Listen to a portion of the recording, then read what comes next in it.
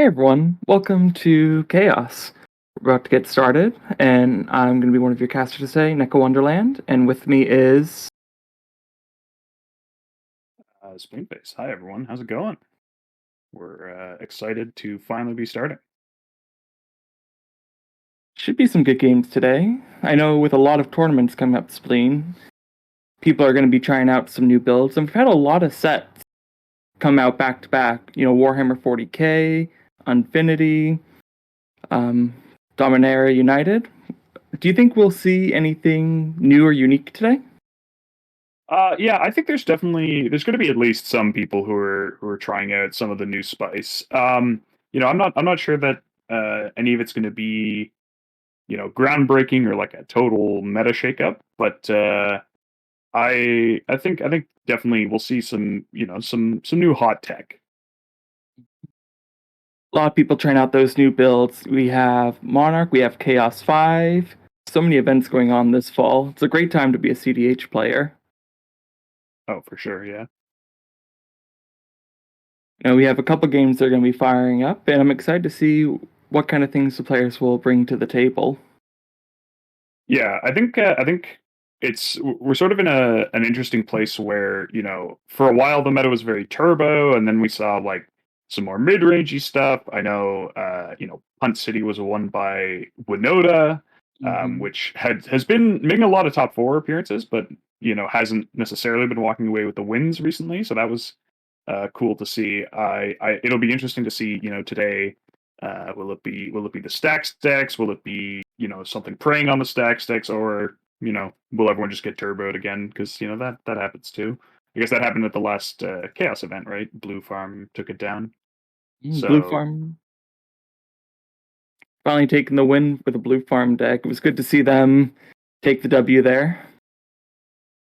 yeah, for sure. Although I think it's a deck. It was a long running joke that it's the best deck and it's never won a tournament. But it actually it's won a bunch of stuff, just not like the online US based stuff. Like I think it was actually winning events in Europe and also doing quite well in Brazil.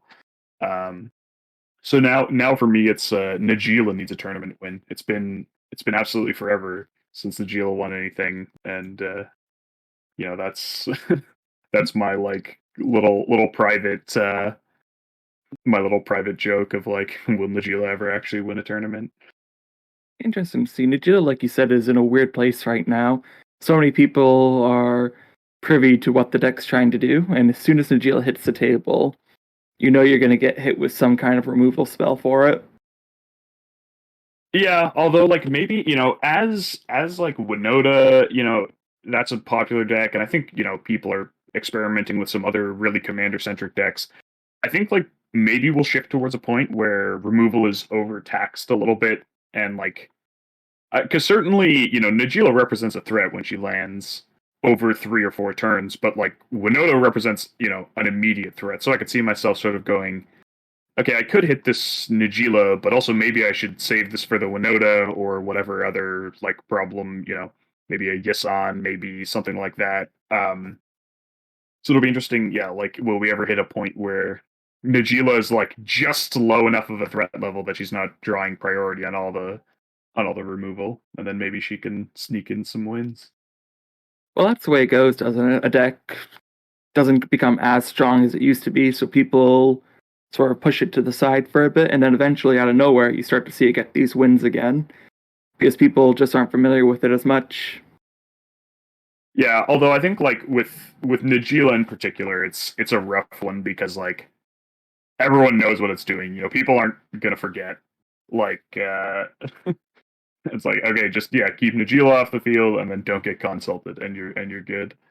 Um, whereas like some other decks, people like it's very easy to know what you have to do to not get Najila'd. Mm-hmm. True, and like you said, just so many threats in the format right now. We're seeing a lot of new, interesting pairings as well. I'd love to hear your thoughts on what you think of the Malkup Timna pairing that's been seeing some play recently.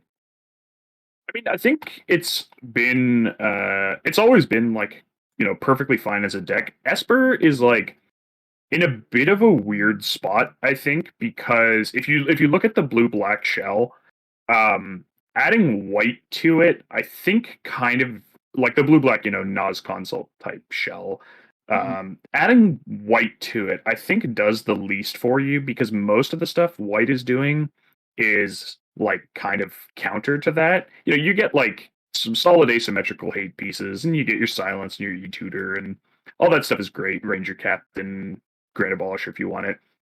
But if you're trying to fill out a deck with like a real density of white cards, you start getting into like the powerful cards are much more hate focused, which I think doesn't lend itself as well to pairing with things like Nas and Consult.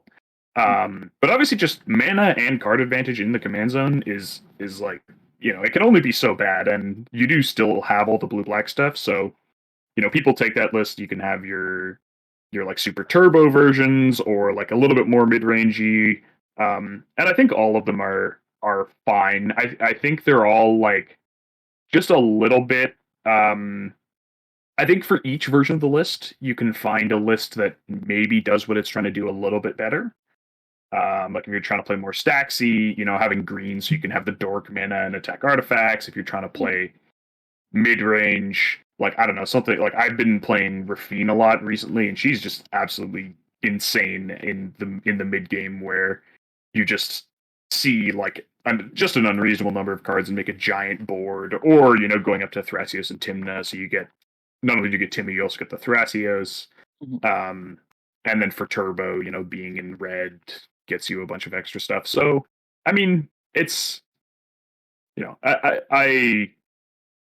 I think it's in that awkward spot where it's a fine deck, however you choose to build it. It's just like maybe not the best, and so it gets overshadowed. Similar to like how Tasigur is a fine deck, but it's like, why aren't you just playing Thrasios Timna? Like, just get the extra color, get the Timna.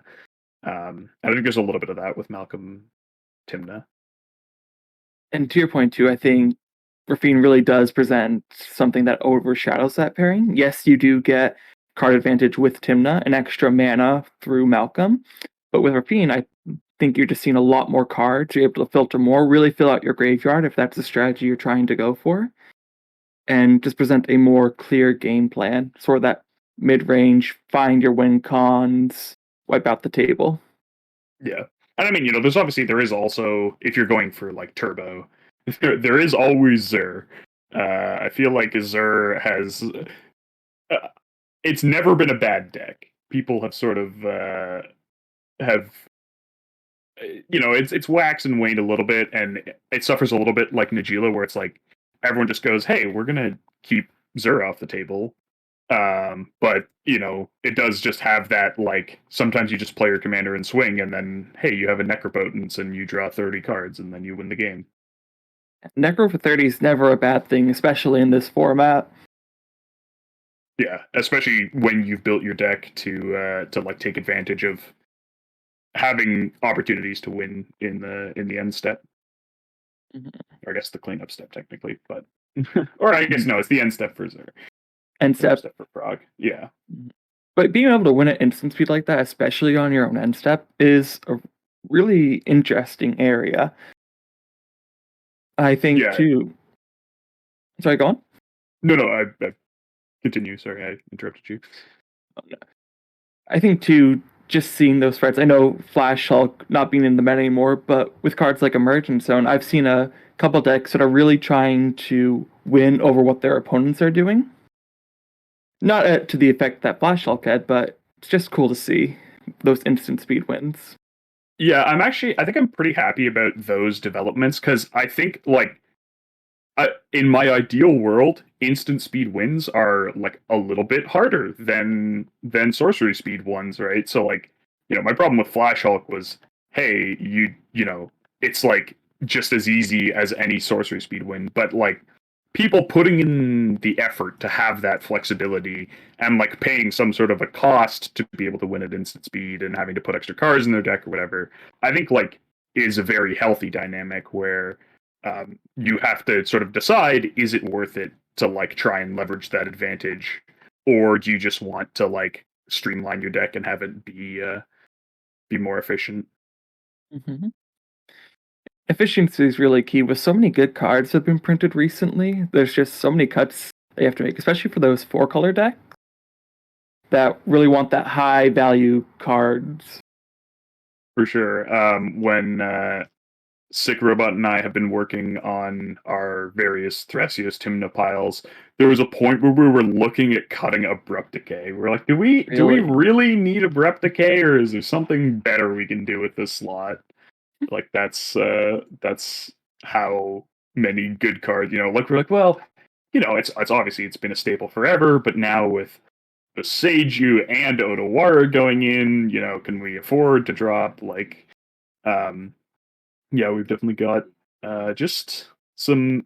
Luckily, I don't think anything printed in the last year has been like, insane or game breaking, but we've definitely just got like a steady series of upgrades. For sure. And going off that point, with the just density of cards we're getting this season, are there any that are really standing out to you? Anything that you're looking for now as either a commander in the 99? Um, no, I actually I think nothing has been like really, really, like there's nothing I've looked at and gone, wow, that's crazy. And I think I'm actually happy with that.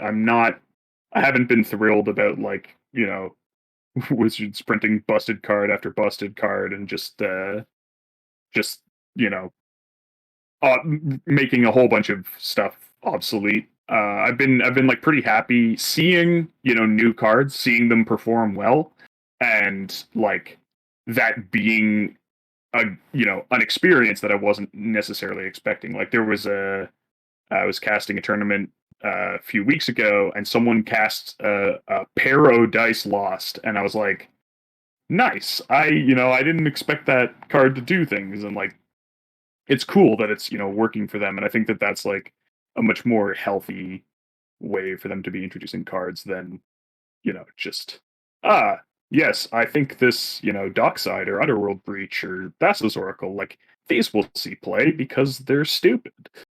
Mhm.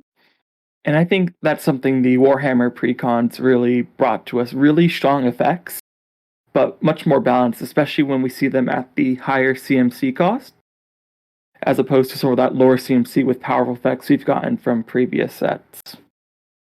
One Yeah, commander I've for sure. one commander I've personally had my eyes on, and that I've seen a lot of people bring around, is Trazen. The mono black, fill artifacts in your graveyards, get those activated abilities, and assemble that combo.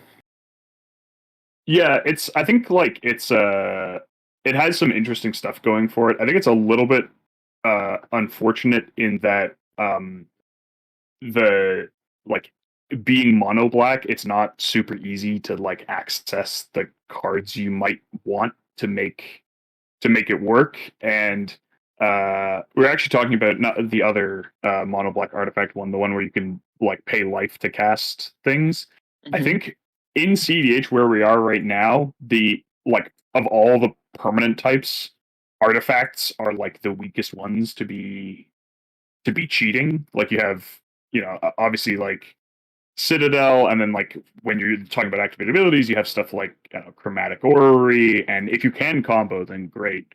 But you're generally looking at like a 2 to 3 card combo, depending like if you have something that taps for a lot of mana, something that untaps, and then something to do with the mana. And there are various cards that combine those effects, like Chromatic Orrery or like Staff of Domination. But even then, you know, you only have one copy of Entomb, and like it's a little bit of an awkward spot. I think that would have had a lot of potential as like a solid, difficult to interact with choice if it had been in one or two more colors.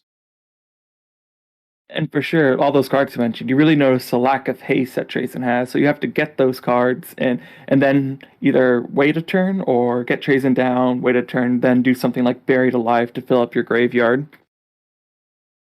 Yeah, I guess I'm pretty sure I remember seeing there is a buried alive pile that wins that isn't just uh devour ballista, but because I think that that's like not a great combo for a lot of reasons.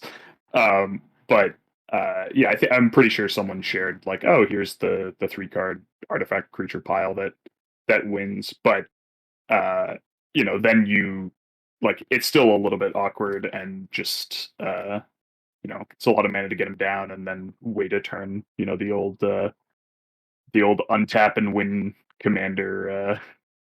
There's it's a long and storied history in CDH of that kind of commander. Zur, as we were talking about earlier, and then like your Sisseys and your Arkhams, but Mhm. I think it's just a bit of a rough spot to be in, especially because being an artifact himself uh, just makes him vulnerable to extra removal, right? Yeah, that's a good point. So you get that artifact hate, creature hate, all in one package. Yeah, nothing like having your is 6 mana. Am I remembering correctly? 6 mana, Nothing yep. like having your 6 mana commander Nature's Claimed. Mhm. I have a friend in some of the Discord servers I'm in, wherever Trazen lands with a Jeweled Lotus, they'll say, you can sacrifice your Trazen to cast your Trazen. Yeah, that's certainly a legal play. Mm-hmm. Um, yeah, I guess Well, the other issue is that like I think all of the or like almost all of the busted artifacts also that work with Trazen like also just kind of work in play.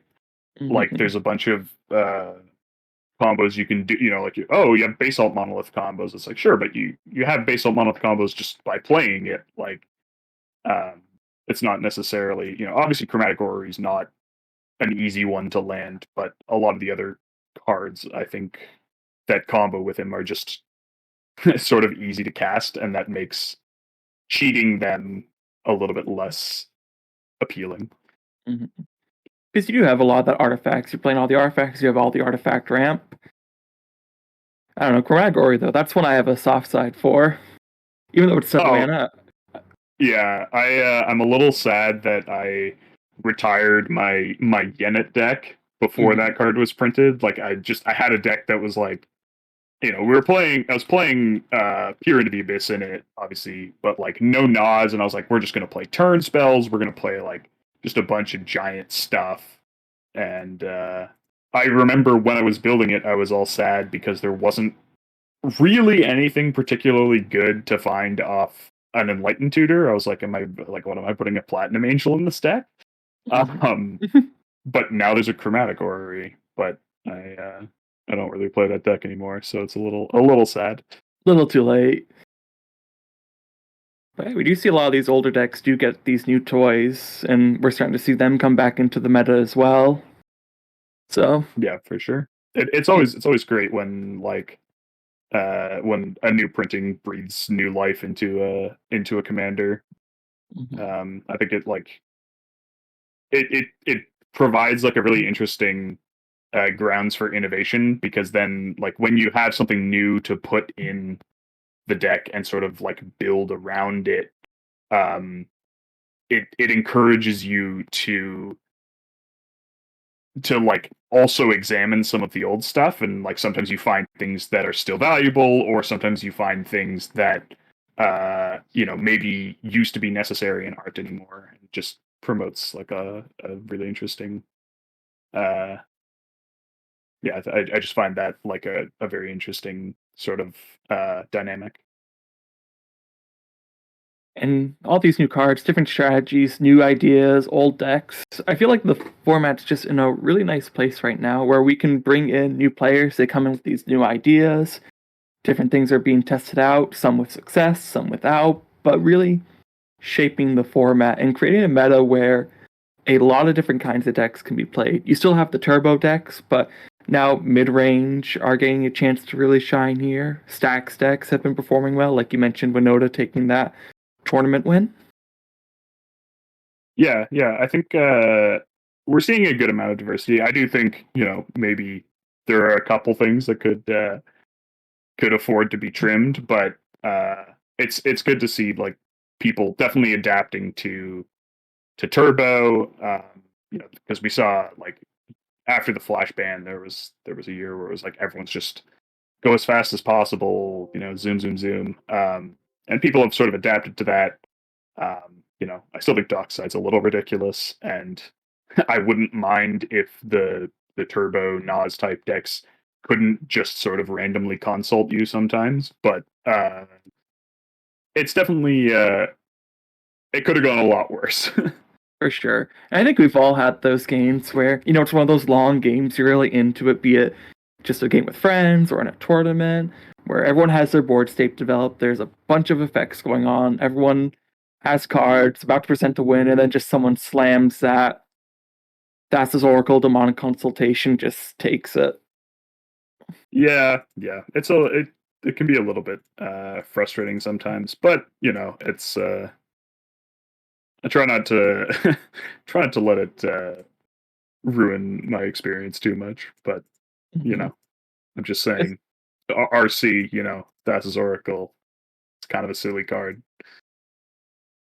Just a thought.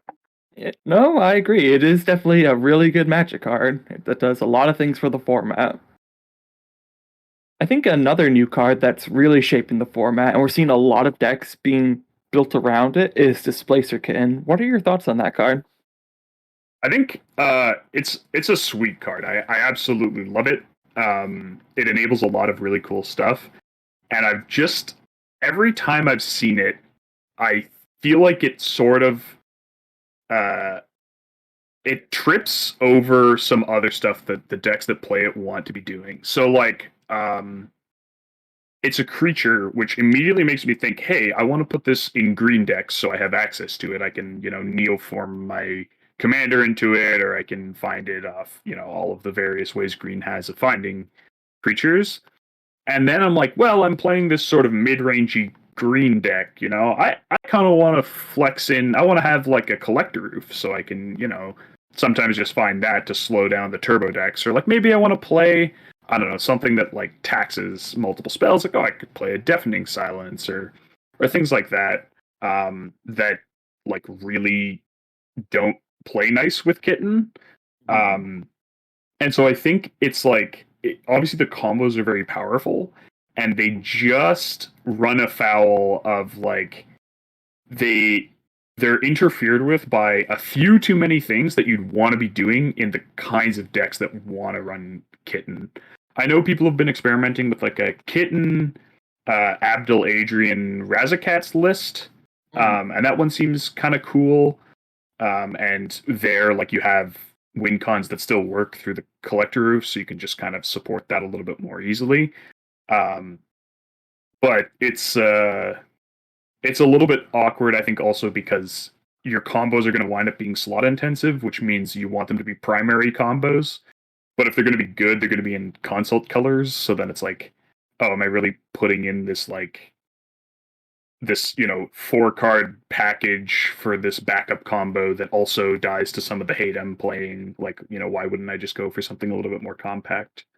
Um, but I do think like it's a card that's going to see play more as like an engine piece. I've been really happy with it in Orvar. Um, I still play Muldrotha from time to time, and obviously it's just a straight combo piece there with like any 0 mana artifact in the commander. Um, but I think it's definitely going to find homes less as like a combo piece and more as like an engine value piece or an amplifier for something else like in something like Kark Sekishima, where you can just use it to untap your rocks to pay for stuff or flicker like, dock sides and things like that, as opposed to the more dedicated like trinket mage combo lines or spellseeker combo lines or things like that. And you definitely see it in those kinds of decks. Kashima, that's an interesting one that I hadn't considered. But I know Salt Dice seems to be a really good color pair for it too. I've seen a lot of Tavesh Thrasios pairings with it that really let you get that value with Tavesh that I've liked. It's definitely that there's one that I wasn't thinking about, but yeah, it's obviously extremely strong with Planeswalker commanders.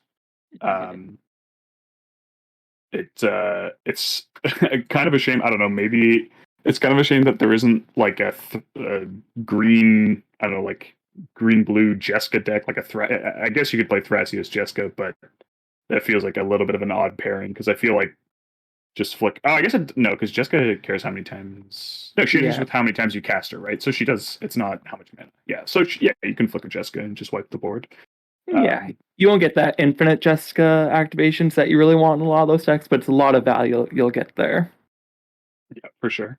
Yeah, I think it's a cool card, Mhm. for sure, and I think it's like it's really well designed in that you have to, unlike like the obvious comparison that people brought out was Paradox Engine, where you're just untapping mana whenever you cast a spell, and you definitely have to put in like a lot more work to break it, which I think is good because it means it's less likely to just make the miserable play experience that Paradox Engine did, where like you just sit there and watch someone spinning their wheels for half an hour. Mhm. Well, we may see it start in. I think of Joyer when I think of this card. You know, Joyer was hit with Paradox Engine was banned, but now with Displacer Kitten, you get all those cheap artifacts that you can just keep casting. Urza, I see in a couple lists where they're going off the polymorph tactic in favor of like a Displacer Kitten strategy as well.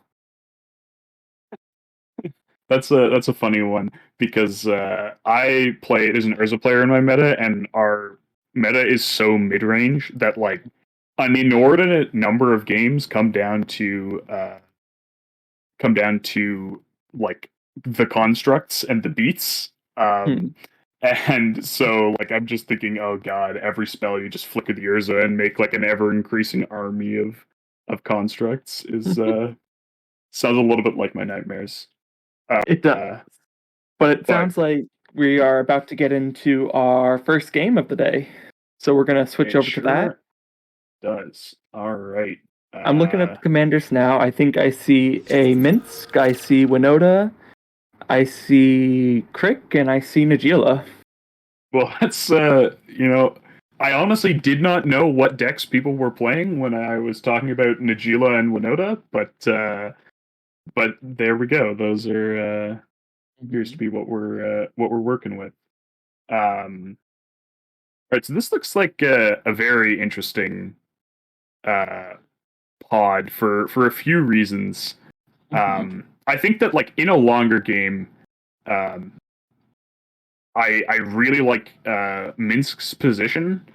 You have some stacks for Crick, and then like Winota has historically struggled dealing with creature combo decks because you can't play like any of the stuff that's good against them. You can't play Grafdigger's Cage or stuff like that. Like yeah, I guess you have like Aven Mindsetzer, but that's one card. Um, so I like Minsk's position. Najila seems like they might be in a very awkward position depending on what kind of hand they find. If they can just find a hand with a bit of interaction and like a not Najila focused win, and there's not too much stacks out of Minsk early, they might just get the table with like a Nas or a consult or something like that. But otherwise, they're going to be playing table police a lot, and that could definitely be awkward for them. And there's obviously just the possibility that Crick kills the whole table on like turn two because sometimes it does that. But yeah, it'll be interesting to see if we get like a turn one or a turn two hate piece out of Minsk. Obviously, both like Deafening Silence and Collector Roof are extremely strong, especially Collector Roof at this table because Winota is also trying to get its commander out super early off fast mana. So if you just slam Collector Roof, then Winota's not landing until turn four, and that's basically infinite time. And like you said, there's not a lot of blue at this table, so Najila really want that responsive interaction, but a lot of white, a lot of possibility for stacks. Maybe like Mint's playing that first stacks piece, but then you have Winota who needs to answer the Mint's graveyard, and Crick's just there trying to turbo off, and depending how fast stuff comes down, so they may not be able to. This is Espe- I'm looking at the Najila list now. This is an interesting one. It's going. There's no Nas in it. Um, there is an Underworld Breach though, which is a little bit interesting to me. And then it's going quite deep on Najila combo pieces. Like obviously you play Derevi, you play Grim Hireling, but they're on both Druid's Repository and Nature's Will, as well as Reconnaissance, which is fun as a synergy piece. Um, so this is looks like a little bit sort of more mid-rangey. It's got the new braids, which I guess you could just keep making them sacrifice creatures by munching a warrior every turn. Chatterfang. So this oh, okay.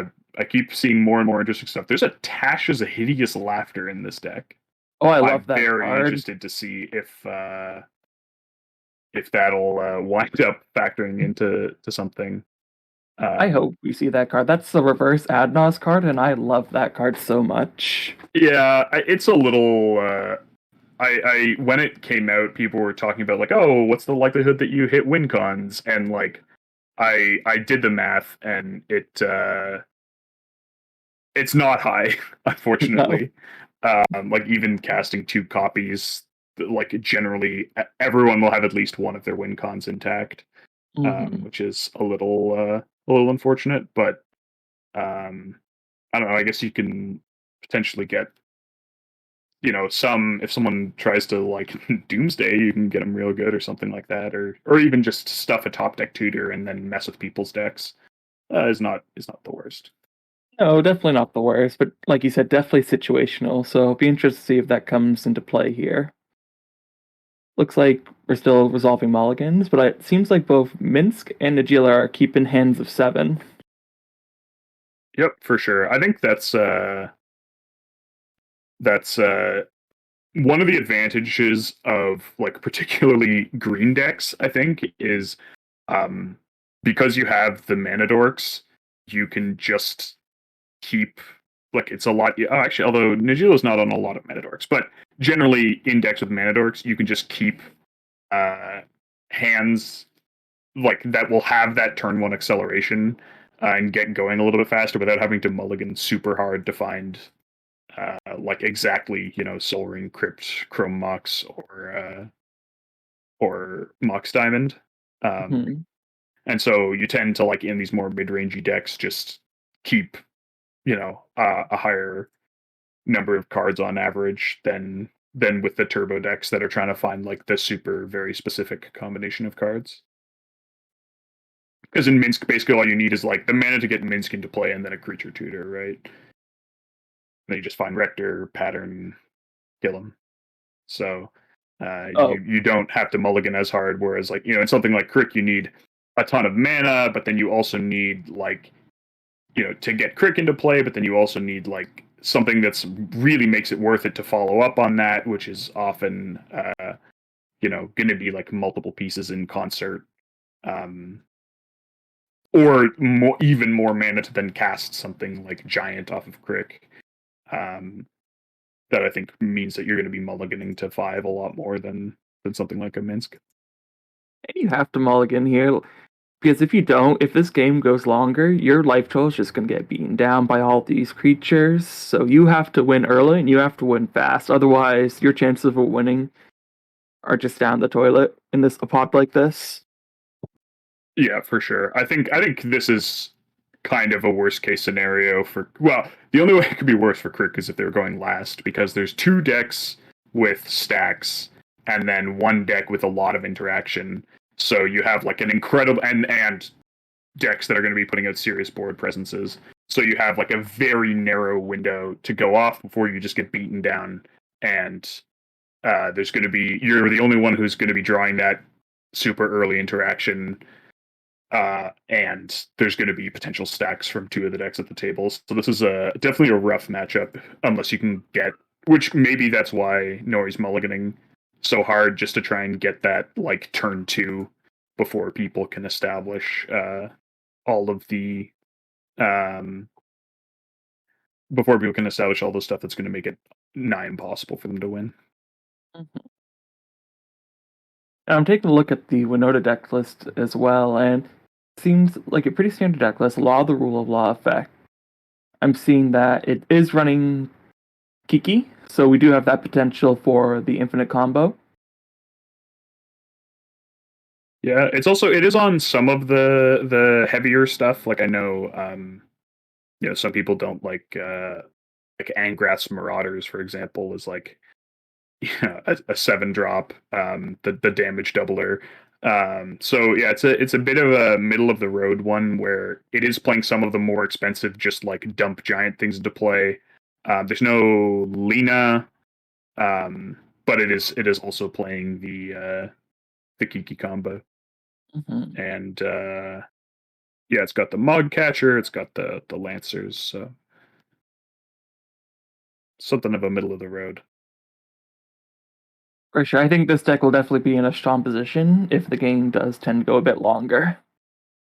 Yeah, as long as you can find something that stops him from just dying to getting hulked, because like that is there's really not a lot of that in this deck. Like I don't remember exactly what Hulk piles Minsk and Boo is on. I think they will struggle to win through a Lion Sash if you Mhm. have like a lot of mana up. Um, but then you're just kind of looking at like Aven Mind Sensor, and that's kind of it for stopping the Hulk combo, which is just not a lot of things, and they're not particularly accessible because you can't find them off Winota, right? True. But it does look like we are getting started. Players are taking their first turns. We had Minsk on the play. They started off with a Savannah into a Birds of Paradise. We have Krink just with the Swamp Pass. Be interesting to see what they have there with that. On a mulligan to 4, interesting. Yeah, Yeah. I mean, I'm imagining we're gonna see like a Vampiric Tutor in the end step, Hmm. Or it's possible you get that low, you just don't have anything in your hand that you can cast, which is an unfortunate situation to find yourself in, especially here. maybe. Right, this is looking like a pretty decent start from Winota. Ooh, If the definitely. they, oh yeah, okay, yeah, that's even better. I think obviously Crick is super not happy to see that, and I think Minsk is extremely happy with that. It doesn't look like the Winota is going to be getting online too quickly. Um, there's no crypt, there's no soul ring.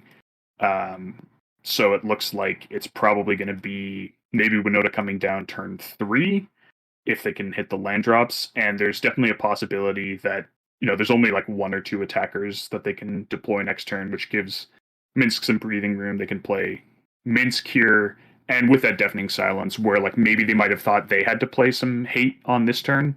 Now they should just feel free to just slam the Minsk and set up for winning either like next turn or maybe the turn after that.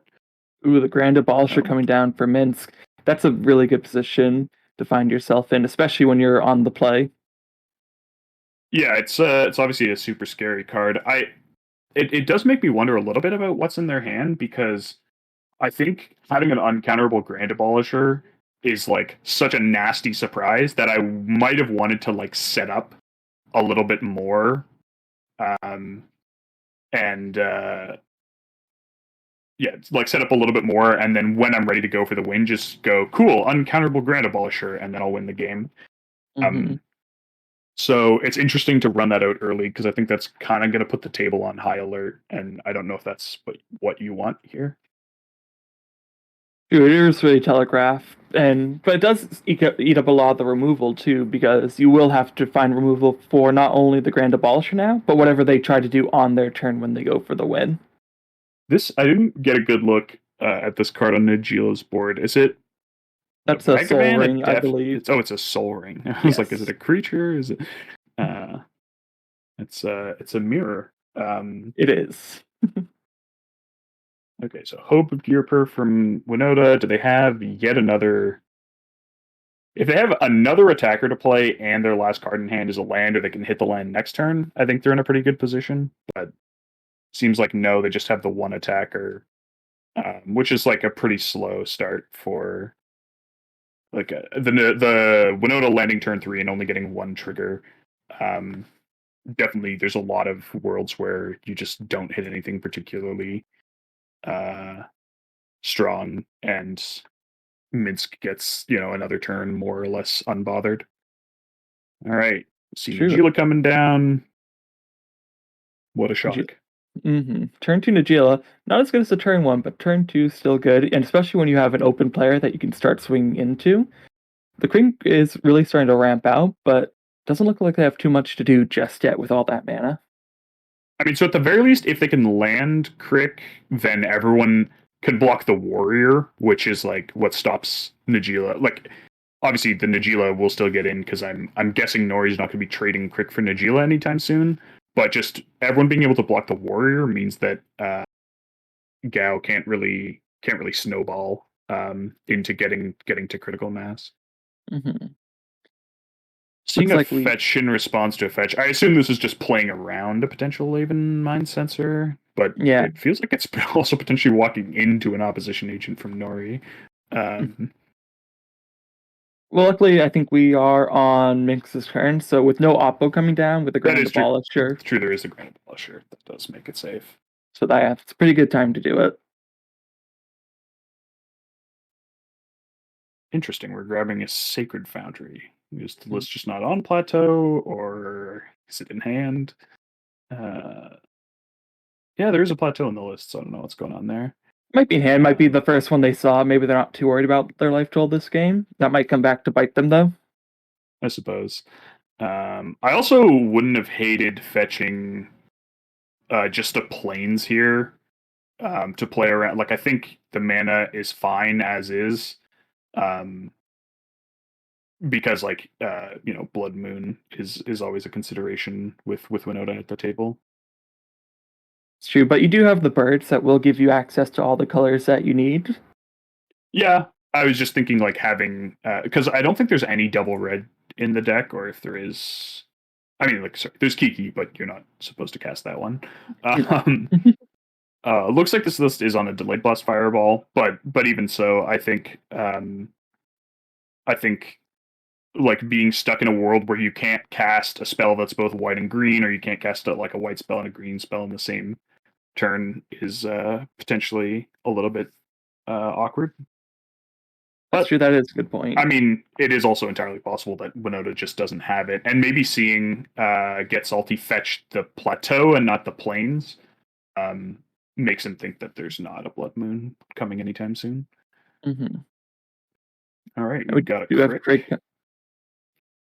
So turn 3 Crick, not the worst position to find yourself in. There is still the Deafening Silence to consider, but like you said, they do have a blocker now.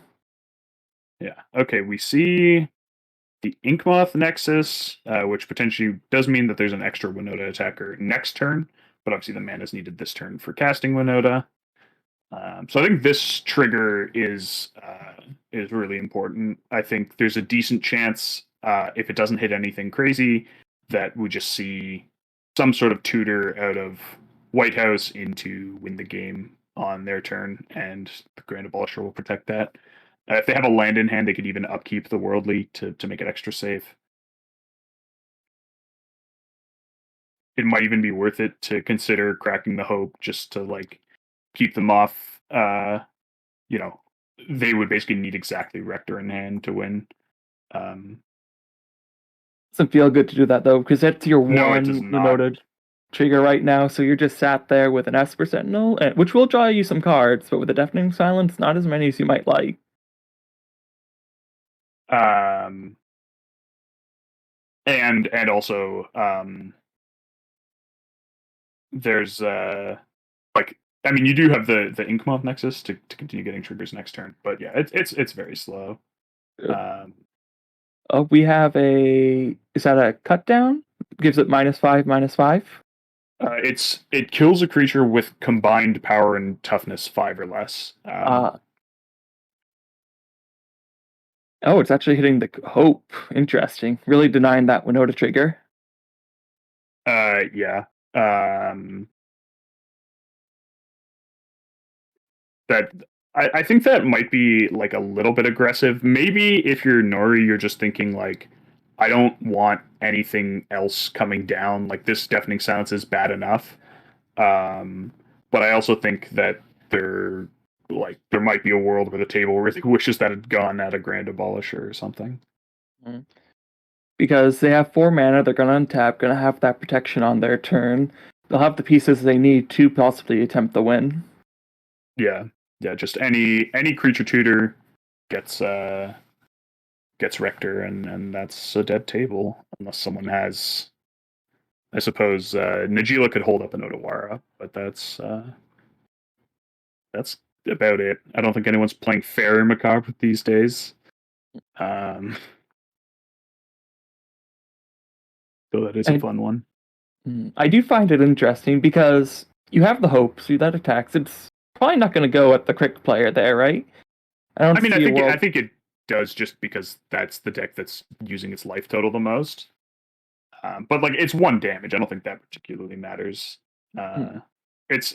I think it's more about just being afraid of what could come off the flip. Like, there's a couple things that might just be a disaster, right? Like, I mean, even just another rule of law is terrible, um, or like certain types of hate that they might be sort of thinking about. You know, your Thalias, especially because something like Thalia against Crick is like is way worse because it turns off like all of the spells that are like supposed to be free because you pay life for them suddenly all cost one and you can't just pay more life. It is because it looks like Crick has one card in hand. So is there a world as a mono black player that you actually want the board to get a bit more stacked out? So maybe you can try to slow down the game, get some advantage. I mean, maybe, but I think you're also just like you're worried about your window just closing faster and faster. Okay, we are seeing the braids. This is an interesting inclusion in Najila. I get like the idea of you can just keep forcing people to sacrifice creatures. Um, I think it's like a little bit. Uh, it's a bit cute, I think. But I think that the problem is that like people like what's going to happen here is I'm imagining the hamster's going to go and you're going to draw cards off. You're definitely going to draw cards off Nori. Probably you're going to draw cards off Get Salty, but it just feels very very slow. Though in a position like this, you have blockers for the warriors that do come down, so it may not even generate you the warriors you want to sacrifice at the end step. Yeah. Plus, So with then are we like? I don't think you're sacrificing land here, and I don't think you're sacrificing your soul ring. Yeah, I'm not exactly sure how this is going to go. Yeah, I guess also the cut down does it turns the Crick into a 3/3, which is not Najila killing yet, but it does mean that Nori's not actually losing any life off this attack, right? You just block and kill the warrior. Maybe you're actually I think you're actually supposed to send the warrior at somebody else. You're supposed to send the Najila at Nori and the warrior at either one of the other players, who will then block and kill it. But then you at least get 3 damage on Nori. Mhm. It does look like that warrior was blocked and it does die, so it'd be interesting if Braids And does get any value at the end step here. yeah, I guess like the issue is that I feel like Braids is good on this. You want it for the sorts of games where you're not consistently getting warriors. But if you're not consistently getting warriors, then maybe you don't want it. Um, it's a bit of an awkward spot. Wait, Oh, it does did, look like the Dagila is dying here. I'm very confused as to what's happening here. Oh, is Or it did being they sacrificed to the Braids? I was just thinking that same Oh, thing. That's ambitious. But I guess that's you have the sports state they where actually there's a drawing 3. Wow, Mhm. Or is it yeah, White House really wants that hamster? Interesting. Mhm. I guess when the board's set like this, you're not going to get your Najila attacks in consistently, so sacrificing Najila here to get 3 cards and maybe look for something to help you out, that might be an ambitious play, but it might be the best one they have right now, especially Yeah, being last in turn order. I think the counterpoint is that like while there are blockers, they're kind of uh flimsy, at least from like obviously White House has a bunch of blockers, but if you just rip like a Derevi, then you can kind of just go to town, just tap down a blocker and go to town, and not having the Najila takes that off the table. Rector pattern, rector pattern, pattern. Hey, there we go. Mm. So, for those who don't know, how does this work out for the Minsk player? Yeah, so Minsk's ability is X target creature becomes XX and giant until end of turn, um, and basically what you do is you just target uh, things and you pay 0. So it's essentially just a free sack outlet in the command zone. It is restricted to sorcery speed, which does provide some downsides. Obviously, here it doesn't matter under the Grand Abolisher. So so we're going to turn this hamster into a 0/0. The Pattern of Rebirth is going to trigger. We're going to go get a Protean Hulk. And we're going to turn that into a 0/0. And then I believe they set up a line where they loop Gerard, Weatherlight Hero, with something that returns it to the battlefield. Um, with a Safi. So essentially, you sacrifice Safi targeting Gerard. You sacrifice you activate Minsk, killing the Gerard. The Safi trigger brings it back, and then the way Gerard is worded, it's you exile him and return all the artifacts and creatures that went to your graveyard this turn to the battlefield. But it doesn't actually care if he's exiled. So if he's not in the graveyard, he's fine. So you loop Safi and Gerard, and you keep getting Hulks back, and you just get out. Like you can set up a Kiki combo, or I believe they have. You can find the Academy Rector to find a Goblin Bombardment. There's a bunch of different ways or there's a Twin Shot Sniper. It's a bunch of different ways of finishing it out once you have a death loop involving infinite Protean Hulks. It doesn't really matter which one you pick. And I don't think the table can have any answers to this. I'm looking at the Dungea list. I'm not seeing a Viseju. I'm not seeing an Otawara. So I think the table just has to sit there and accept their fate. Yeah, it is. It is looking that way a little bit. And I don't think. I guess we can check the crick list for a Fairy Macabre, but I'm not holding out too much hope on that front. Yes, it is in fact not playing Fairy Macabre. So yeah, I don't actually think there's anything at the table that could even conceptually answer this. And we have the Sylvan Safekeeper coming down, which is really just the nail in the coffin. You have every protection you want now with the Grand Abolisher and the Sylvan. Karmic brings back the Protean Hulk. Yep. And I think this should do it relatively cleanly. Looks like the Crick player there has accepted their fate. They're just showing that one card they all had in hand. Is that an Asmodeus the Archfiend? So that's my best guess. But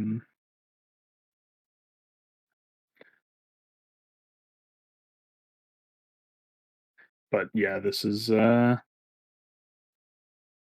that name is too short. Well, it's definitely not an island.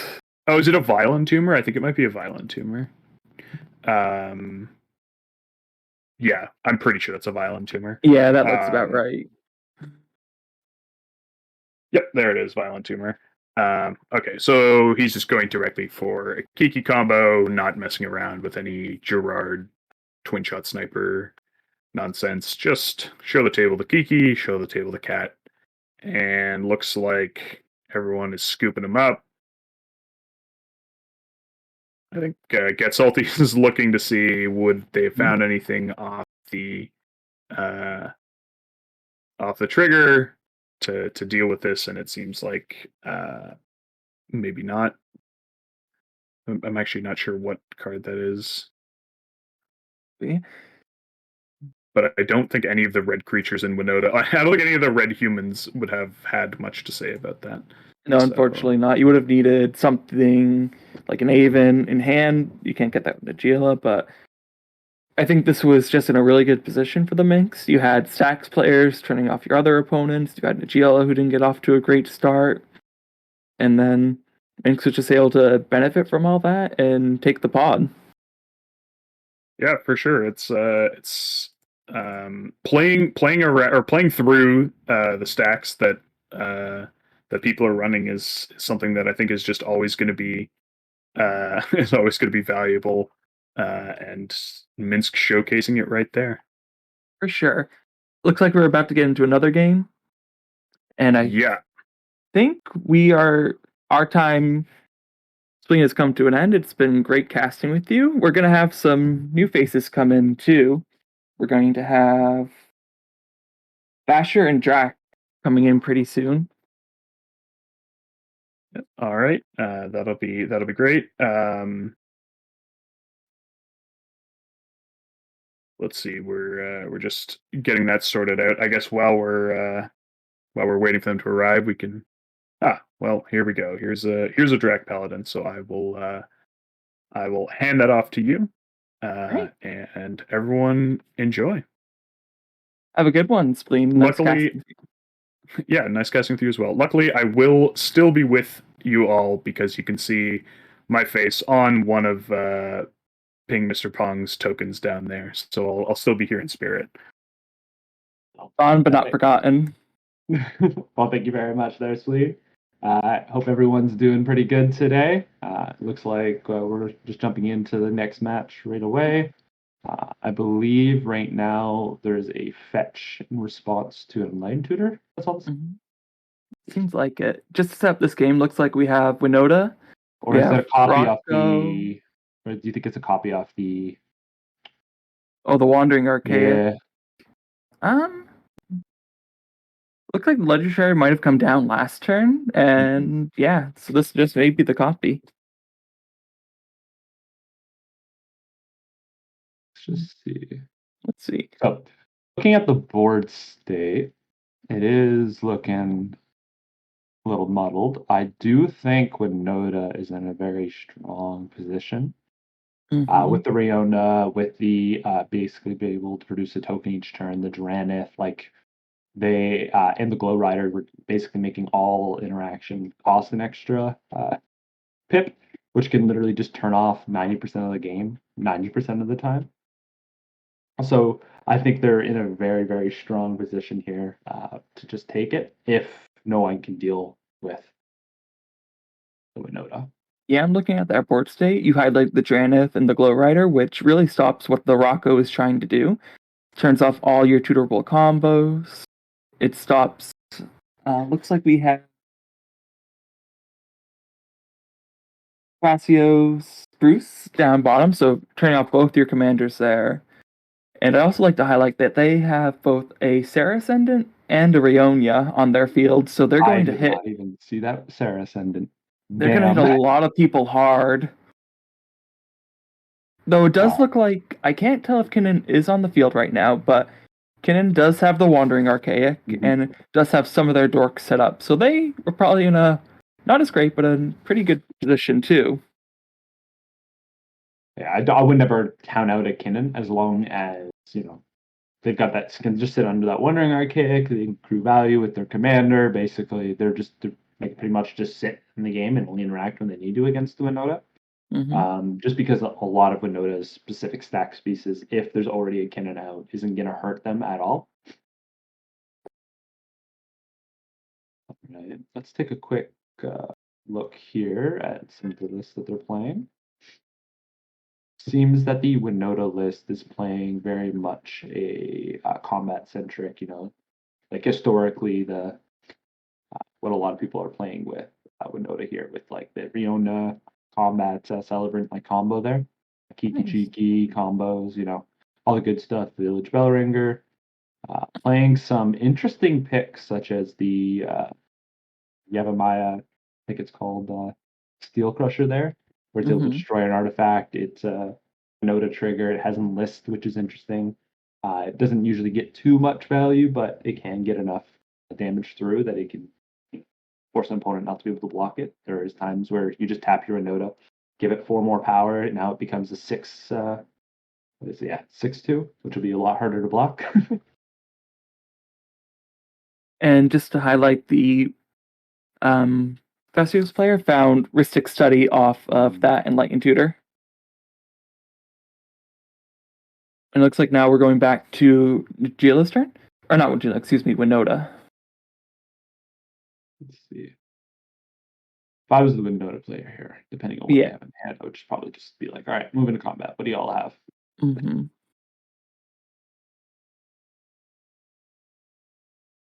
Now, if you're the Winota player, are you trying to copy the Glow Rider Oh no, Glora's a human, isn't it? I believe it's counted as a human nowadays.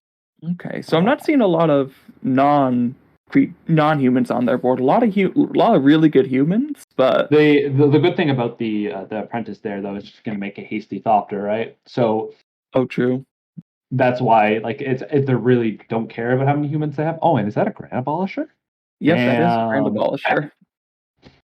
That's really good. That's insane. If they don't have anything for this, someone's going to be taking a whole lot.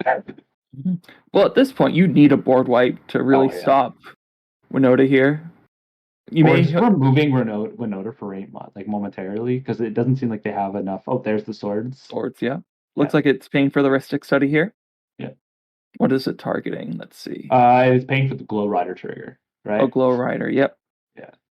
And so then he's asking about his heuristic study now.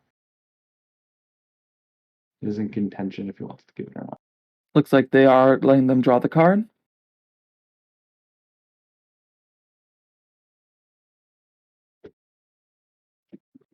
This will definitely put Winota in a weaker position. I wouldn't say out because of their just damage on board. Mhm.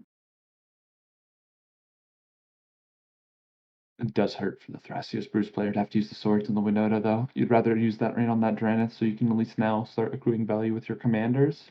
Mhm. They probably are feeling like they're having to be the police at the table as the other decks, just kind of doing their thing, kind of dirtle them. Mhm. But you removing the Dranith right now, you have the Rocco player with so much mana Yeah. available to them. That's a scary thought. Even if you do it at your end step, it doesn't look like you're in a position where you can win on your turn. That's fair. Plus the cannon, the board's just in a really scary place. But it does look like Winota is going to the command zone.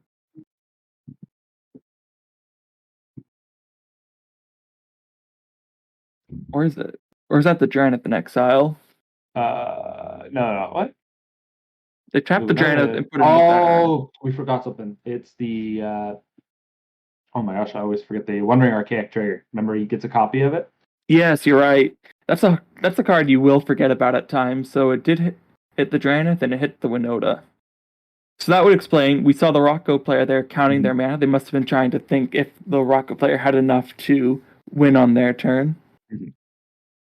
All they really, really need is just being able to get that. A lot of the times, it's just like a little bit of a Curium loop there, or Mhm.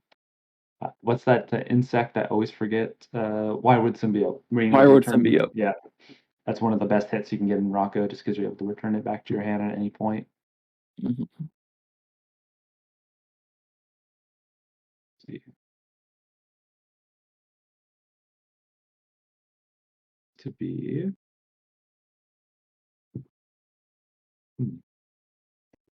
I can't quite make out what that card is. 3 mana. That's all I can make out. Yeah, is that the the bear that lets you fight a creature for 2 mana? Oh, No, it's a scurry. oh, it's A Scurio. oh, That's a fun combo piece there. oh, it is. It's more than just fun. So It's it looks like with the light Ivy Lane Denizen and the Scurry Oak, we're really seeing a focus on the +1/+1 counters here for the Rocco player. we were to take a quick peek at what they're rocking today, we should be able to see. Rocking or Roccoing.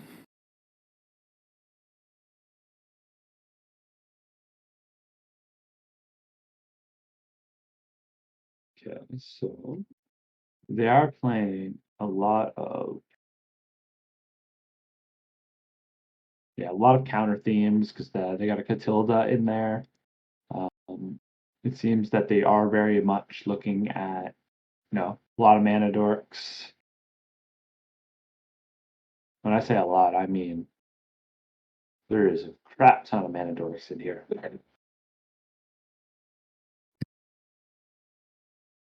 It looks like we have the Chain of Vapor coming down. It might be targeting the Ivy Lane Denizen.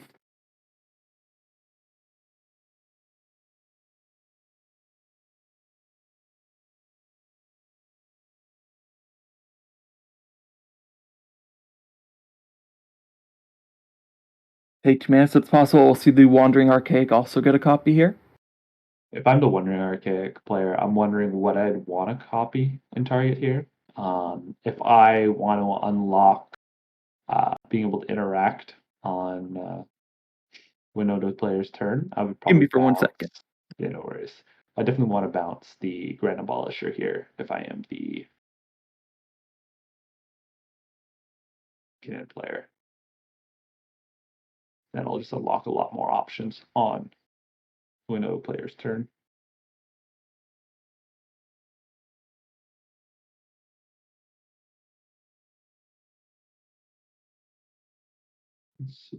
Looks like some deliberation is going on to the table. I think Rocco may be deciding on. Apologies for that. I am back. No worries. So the Chain of Vapor resolved, bounced. I don't remember what that middle card was. Looks like the Ivy Lane Denizen. Yeah. I think he's probably thinking. He was thinking about seeing if he wanted to sack a land to copy the spell.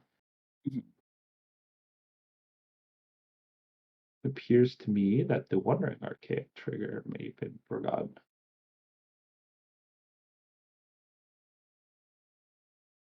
So it is worth noting that would, with the Scurry Oak and the Ivy Lane, that would have presented an infinite combo. With the Ivy Lane coming down, Scurry Oak, you make a squirrel, you put a counter on the Scurry Oak, it makes you a squirrel. So they would have had infinite squirrels, a very big Scurry Oak that they would have dealt with. I don't know if they would have been able to get the win on this turn. I don't know. I don't believe unless they had would a have had haste an ace. enabler. I don't Yeah. believe they have a haste enabler in the list as far as I was looking. But it would have been a very scary It would have been board a very, position. very scary board position, that is for sure. Ooh, the Salt Monolith coming down for the Kinnan now. With Worth no noting the only dreads in play, that is a very scary sign. I don't see an outlet on board,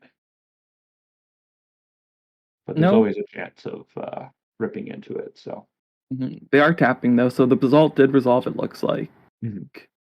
you should be floating. It's 4 mana, right? Because with the Glow Rider. Mhm.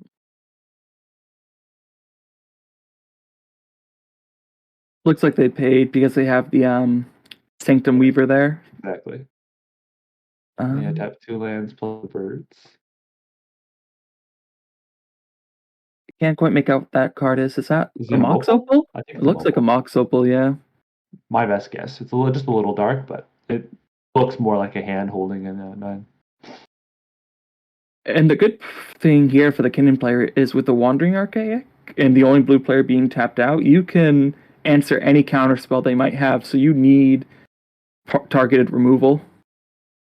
And the only issue with that is if you wait. Oh, is that a?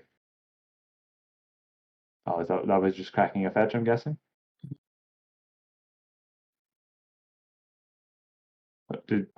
Seems to me that players have scooped. So with that infinite mana outlet, the infinite colorless mana that Kinnan allows you to get with the Basalt Monolith, if you have a way to filter that mana into either like a Thrasios or some other filter, it will let you draw your deck, activate Kinnan infinite amount of times, and just overload the board with creatures, winning with like some finale of devastation effect. And it's just such a strong deck because Kinnan's only 2 mana, right? So you can get him out as early as you want, and he doesn't play into your typical commander-centric decks where if you don't get him out early, he's gonna fall off. It doesn't matter. You can just sit back, you can play your dorks, play your rocks, and you're not worrying about that you're over investing in your earlier phases because your big payoff is Kinnan. Like he's just a payoff in the command zone where you can just dump all your mana into. And you're not even worried about it. And that board state too, we had a lot of people presenting very scary pieces. We had the Winota who, while maybe not in a winning position with a combo, was just going to overwhelm the opponents with combat damage, stacks out the board, and just win. We had the Rocco player who was going to present a win on their next turn and have a very big board state. Kinnan had the Basalt Monolith in hand, was able to get rid of the Dranith with that Wandering Archaic, and just was able to sweep through. I think having to interact with that swords there really hurt the Thrasios player in the long run, just because there was that copy off the Enlightened Tutor with the Wandering Archaic. Everyone knows what the Kin player is going to get. They're going to find that basalt. They're going to look for a way to kind of enable themselves. So I feel like the Thrasios player probably felt that they were a little bit more on the backside. Just because where they have to interact at this point, because Winota is going to gain too much value, it's going to be too far for any other player to actually gain any more accrue any more advantage. And by having to interact there on the next player's turn, they didn't have anything left to be able to interact with the Kinnan on their turn, which just made them have a free turn there. And being last place, not having your value engines online as a Thrasios player like that, you won't be able to get the advantage. You won't be able to fill your hand to deal with the multiple effects.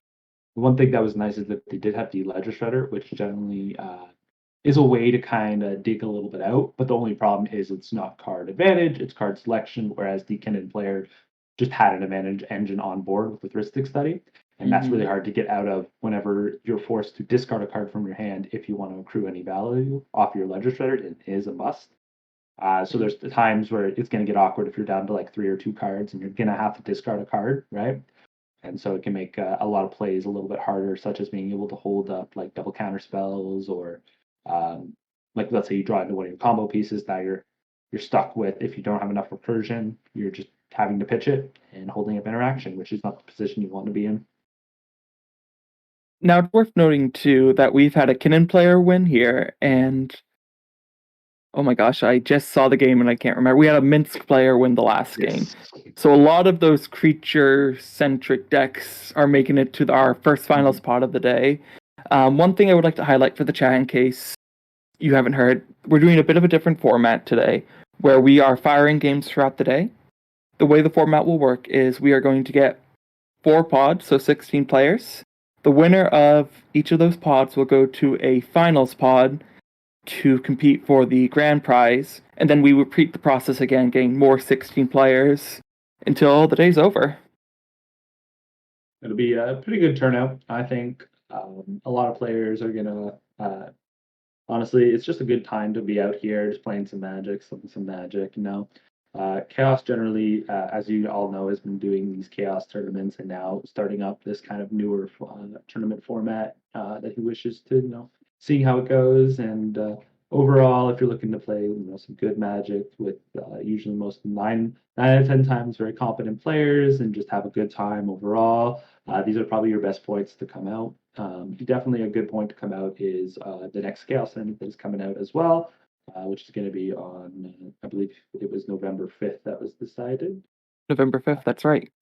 And so, like, if you guys ever want to play, it is by far one of the best tournaments to play in. I played in twice myself. The first time I played, there was no cut to top 16, so I didn't make it. Second time I played, I just got trounced by 2 early ad nauses, and that's just how the game goes sometimes. Sometimes you lose the turn 1, turn 2 ad nause, and you just go, scoop up your cards, let's go to the next game.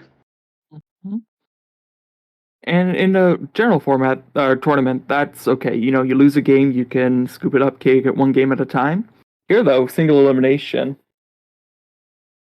Luckily, the players can be as many times as there's no cap to how many times they can participate. But it's definitely different. You really want to go for these wins more than ever before. And then another big thing is if anybody's ever looking to play some good, high quality, any sort of camera CDH, the Nexus is honestly one of my favorite places to play at. It is where ka0s is one of the admins there that runs there as well. And I think he might be the owner. It's been a while since I last double checked with him, but as far as games go there, they're always high quality. They always are just overall one of the best CDH games I've ever played.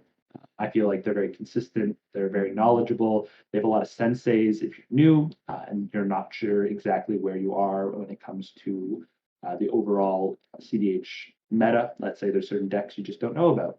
They're great resources to talk to. Even games when you're playing with them, they're more than willing to discuss after games where maybe you made a misplay, or most players there are also the exact same way. If you want to just chat about the game, chat about maybe anywhere that you didn't play very well, or you felt like you could have just played something a little bit better, or discussing alternative plays that you could do, I find it's probably one of the best places to play CDH in my personal opinion. It's just high quality. That's all I can say. It is, and it's great that we see these spaces, not only more in-person events coming up, but a lot of Discord online tournament events that are happening. Great for the players, great for the format.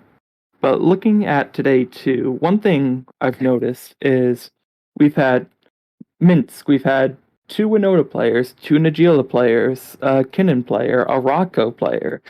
A lot of these very creature-heavy decks that rely on combos, but really can grind value with the creatures that they play. What do you think that means for the format going forward, seeing all these creatures now? Honestly, I really do think it's always been like a constant thing where you go from just like a turbo Adnos. Like think about back in the day of like Flash Hulk. Flash Hulk was the number one deck everywhere. You just played it because it was just so good. You'd even play it in decks that it didn't even really make sense in. Five color, like I played it in five color Nagila. It's just Flash Hulk in there, your five colors, you have everything available. It was great. Now I think it became a ad nos meta for a long time. It was very stagnant with being an ad nos meta, just because that card, let's just be honest, it's really hard to beat the value ad nos. Even a value ad nos will 9 out of 10 times win you the game if it resolves. Mhm. There's been multiple times end stepping nosing was like one of the best things you could do. Then it turned into a main phase nos kind of strategy where you want to cast nos on your turn just to win on that turn. And then it's then shifted again to casting on another person's turn with holding a force of negation backup when that card got printed. Now it's starting to change a little bit more to that heavier creature meta, where certain decks are going to strive a little bit better, other decks are just going to kind of fall to the wayside. And if you want to be able to combat that overarching meta of creatures, you're just going to have to play against those creatures, right? So if let's say like your Nagilas in the world, you're going to want to be playing a lot more like specific removal. So maybe bringing in a swords to deal with other combat eccentric commanders like a Malcolm Tiana, or bringing in most Nagilas are on it. I'm a very big talker of the card too. I know Pongo is as well, and a few other Nagila pilots on a. Oh my gosh, my brain just completely March of the Swirling Mist. Being able to just remove either stacks pieces, blockers, protect your board from Winds of Abandon, which is becoming more common thanks to this heavier creature meta. And if you notice that your meta is just completely heavily creature based, bringing in a Winds of Abandon can literally just deal with all of your problems as long as your deck is situated for those kind of spells where you're looking to play a little bit more of the mid-range long game. Maybe in a stack shell like a Timna Kamal, or even the old Heliod Ballista combo. That is really useful just to help, just deal with the board, right? You don't want Timnas and you don't want Tanas. You don't want, maybe Tanas aren't that deadly anymore, but Mm. definitely the Timnas, definitely the 4/4 Croms. Like it's just a good way to just sweep the whole board. Just say you're done with this, continue on. I think a point to highlight is things like March of Swirling Mist. You're starting to see these more removal pieces being brought in. I mean, they were always in the decks before, but now just more being added in. And you have to, because there's so many threats you have to deal with that stick on the board as opposed to something, an instant sorcery on the stack.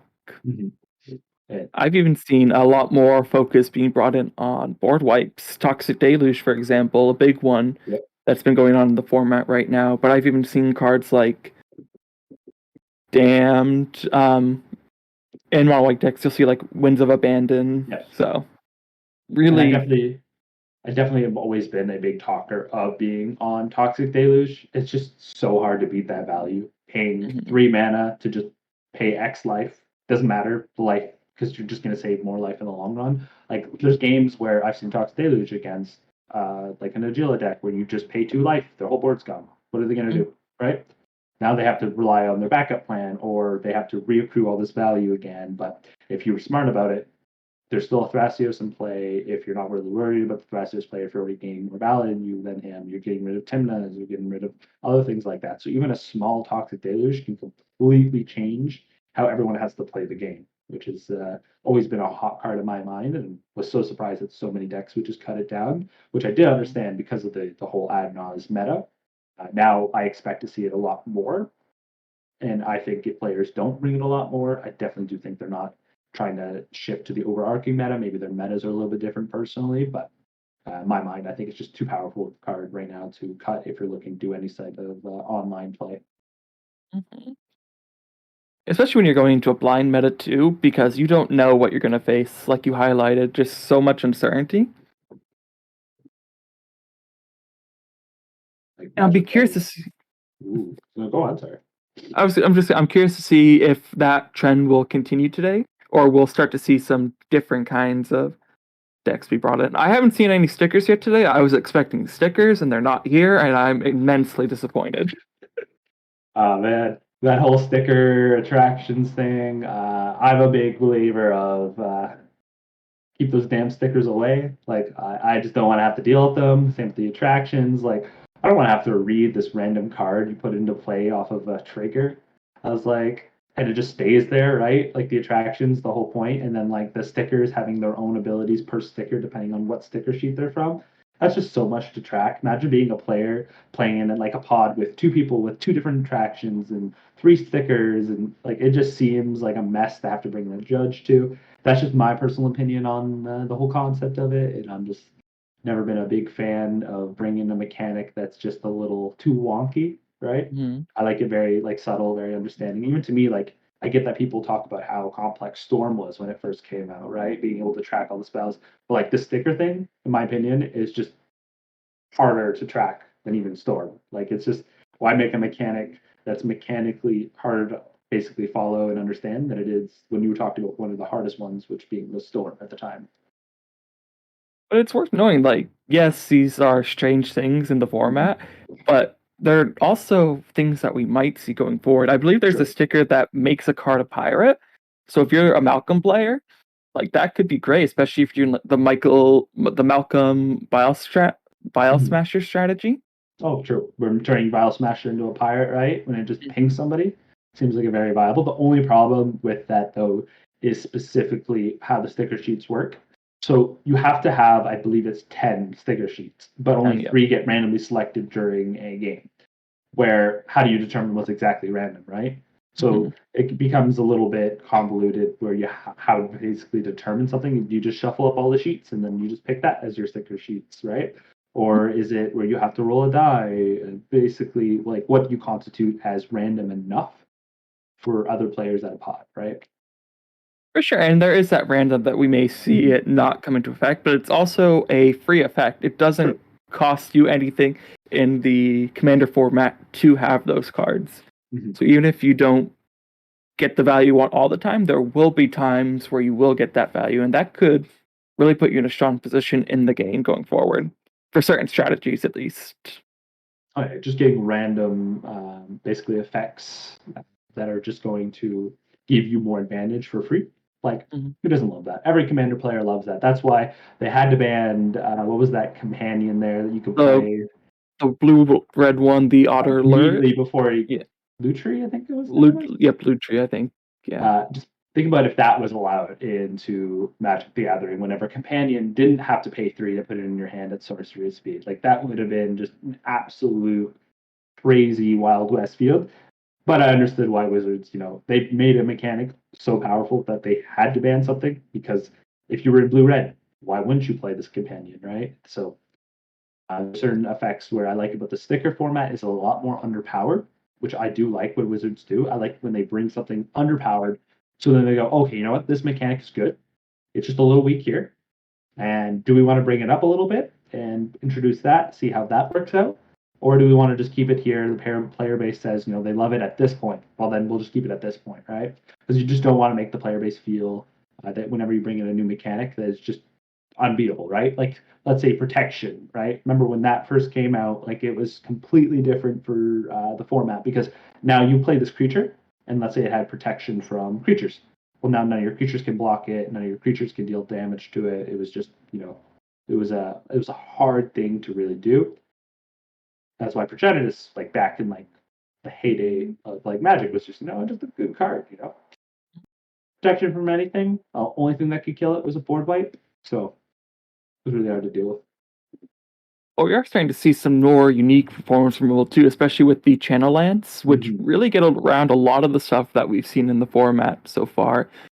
For example, in that last game we just saw, if there had been an Otawara and enough mana to activate it, that could have kept the game going. But, or I'm sorry, the first game where it was the Minsk and Boo. Yes. Or just Minsk, not Boo. Or even just a Beseiju, right? All you would have needed was 2 mana, tap it, destroy the pattern in response, and then there's no trigger. So there's always like these, they're just extremely powerful cards that they do print. That mechanic, in my opinion, great mechanic, because just look at how strong these cards that they brought in. There's still a cost that you have to pay, which is, it's nice. They're still trying to make legendary creatures matter in Commander. So having 2 commanders make Otawara 2 colorless less, which is very, very strong. So instead of having to pay, I believe it's before without having anything, it's 4. Or is it 5? I always forget. Otawara is 4 without legendary creature. So Okay. for each legendary, it's 1 less and a blue. Okay, that sounds great. A blue and 3, I believe. Cool. And it looks like do we have a pod? Looks like we might be getting the next pod up in just a couple minutes, folks. Appreciate your patience and excited to see what this next game will bring for us. I'm really hoping to see some like unique decks here, maybe some cool includes. I do know 2 of the players here. I played against them a couple times, so I think there should be good games here. There's 2 newer players that I haven't really had a chance to interact with myself, but as far as I've heard from others, they are all very much comfortable and comparable CDH players that I think we should have a really good game here. And House in the chat's asking what pods were streamed so far. So pods so far, we've had a Minsk take the first pod, and then a ka0s take the second. The first pod was pretty quick. Minsk was able to take it, I think, turn 4. Yeah. Yep. ka0s, that one was a bit more of a grindier game for a bit, but they were able to sweep through. But looks like we're shuffling up now. I can see that we have another Winota deck just right away. So that's the third, another Najeela. Looks like Get Salty. I think they were playing before, so looks like they've come back in for another go at it. Then we have another. I'd love to see, just as Morgan had mentioned earlier, a Najeela player will win something for once. I definitely get that sentiment. I'm a Najeela stan here. Played Najeela since her coming out of Battle Bond and haven't got off of her since. I've dabbled in other decks for maybe a week at a time, but I'm definitely a Najeela stan here. Now, one deck that is definitely different, and I would love to highlight, is the ka0s Krark deck. So we have Teamer Krark. What are your thoughts on that deck? I just think with any sort of like Krark deck that isn't a Krark Sakashima, Krark is kind of generally there for the 50-50s of getting a double spell. It can be extremely powerful if you get it, or just like the Krark Sakashima deck, where you're just trying to increase those odds, but there's still chances of just absolutely failing everything, where you put too much value into it, and then you just get blown out of the water. Like that's just the Krark ways. You go by the flip, like as Ken Bauman would always say. It determines how the game will go. Just a single flip can choose if you win or lose the game at that exact moment, which I've always been. I kind of like that because CDH is always about reducing the minimal risk, but Krark players just go, what risk? We're just going to keep going until we try to win. Just going to jump headfirst into everything. And the fun part, it works for them too. Yes. Like Krark, when it first came out, was considered sort of a meme deck or a commander, but now with new toys that it's gotten, I know Strixhaven was really good for Krark. It's really taken its place in the spotlight. I know we had a Krark Sakashima win a tournament very recently. Mm-hmm. As the mulligans come down, it looks like the turnover will be Winota on the play, followed by Najeela. Then we have Bruce ka0s, followed by ka0s Krark. I think in this pod, the Winota going first is going to be extremely pivotal. I do feel sorry for the Najeela player whenever you have to play against the Winota. It just historically, Winota just goes, it doesn't matter what any other deck is at the table. they know 90% of Winota players will know that if you're on Najeela, if you let us accrue any sort of value or get above you as far as just attackers and grinding out just pure Najeela value, that we'll just be able to outrace you and just kill you outright. So the Winota player is going to target you as the Najeela just because you are their primary threat. So you're going to be getting me dealt a lot of damage. Najeela's historically not a heavy blocker deck, so they're not going to usually keep up too many blockers. So I'm really interested to see how the first couple turns will go, because that's really going to determine, especially with the Najeela Winota matchup, who's going to be just out ahead, right, at the get-go. Looks like Winota is keeping the hand of 7. I don't believe I saw them take them all again, so that might be their first 7 that they're keeping. Exactly. That sounds very scary for this pod. Najeela on 7 as well. Looks like we have the Thrasios Spruce player keeping a hand of 6, it looks like. I think it's 7. Oh, is it 7? 3, 4, yeah, 7. 7, okay. And then we got Foss with a pregame of exiling a island, I believe. That gemstone. Love to see that, especially as a blue deck, so you have that possibilities. Very curious what this Winota player kept. Let's just. Jewel Lotus. So it's going to be a very strong start. Ornithopter too. So this is a perfect start as a Najeela, Winota player, right? Mm-hmm. You get your commander turn 1, and you have a creature to attack with on your next turn. Depends on if you wish to just run it out this early, right? If you're worried about like a Dranith or stuff. Sure. Or if you're worried about removal. In this pod, I wouldn't be entirely worried about removal, maybe from the Thrasios Bruce deck, but. It does look like they are going to slam down the Winota. Being the player on the play, though, even with the risk, that's a strong move, and it really defines what the other players are going to have to do on their turns. Do they let the Winota player accrue value, or do they just outright remove the Winota player? Winota right here, right? Basically set him back a good long while, unless they kept a hand with other fast mana, not just the Jeweled Lotus. I mean, they still have 5 cards in hand, so as long as they have a second land drop, they have a lot of potential. Looks like we get the Blood Crypt passed from Najeela. Not what you love to see. No Dorks, no turn 1 Najeela. I'm very curious on what kind of hand they kept then. It could just be like an Oracle Consult kind of hand, right? They could just be sandbagging it and just waiting for the right time to go for it. City of Brass and pass for the Thrasios Bruce player. Maybe holding up some interaction, removal. Be curious to see what that leads to. Yeah, the city's kind of hard to tell, just because it could be anything, right? That land that just produces any color, you're just really not exactly sure what it is. It doesn't really give you a lot of information. It could just be a tutor, right? No one will know until they decide to play it.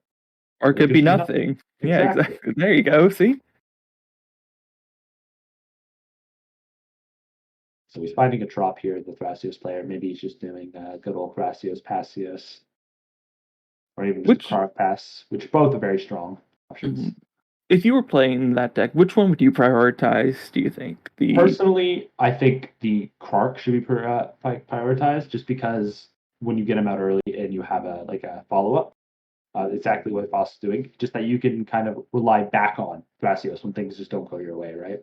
You can then just sit back, accrue your value. I feel the Thrasios players that just jam up the Thrasios as early as they can and try to green value early, in my opinion, that's not a valid enough strategy. You'd rather keep a hand that's good without Thrasios and then just try to put it on the board. And then if that fails, rely on Thrasios to refill. Looks like we're moving right into combat here for Winota. Very interesting. Swing with that Ornithopter. Not also swinging with the Winota here, which is a 4/4. The pressures and life totals. Maybe you want to keep out that blocker just in case. I mean, I don't see too much like hasters, unfortunately. Maybe playing around something, I'm not sure, but much.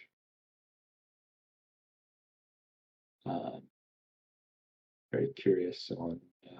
Was that a whiff? Oof. Oh, that is real rough. It's still, they still got a Winota, they still got a Ornithopter, so they're still in a really strong position. It just sucks whenever that happens as a Winota player. You're always just sad. I'm surprised they didn't crack the Vista first to try to thin their deck a little bit, Mhm. try to lower the chances, even if it is minuscule. Oh, do you see them crack it now? So based off the first couple of turns, and that is Is that a mirror? it might be a mirror. Gold mirror. Old mirror, yeah. It seems very interested in what kind of hand uh, this Najila player kept, as well as the Thrasios Bruce. Mhm. They both are known as Winota whiffs one. Throwing some shade at the Winota yeah, player over nice, there. I nice like little it. BM, just classic. Mm-hmm. If you're not playing CD, if you're not, if you're not shaming your other fellow CDH players, are you really playing a fun game? Exactly. All right, we do see Nijila make their land drop, tapping 2 for something. Let's see. Interesting. The Black dockside, red, maybe?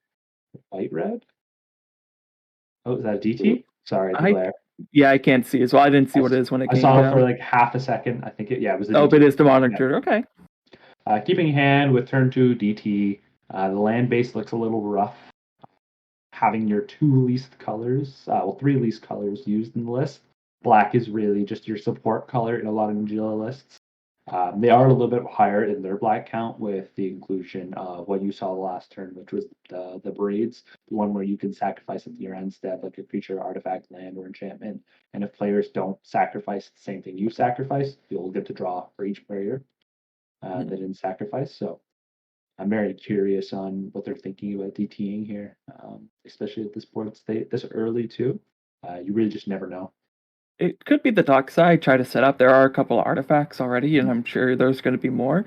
It's interesting to note that they have no blue mana presented on field right now, which really highlights interaction they may not have going forward, but it also makes you think that they're not going for the Thassa's Oracle combo here because they don't have the 2 blue you'll need to cast it.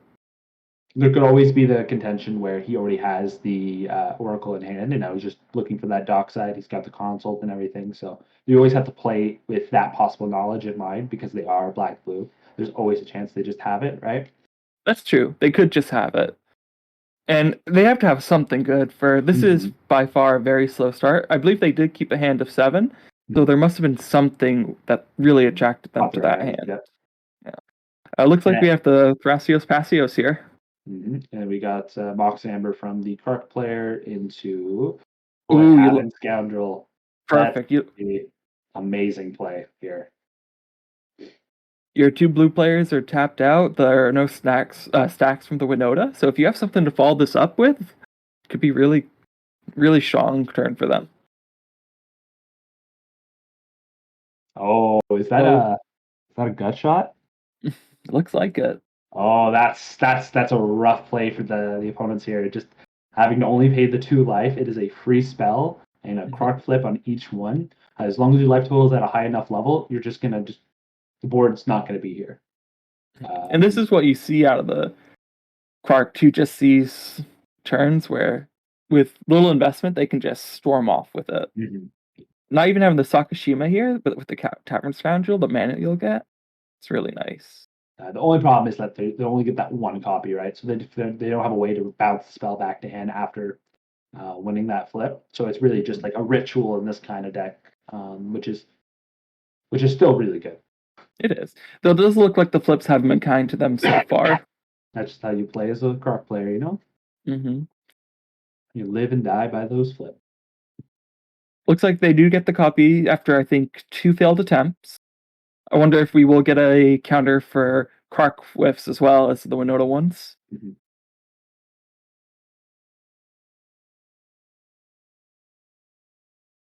If I'm Foss here, I still feel pretty good. Ooh, the Fierce.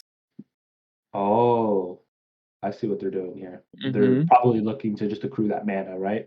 They're trying to gain value. See, every player's kind of tapped out. There isn't much interaction that a lot of players could have. The Thrasios player could have their own fears deflecting or stuff like that, but it feels really bad to have to play that here, right? It is worth knowing that you are giving up your interaction to do this. Exactly. So they must have something really sweet planned for us.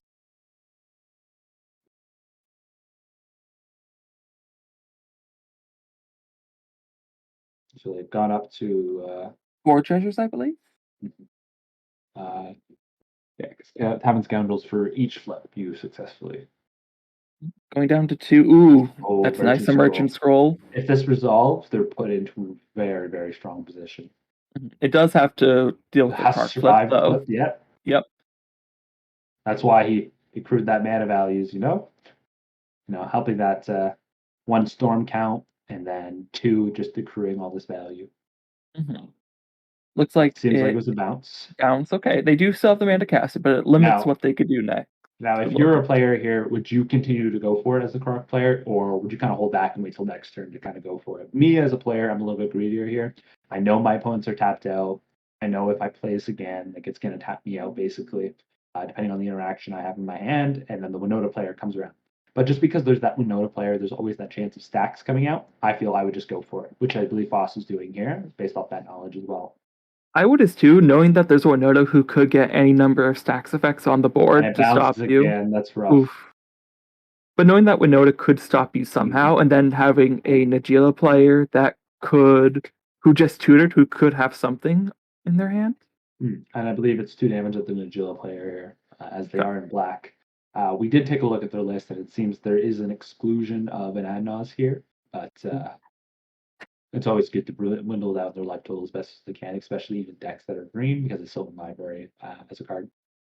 Exactly. And this one definitely seems to be more mid range, so getting it down early as you can is good. I will say it does look like the Bruce Thrasios player was hinting at some interaction there for the Quark. I don't know if that was just a bluff or if Even they as really a had player, something. I would just be like that the entire time, just because you always want players to think you have something, so they feel scared about going. So we look like we go straight to intact on Winota's turn here. Looks like Hopefully they don't whiff again, but we'll have to take a chance and see at the wheel. looks like they may have 2 triggers this time if they do attack with the mirror. So chances are we'll at least get 1. But Oh, oh, what seems to happen over there? Was there? Oh, was it the gut shot? I believe it was the gut shot was that had okay? killed the mirror. I That believe makes sense. The gut players, shot did more than just get the mana. That's true. because you can just target your original fierce from the copied fierce, and you still get gut shot targets. Mm-hmm. All right, still 1 trigger, so we'll see if they can get anything. But now they are limited on their mana. So if Winota does go away, they are in trouble here.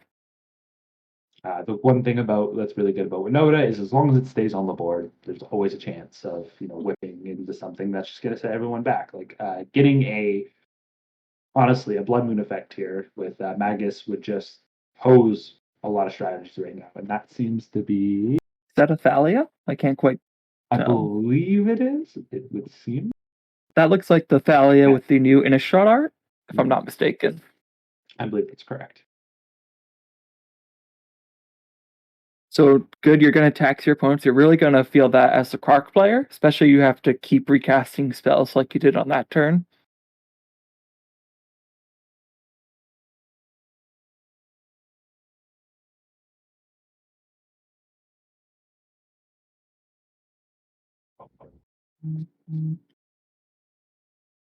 Very curious of what everybody's thinking at this table right now, and there seems to be a rest in peace. That's going to shut off a lot of breach lines, Mm-hmm. especially mainly from, I believe, the Krark Thrasios lists generally are on that. I'm going to double check to see specifically if. I believe Najila was as well, if I'm not remembering incorrectly. But we're on Najila's turn now, so let's see if we get that tutor. One thing to keep in contention is the deck that specifically ka0s is on is a Song of Creations deck. So where every spell you cast, you're going to get copies. Draw cards, right? You are looking to just storm.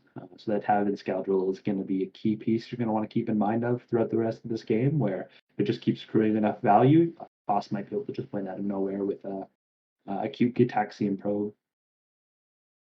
Thalia will hurt though, because that will still cost 1 mana. There is the Cavern Scoundrel like you highlighted, but it will still be something to keep in mind. We know that they still have the Merchant Scroll in hand, but they have 3 mana on board currently, so if they don't win that flip and get that 2 treasure, it's just a dead turn for them again, if that's the path they choose to take. So it seems to me that that was a. Is that a plateau from the Najeela player? I believe it is. Just the delay is a little hard. The Najeela, they have a Blood Oh, is Crypt, that Spectator inspiring? Seeding, and Spectator. Godless Shrine, I believe, are the lands currently. Oh, I cannot see what that card is they I just believe it was played. a Dockside. Okay, so I would Would assume make that is the tutor target then. Looks like a Dockside for 4 right now. Oh no, the Goldmere's gone, so Dockside for 3. It's 1, 2, 3. Yeah.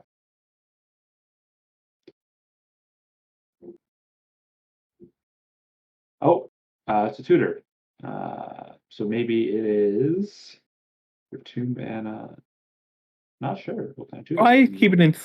It might be Enlightened, keeping in mind that there is the Thalia on board, or it could be the Imperial Seal. My guess, if we're doing this on the main phase, it is the Imperial Seal. So.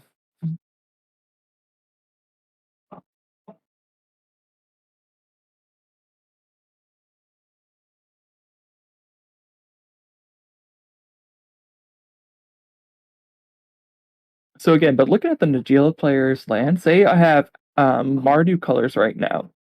So, they're on a lot of the nature's world type of effects, things that require a lot of green, of which they have none currently. Green or blue are Same as the Druid's Repository, where you need that initial investment of double green plus 1 mana of any color to really just turbo off. And both of those, again, are just reliant on the main plan of Najeela. I am very interested in the kind of hand that they possibly kept, because as we have noted that there is no ad nos in this list. I believe it's due to the mana base. I believe they're on more of a budget mana base with the Shocklands.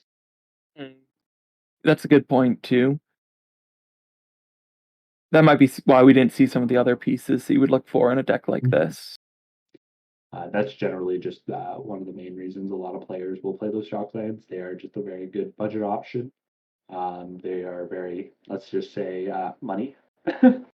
And money, for sure, is definitely something to consider here. And with that, too, I'm not seeing a Gaia's Cradle in their list, which is also a feels bad exclusion. Especially in this more mid-rangey version, which is great about CDH, is that 90% of us don't care if you own the cards or not. We just want to play against your deck building skills and your knowledge of the game. We're not too picky when it comes down to specifically if you own the cards or not, which my big reason why I got into CDH. Like, I own most of my cards, but I like the fact that if I didn't own a card, I could just proxy the whole deck up and I don't have to go out of my way to purchase a card for, like, let's say $50 to $60, right? That could just really determine if I want to play a deck or not. Just to highlight, that tutor was a gamble, so we might see something go here, which is risky because you've tutored twice now. So you have 2 cards in hand that you want. So the chances of losing one of them are pretty high.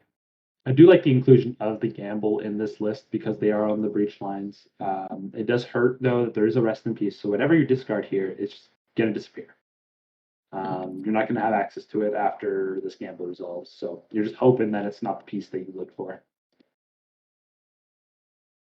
Ooh, that's a main win con gone. So Yeah. whether they had that or they tutored for it, hard to tell, but that hurts. That's definitely making me think that what the kind of hand that they did keep was very much reliant on maybe resolving a dockside, so probably detutoring. Personally, I would have did some things a little differently. Maybe detutored for the dockside, and then if I have gamble in hand, look for the Thassa's. But first, I'd play out the dockside. Sure it does reduce the increase the risk of discarding one of the other combo pieces. It's just to ensure that you have your mana production. The only thing I can assume is they had the 2 mana on their turn, so they wanted to Demonic then when they had the mana, and then cast Gamble for 1, so they would still have enough mana to cast the Dockside on their turn.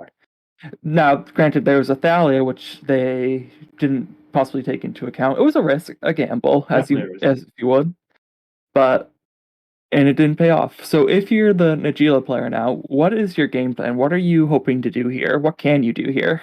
Luckily for this player, they are on the breach lines. So you're just going to look for a piece to kind of get rid of that rest in peace at some point. Or you're just going to try to switch to an Agila combat plan, but it's really hard in this board state. So you're going to want to have a way to enable an Agila, a way to remove creatures. So you're really in a tough spot here, especially with that main secondary win con being exiled with Thassa's Oracle and not being on Nas, being able to just dig out of a tough situation. And even if the breach line does become a viable option, you are still missing an outlet for that. One of the easiest outlets for breach. And I It see looks this. like Oh, passives. Interesting. I feel like you have to here. You are holding up some mana. You know the Clark player is going to try for it again, so have to be a little responsible. Me as a player, I'm just greedy all the time, so I would just develop my board a little bit. That's fair. Luckily, this game is moving slowly. We have there's been a lot of luck, I think, for the players who, you have the Clark flips not working out. You have that first Najila whiff, or excuse me, Winota whiff. You have the Thrasios being discarded. So a lot of things are working in favor of the players to slow the game down, which is just what a Bruce Thrasios player wants. Oh, exactly.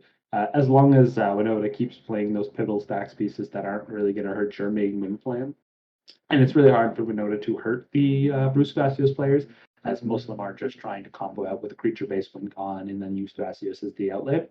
So as long as they can just sit back, kind of dirtle, only have to play the spells when they need to, and I believe he's going to try for the Merchant School again here. All right, so assuming this succeeds, they have 3 mana to work with, which limits what they could get. You can't get. This is kind of weird that I'm kind of hoping that the Tavern Scoundrel will go off here. Hope they actually get copies. Looks like they are getting that copy. All right, so you're getting 2 tutors here. I know one card here that really would seemingly do strong is a Jessica's Will. The So only issue is with that is just at the end of the day, I believe is Merchant Scroll blue instant. oh, you are correct. Merchant Scroll is blue. So maybe you get Taxian Probe. Well, that's sorcery. One thing I could see possibly getting here is a couple cards. So the main one that I'm thinking of is definitely the Get Probe, right? Because that's just your main outlet essentially of these kind of lists. I So do see they're on that's the High Tide list. They're on a Frantic Search, Flusterstorm, all the like counter magic that you could ever need. They're on a Mind's Desire, which is a very much interesting pick. I love that card. it is. I love that card so much. So, like you said, it is blue instant, so that does eliminate the True. Gitaxian Probe option. So maybe Sure. an impulse-like effect. Yeah. So what would they want here? They can get a Snap. Snap when Snap's a good card. They'll really help your overall game plan here. Snap bounce to Thalia, try to go off some more.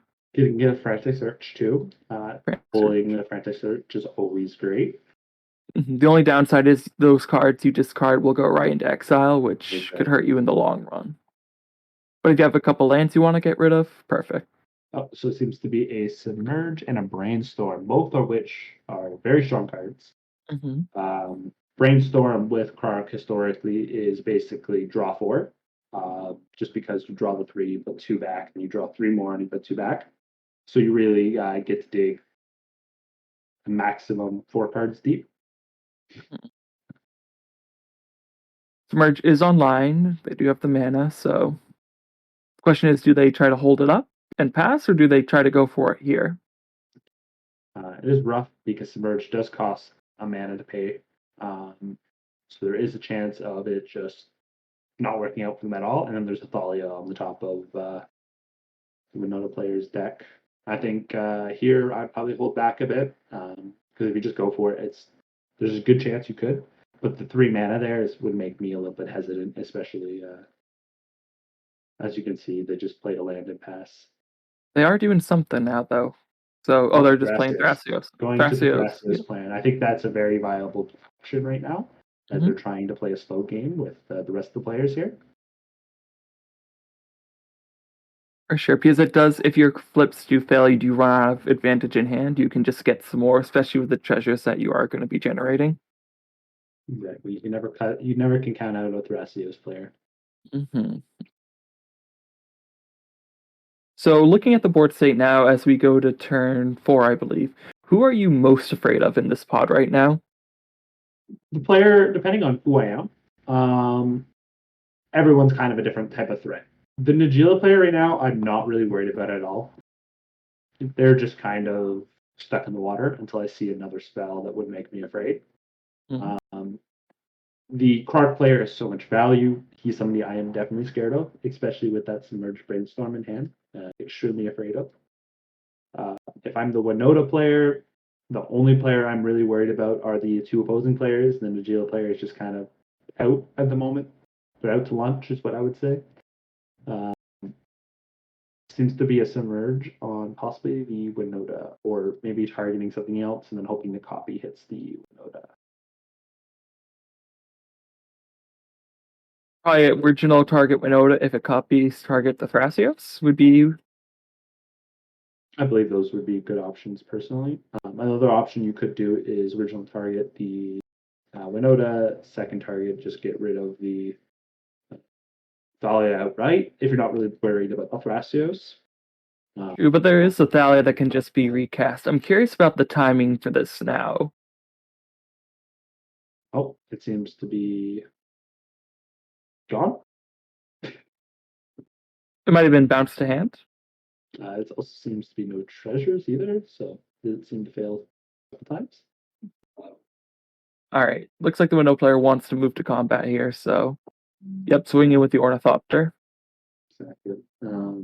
Personally, just to get a bit more damage through, I know the Nigel player's out. I'd probably swing the Thalia just because you have a big old full for it. I Mhm. believe he's exactly doing. Good job. My personal opinion. I feel like there's a lot of players that will hold back potential damage just because a player's out. Never count a player out. They can always come back. There's cards that are make it or break it, right? And to answer David in the chat, I know proxies are allowed for the event, as was highlighted. Some players prefer not to use proxies for various reasons. They may be playing in local metas where proxies aren't allowed, or they may be planning for like a bigger tournament where they want to test out the deck, knowing that they can't use proxies.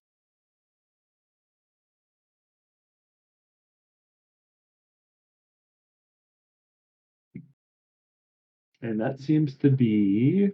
I'm not exactly sure. Is that the damage doubler? Hmm. Not a great exactly. hit, if that's what it is. Let me look at the deck list as well. Yeah, it does look like that's Angraph's Marauders, Mm-hmm. which with an Ornithopter is not your best hit because still zero at the end of the day. No, but the good thing is, though, just as I mentioned earlier, that you never want to count out damage, right? So at least the Thalia will now be doing double damage. But the big issue, as well as the Marauders itself, but the big issue is that you'd rather have seen that Stacks piece come off that top there to really kind of slow down what the boss is doing. Maybe hopefully get something like a Blood Moon effect to kind of really slow down the mana production on the Thrasio side, where then they can only really get a dock side to really come out from that, or just mana rocks or stuff like that. Looks like we have a Goblin Crater Maker coming down. Nice Very removal. small piece. That can deal with the Croc rather nicely if it does become an issue. Though there is no mana to activate it now, worth noting. But that's another activation if they untap with it. So Winota is slowly getting the pieces they want together. Their hits haven't been great, which is unfortunate, but their board state remains untouched. Aside for that one gold mirror.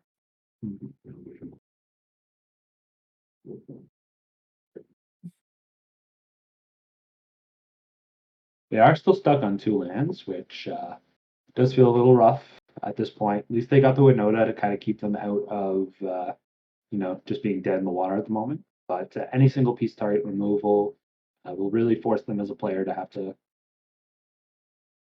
hope to God that no one has it. It is worth noting, as you highlighted before, they're still not opting to swing with that Winota. With that Submerge being revealed by ka0s, I believe I personally would have done it. As a Winota player, the only thing you have to consider for your life tool is Sarah Ascendant. At this moment in the game, though, Sarah Ascendant isn't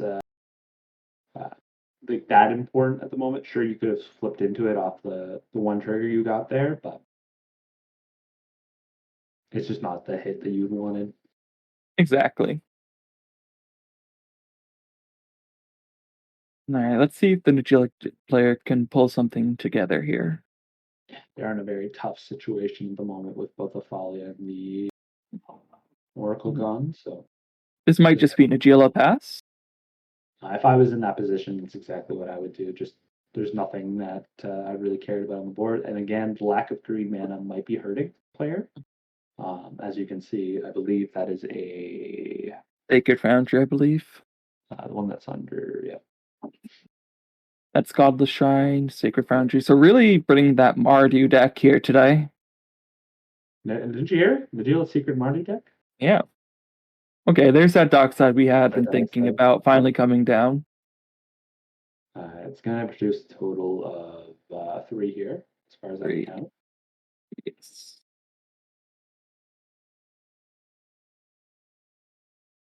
Again, I still feel very rough in this position unless I see something big from Gila player here. And they may have something, though if this is just Dockside Nagila pass, I would have argued just saving the Dockside, hope more artifacts come down, get more mana. But exactly, and just jammed up the Nagila here, and you don't care if she dies, right? Because you have the Dockside as the backup to ramp her out again. though it's possible you do have like a Swan Song in hand that you do need the colored mana for, that might come in handy.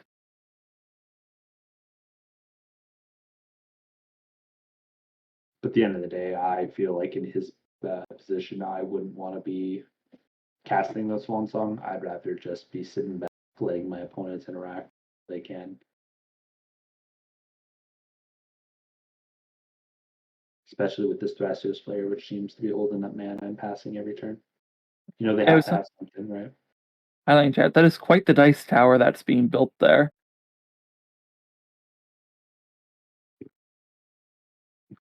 Ooh, it stumbled down. Only at the Chaos tournaments will you get to see dice stacking, you know? Mm-hmm. It was quite the impressive tower. That was at least, I would say, almost 20 dice. Like. And David, glad that you liked the list. I'm pretty sure the player will be available afterwards if you ever want to ask them about it, have any questions about it.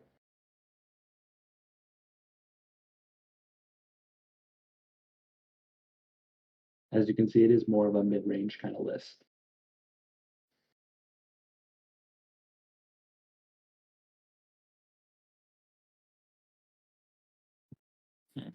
And it's worth knowing this Nagilis does run a lot of the pieces that a lot of Nagila players have opted to cut out of the list. The Druid's Repository, the Nature's Will, which are viable options, but as new cards have been printed out, we've seen some of these being left by the wayside. And there's a lot of reasons for that. Again, as a Nagila stan, I can kind of give you a quick breakdown. The reason why, like the Nature's Will, was kind of cut out a lot of Nagila's list. This is just that, sure, it is a better and faster win than the Grim Hireling.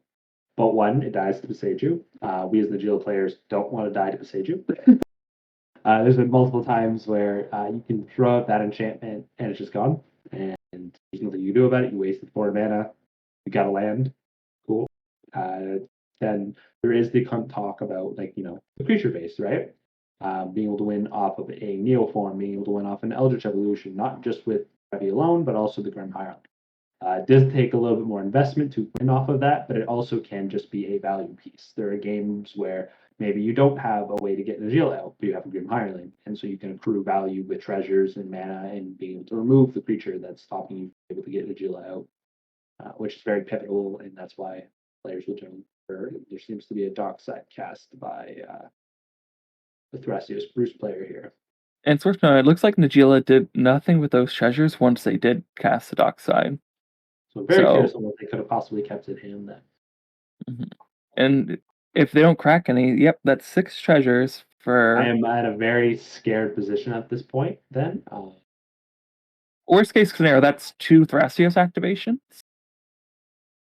Best case scenario is they do nothing. But if there's like an Emil here, But then mm, with Emil, it's only 3 mana, so that's the thing. So it's 4 mana to play, 3 mana to yeah. activate, and you only get 3 mana.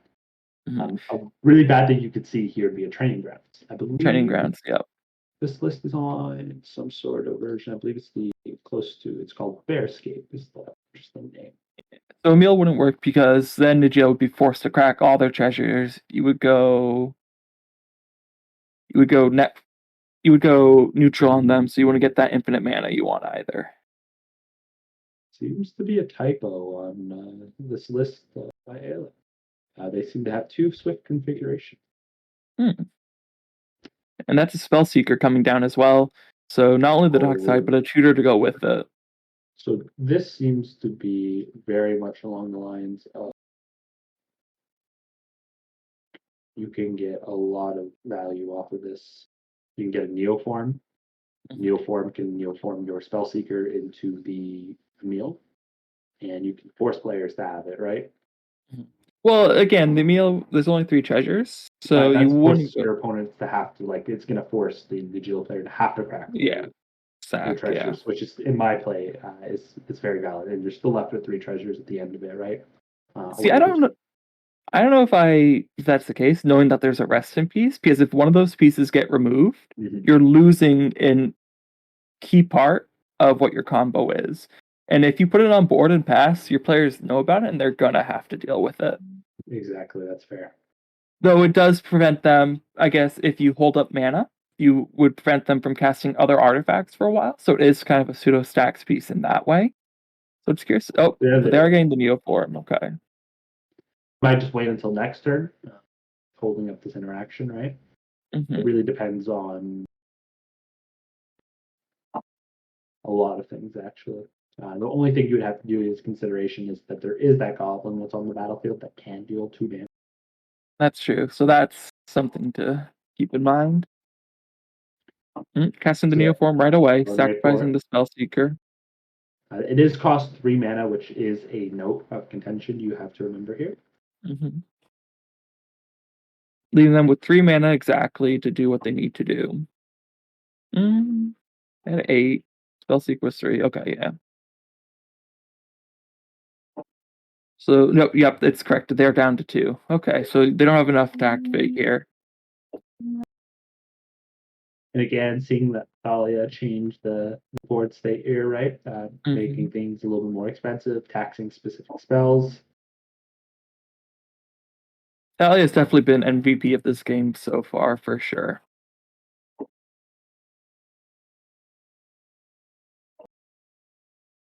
Just like Foss not being able to go for it on his turn with the Submerge. That Thalia is affecting each cast.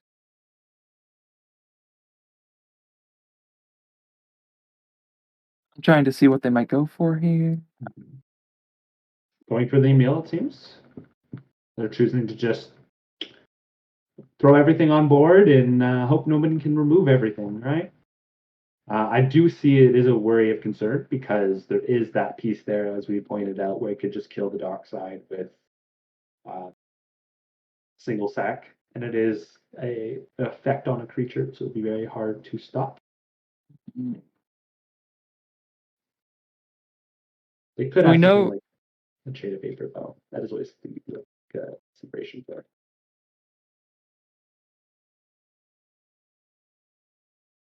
it's definitely an interesting play. I'm curious to see where it will take the Thrasios player.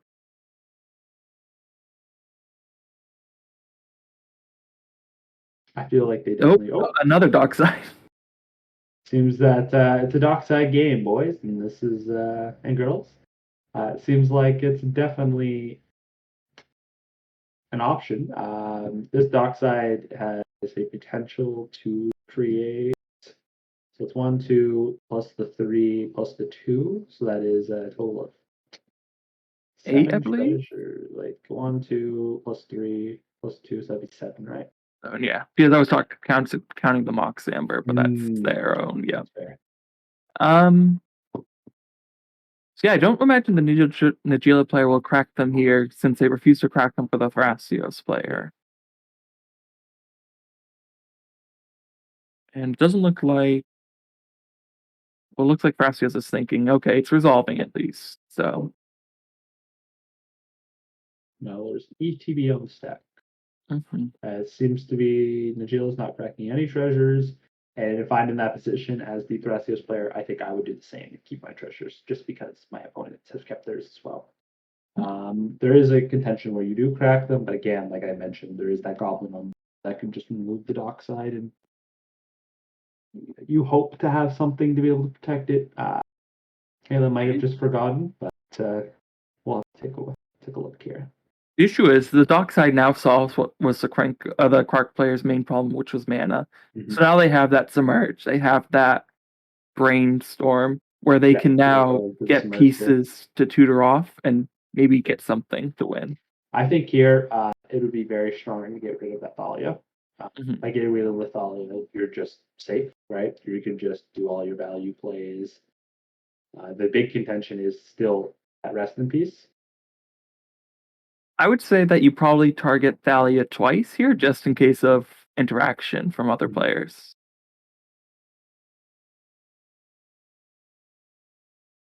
And see, this is the interesting thing about basically almost like a tuck, which is the submerges effect, is that it's really hard to determine if exactly what to target here because it is going to be put onto the top of their deck.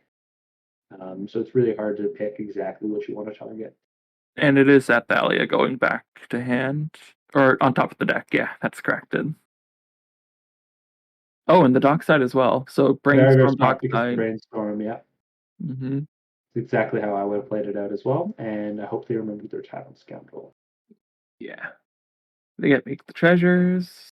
Brainstorm, one of them, dockside, something, outlet. That's definitely fair. I could just be digging for an outlet with the Brainstorm. It does draw 4 deep when it resolves. Looks like there's only one card in hand currently. Or is that 2? I can't.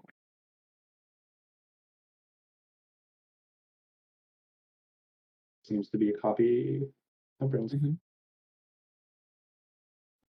Everybody's letting it resolve.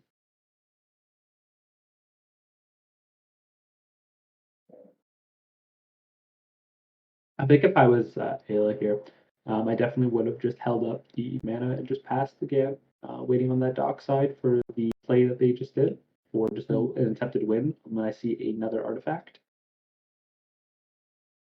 I would agree with that. It's definitely a weird choice, but sometimes you just want to go for it and see what happens. I think it was definitely a forgetting of the fact of the Neoform getting the Emil was an extra mana. And so they couldn't just force the player to sacrifice everything, right? For sure. And there are no shortage of infinite mana combos in that deck, so if one fails, there's always others to keep in mind. Seems to be a Force of Will revealed from Thrasios, I believe. And now the copy, it seems. I believe it's just to dig a little bit deeper, right? You don't want the card that you put on top, but then you might want the second card that you put on top as well. So it's a good play here. It is. And now with the Thaliodon, as long as they have that blue mana, or that blue cards in hand available, that force will be a ever-present threat.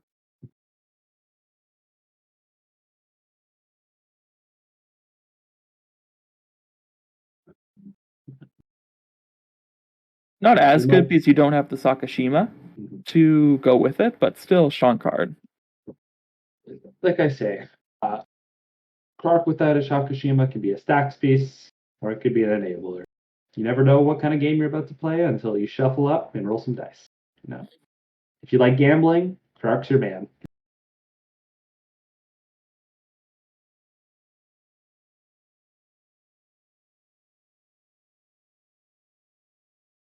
Let's see. Seems to be there's a lot of thinking on Voss's side here, which I agree. There is a lot of things to consider here. You are the player facing against 2 mana from the potential win on board by Aleph on their next turn if the Winota player refuses to sacrifice their goblin. Or he might just be able to win this turn. So there's a lot to consider here. Hmm.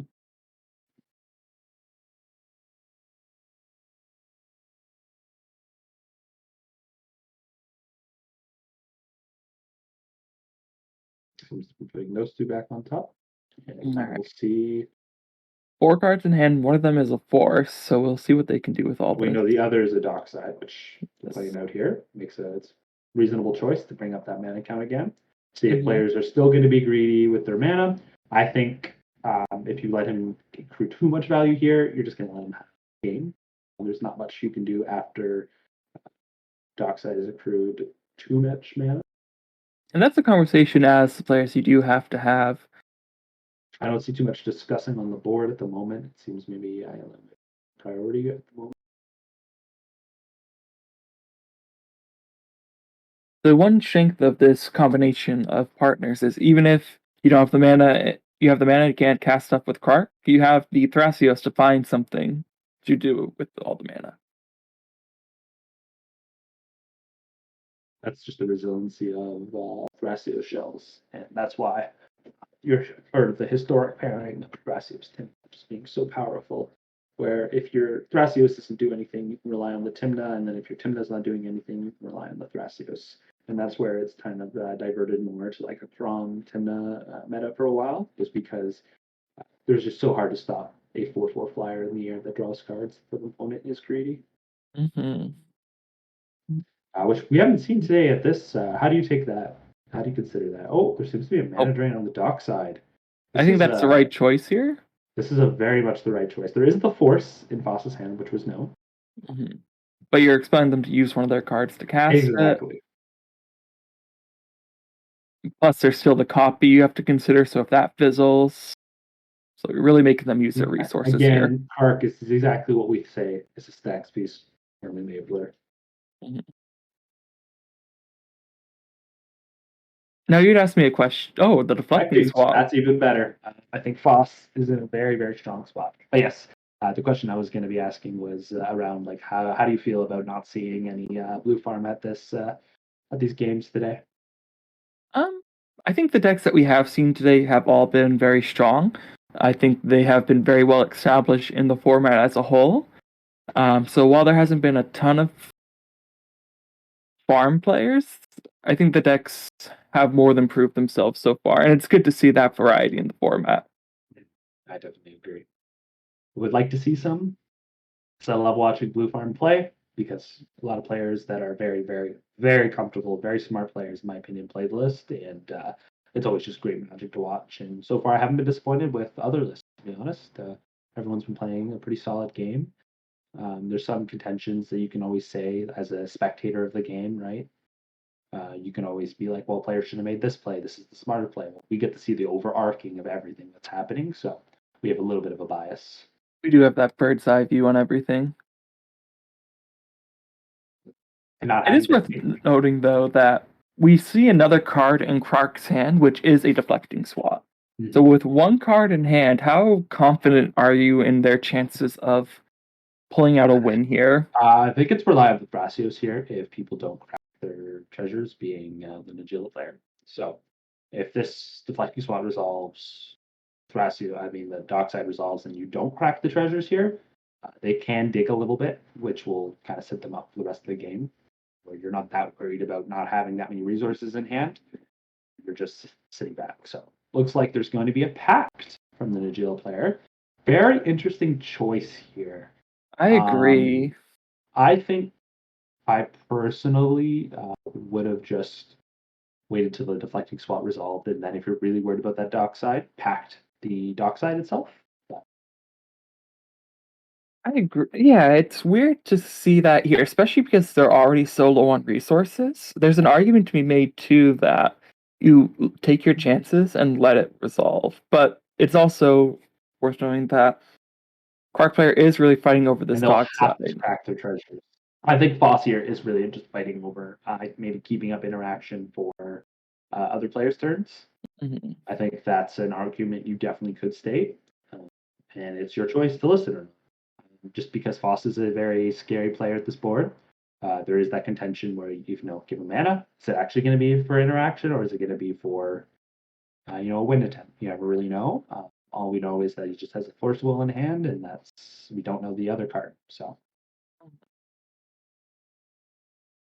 comes down to the concession of what the players state.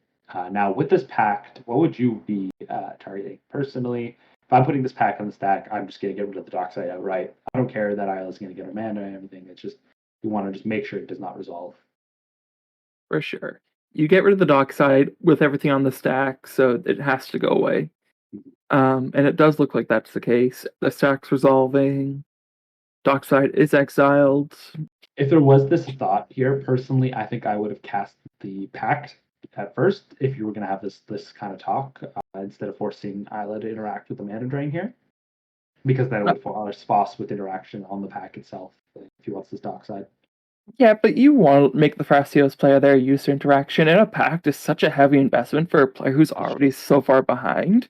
They're going to have to use more of their mana, which they don't have much variety of right now, and it's just going to put them farther behind. That's the pitfall of using an offensive pact, is what I like to call it. Actively trying to stop an opponent's play. It can be really rough. That's why I generally see pack as more of a defensive play card on your turns. It was rough. Going straight to combat for the Winota player. Here, it'd be interesting if they don't swing the Winota. They do have a lot of damage on board, and I wouldn't be too worried about damage coming back at me at this point of the game. I'm really just looking to close out the player's life totals. Sure, there's a dockside, but you don't really give a crap. No.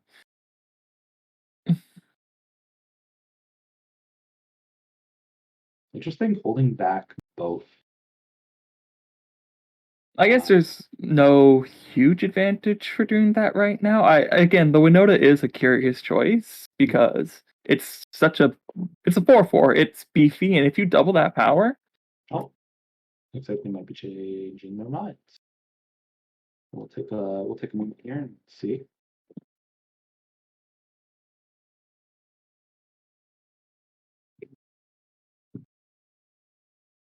Oh, it looks like a Tarmac is asking what is the cards at the top of dockside. That is their ka0s.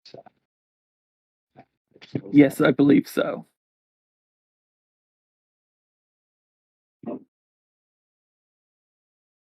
Oh, the Loyal Apprentice. A good hit for subsequent turns. More triggers.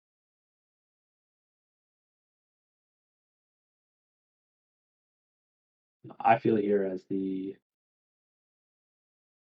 definitely as the Winova player, I'm feeling pretty good. Still none of those stacks pieces you would like to see, but the Thalia we know is in hand now, so they can recast it. So they're not too much in struggle. No. Ooh, and an Ether Swarm. A great That's hit. the pieces we want to see here. This is going to force players to play around an Ether Swarm. Oh, are they reconsidering their Ether Swarm candidates? Be very interesting to see what would be better. Like I could see an Archon be better if that's the card you're possibly considering. Otherwise, there could be a talk as players saying like, "Hey, if you play this card, I can't interact." So no, it's an artifact as well. Yeah, that's the thing. The artifact. That's why they don't want to put it down. Because but the thing is, he's got his Goblin where he could just kill the dockside right now. So I would feel as a player, I'd want it out because I have that backup as a kill. Right, I don't have to worry about the dockside effects at all. Just keep up a mana, you're fine. Though if there are more options, it's worth at least a pause to think about. Exactly. But I do agree, you do have the way to kill it, but then also leaves the Clark player with not many options as well. Exactly. So. And as an Agile player so far behind, you're just going to propel yourself so much forward. They're going for the Winona. That is a very interesting play, actually. That is curious. So if I had to guess, it is big, beefy, right? So it's a lot of damage on board right now that Winota is presenting, thanks to that damage doubler. Mm-hmm.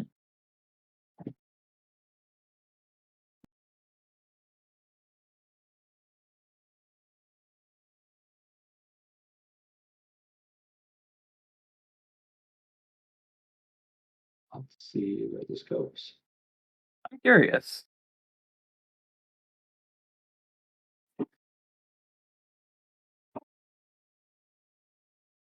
And now we're more on the beats plan, more pressures being applied to the players, really turning down that clock. Rionia is going to get you more triggers on your next turn, give you more damage depending on what you want to do with it. Riona is a very interesting card where if you really need an additional attack trigger, right? And it looks like most of that damage was headed right towards the Thrasios Bruce player. I think that is exactly where you need to be at for this moment. They are the best in position. Thing that they do have to consider, though, there is a +1/+1 counter on that Emil because it did come in through a Neoform. I don't believe Ayla may remember that. That is a thing that a lot of Neoform players do forget about. You don't usually see it sticking around long if you're trying to win with it right then. Exactly. So we'll see. All right. So on the upkeep, we should have that pack trigger. It looks like they are paying for it here. In this contention, I might be considered to just crack all my treasures depending on what cards are in my hand. Yeah, the issue is you'd still lose that last. I guess you're gonna have to crack it anyway if the Emil player forces you to. So yeah, you just gotta crack them all here. Unless you have something. Hand. Exactly. Yeah, but they'll only have like 2 mana available to them, or 3 if they make a land drop. So I'm kind of considering what Isla has in hand because they seem to be the player to beat versus the Winota player. The Najila player could be playing something very spicy here, so I'll take a moment to consider that. And see what they could possibly have here. and really right now we find ourselves a little bit in a standoff. A lot of players presenting things that they can do. So really trying to figure out where you need to use your interaction and when. Hmm. Because you could sacrifice that goblin to kill the dockside, but you might need it for the Krark. Exactly. So you're really just waiting to see what you have to do, right? And it is a smart idea, maybe by the Najila player to just keep around maybe things on board, and forcing that Winota player to have to use their goblin for triggers. But then maybe if you reducing that count, like basically forcing it on Isla's turn, right? Keeping that treasure around to force the Winota player to have to kill the dockside, right? True, but then you make it so the Krark is sticking around definitely. So it in most cases that's not a bad play. You force them to have to use the interaction. But when there's another creature that has been really trying to push wins multiple turns now, it's worth keeping in mind. I think at the moment though is that we do have considerations. I think the correct player is definitely on the Thrasios plan at the moment. We haven't seen that last card. We're not too sure. I think there's 2 cards in hand we don't know for sure. There's the Force and then 2 more. But it's worth knowing that there are no current stacks effects or rule law effects in play. So Krark has an open board, so to speak. He's free range at the moment. Because that Thalia did not come down, probably holding up mana for the Goblin.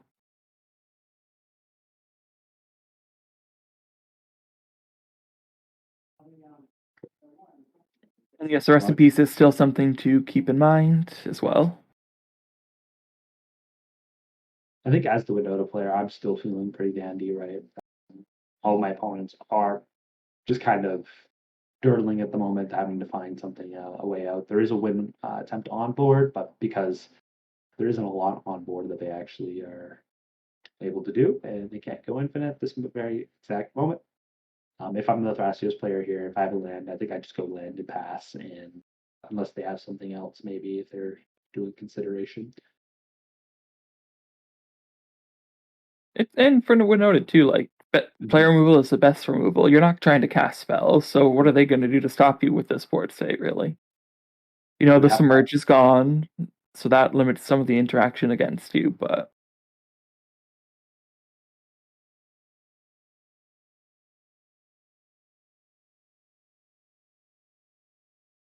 definitely a strong position. It's just hard to consider here. They might have a swords maybe up for that Winota or other considerations, but meal costing 3 to target something is a little rough. It's best combo piece with Dockside, but it is still very rough. And it is worth noting that activating it here, there is technically more artifacts, so you would go positive, but players would of course sacrifice the treasures to do that if you do that. Which does take away some of your opponent's mana, which is not the worst option here. But it does hurt if, let's say, they're keeping up a point of interaction for your opposing opponents for their turn, right? So it's really a key contention where I think if I'm just a Threshers player, I just pass the turn. Which seems to be the case. Did they just sacrifice their Thrasios? This is very interesting, actually.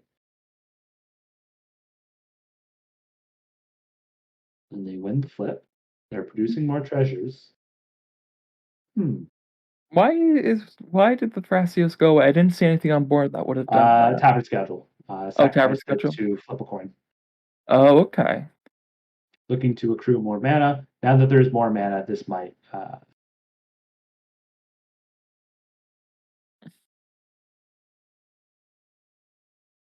Then do you activate a meal here just to be safe? To make him use that treasure right now? there It is looks a like contention, but it's hard to say. because if they really want that mana, because Problem is then, like the Goblin Crater Maker, right? So mm, it's like, is the window player actually going to let me have this, or are we just going to go into this Kark player with a whole bunch of mana and a Kark on board? There are times where that happens, and it does feel bad, but and they must have something in hand. They were fighting for that Dockside pretty hard, and now that they've sacrificed the Thrasios, it it's a really very strong highlights what sign. they want to do.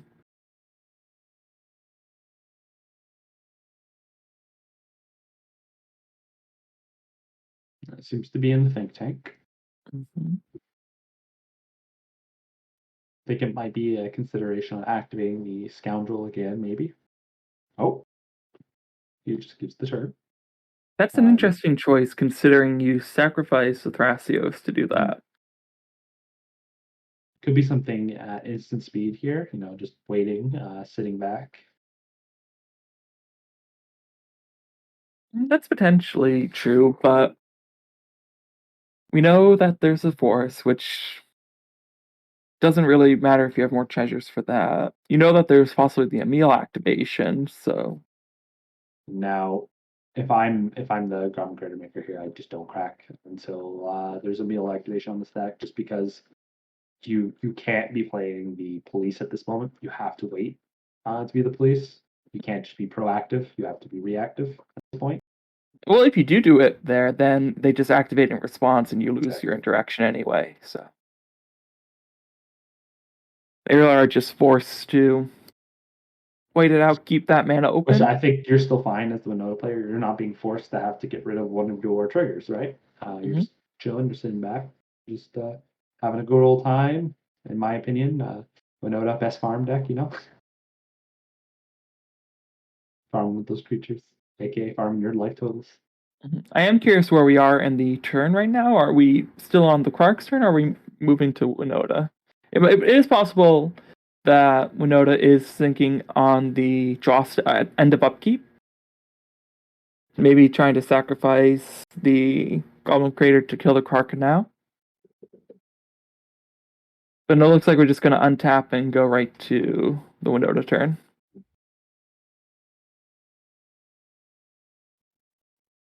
Very curious if maybe they'll get a land.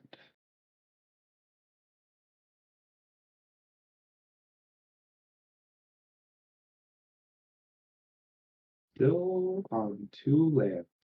This is rough. Well, if no one's going to touch your Winota, then Sure. it really doesn't matter. You have Winota down, you have your engine. No one's touched you, so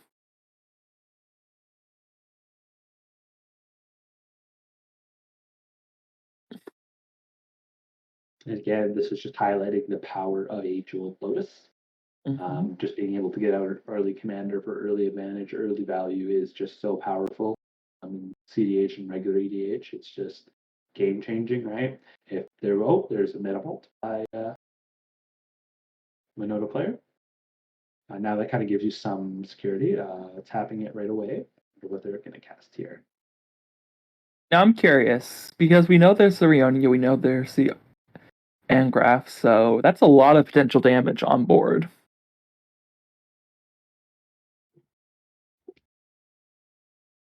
Now, keynote that I want to check is Angrath's is not a legendary. No, it's not. So you That can is- stack and deal a lot of damage here. So that's why you cast the Mana Vault. You get that trigger. So you get 2 copies of something as of right now. I think Is Angrath? beginning of combat. Yeah. So they sacrifice that to deal 4 damage, which I believe is a bit of a misplay on the player, which did the Neo form, because I believe it would be a 5/5 or I think it'll be all right. So 4/4. Let me double check, or 2 something. Interesting time to do that now, too. Yeah, Emil is a 4/4.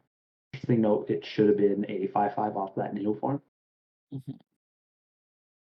That's just a small misplay that had happened there. It happens, guys. It's CDH. There's a lot of things to keep track of, and 90% of players just don't remember the Neoform trigger with putting a +1/+1 counter. I was mistaken as well. The Rionia only cares about instant sorceries. It won't count the Mana Vault, so at combat.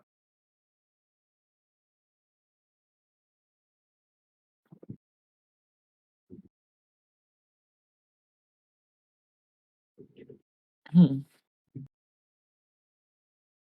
Okay. I'm curious to see that the Emil player didn't try to activate it in response, just to force the sacrifice of treasures, because you Mhm. still go net neutral on that. You still get the 3. With the Mana Vault in play, Oh, it 4, is yeah. 4, so there is a win attempt. Curious on that sequencing of everything then.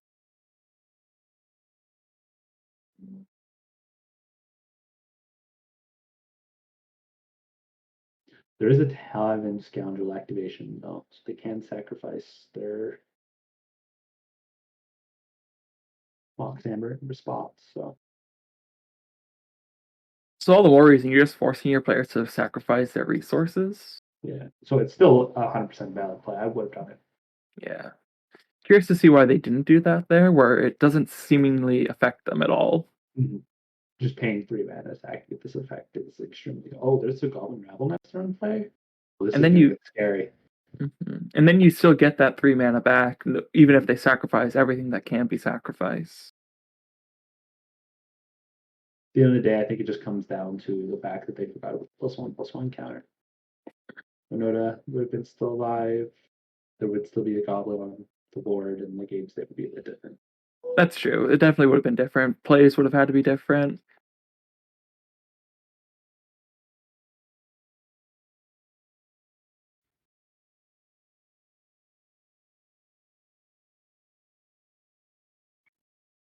Let's see. I'm curious to see what chat thinks. Chat, who do you think is going to take this one?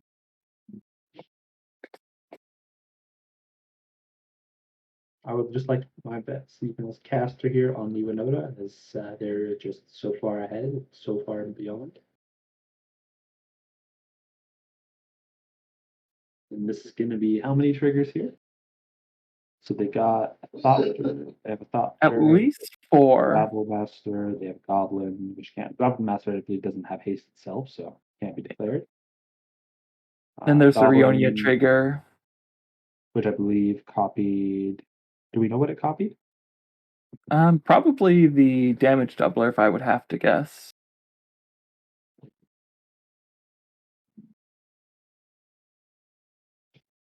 This could just straight out take a player out of the game if they get lucky on the Renotos. Like even getting a single double strike or even Rick here would be very, very clutch. Blade Historian would be nasty here. Blade Historian would just like wipe out basically 2 players.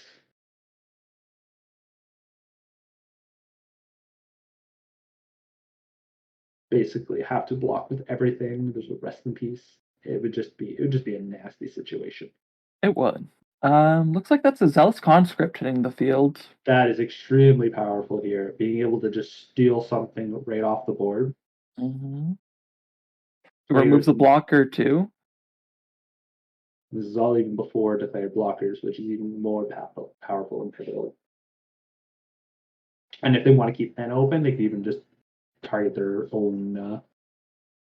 Right? Is it opponents or just whatever? Right? I believe it's whatever. Yeah, when you gain control of something, you untap it.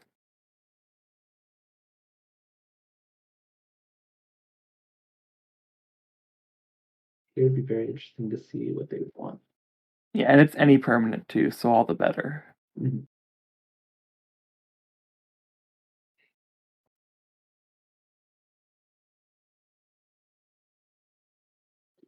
I think it's giving time for players to think about what's going on here. Mm-hmm. Interesting enough, what would you be with this trigger? Mm. And also see. It's hard to tell because I don't know where attacks are going. Depends where I'm trying to focus my damage right now. It would probably be either the Thrasios or the Tavern Scoundrel, depending on where I'm trying to deal my damage right now. Looks like they're talking about Thrasios right now, yeah. Seems to be the best option here, just because that Thrasios player is the one that is the only other one I think at this table at the moment is worrying side besides the cart. Asthmatic Otter agrees with you too that Winota definitely has a position in this game. I would agree as well. Looks like we get an offer you can't refuse off the Thrasios activation in response of everything, though.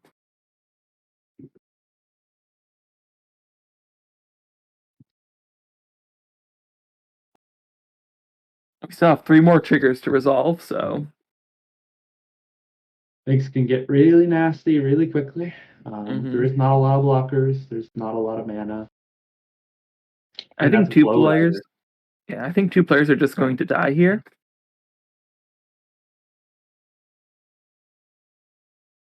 That is another Thalia effect to take note of. Mm-hmm.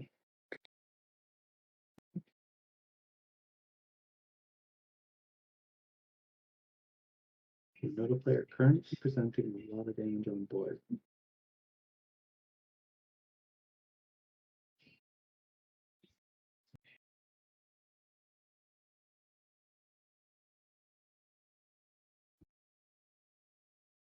Going to the next one of the trade after declaring the attacker.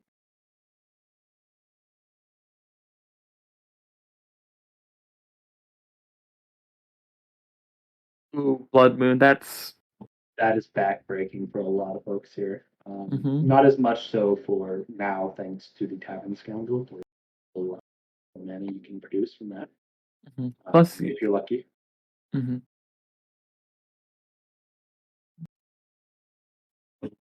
Oh, Zealous, Combat Celebrant. That is a combo piece with Riona if it does come back to them. So luckily, it's not active now, but I think this is just writing on the wall. Winota, no one can stop Winota here.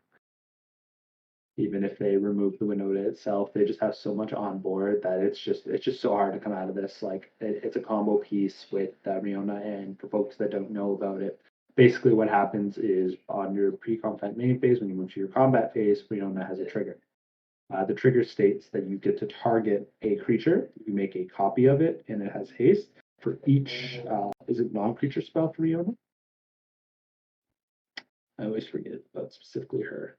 It's instant and sorcery. It's sorcery. Okay. So it's 1 plus how many instant sorceries So if you cast? cast 0, you get a copy of Combat Celebrant. This Combat Celebrant can be declared as an attacker. You can insert it, and you get another combat step. And since Riona is at the beginning of combat, for each combat step, you just keep doing that, rinsing and repeating until all of your opponents are dead. It works very similar to other combat enablers in the list, where you're just trying to accrue basically infinite combats. You can kind of think of it as like a Godo combat, basically. Build your own Godo.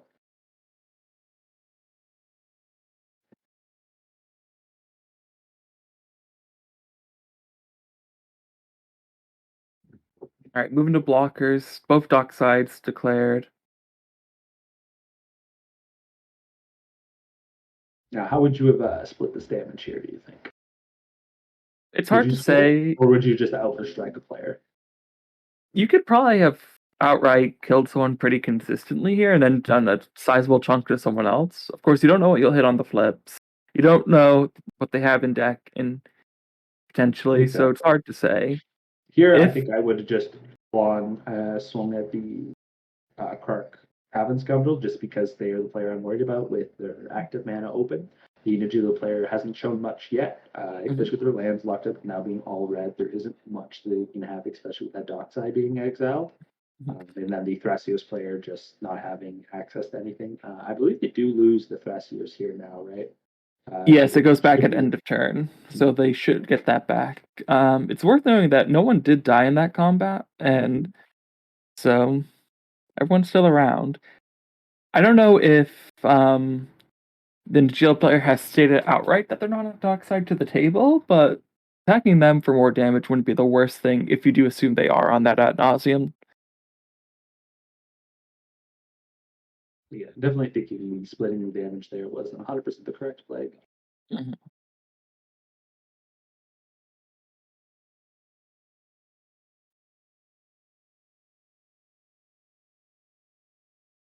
At least Thrasios player won't die to that City of Brass. They can still use it. Exactly.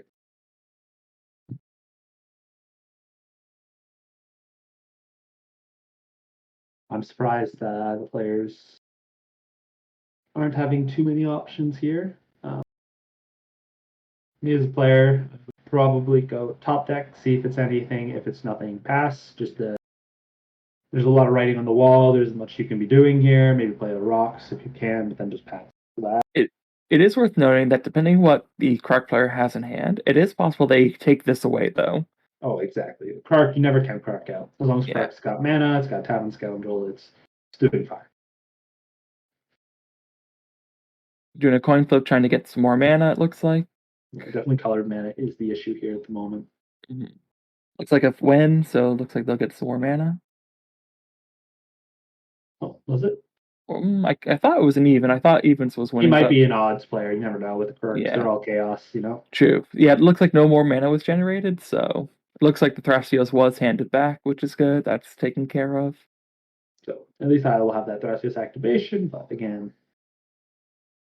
there isn't much that they can do. Nothing's gonna help them there with Outlaw of Life. If someone wants them dead, they're dead.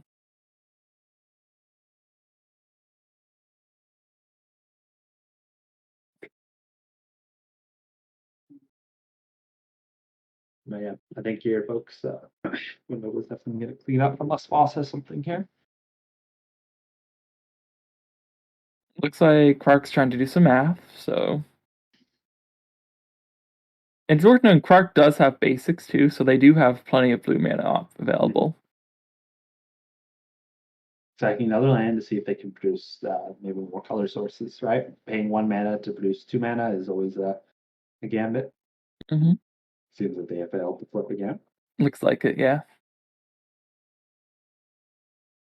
Still thinking they might have something here. They do have some colored sources open, so. Well, they are cracking the treasures using some of that mana, so we're gonna. Oh, it's just the Thrasios. Okay. Yeah, nope, nothing. It's looking like Winota is gonna take this hands down. Cracking a treasure here. Does it open up Mox Amber, but if this is just the Zen step here, passing to the Winota, I don't think any other players are going to have anything yet. So Yeah. Even if you can only kill 2 players, I think you leave the Najil player alive and just kill the other two. They're just dirtling. You have them locked under with your stacks pieces. You have proper stacks pieces for this pod. Actually, getting that rest in peace early, I think, really determined this game. It takes off a lot of win cons from both decks. Even took away a Thassa's Oracle permanently. Like it's just such a pivotal stacks piece being able to just remove graveyards. Sure, we didn't see cards that were specifically looking for the graveyard, but you never know. You could have them in hand, and you just don't get to see them because of pivotal stacks piece there. Mm-hmm. And then Thalia, I think, was just a haymaker of this game, and there's the Thalia again. I think that was definitely the MVP of the game, besides Minota. I think so too. Thalia and Bad Luck were really the MVPs of this game. Mm-hmm.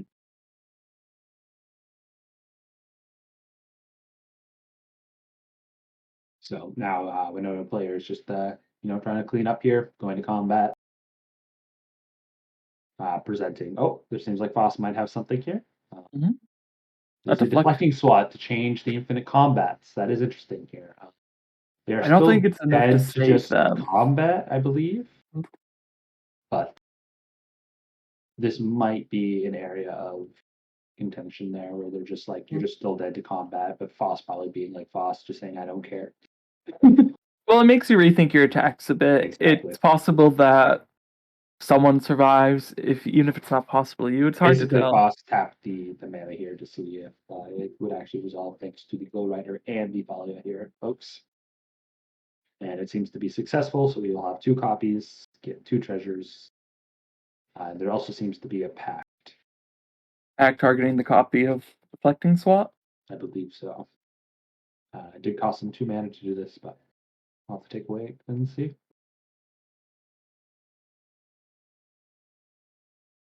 Very curious on what this is attempting. I think just Foss is just showing you. I think he might just be packing his own deflecting swat just because doesn't want to be spiteful, but show you he had something in hand. Well, we know.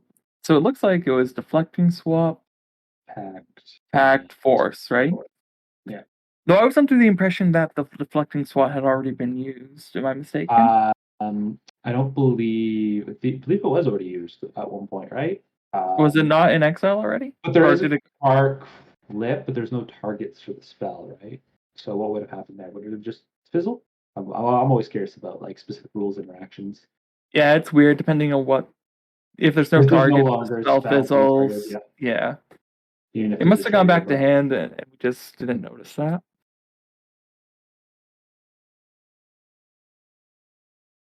I still think this game is all done and done. Just go to combat, clean up the players, collect your win here. I feel like if you're playing the Winota here, that you're feeling pretty good. I did just receive confirmation that the D swap was a fail. Mm. So that did go back to hand.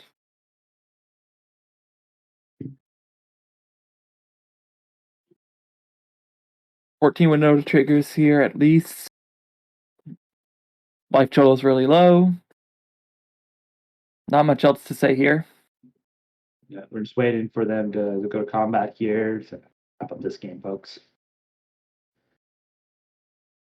Yeah, I believe all the players have counted the damage, and Fostos, he's dead. Isla is just waiting. They flip into a Blade story, and that's just Uber death to the table. Mm-hmm. There's not much that they don't have to hit. Hit a Rick. Again, Uber dead is just there may be some Magilla player here. What could it be? 2 mana. Spread would be 3 mana, but if it's an instant, it has to be 5 mana thanks to Thalia and Glow Rider. Mhm. That does not work, sir. You That's need to pack your treasure. At the moment, there is a Blood Moon on the field. Yes. Though it is still. It saves They them do have just the copy. mana. Yeah. Interesting. They just have to retap, so Tap, it depends yeah. on what the players are seeing. It's going to go down to 1. But again, I don't see much that could happen here. No. I think it's just delaying the inevitable at this point, but there's always a chance, You Never gotta catch play them. your outs. Exactly. sure. I think the player's talking here about this Angel Grace. Mm-hmm.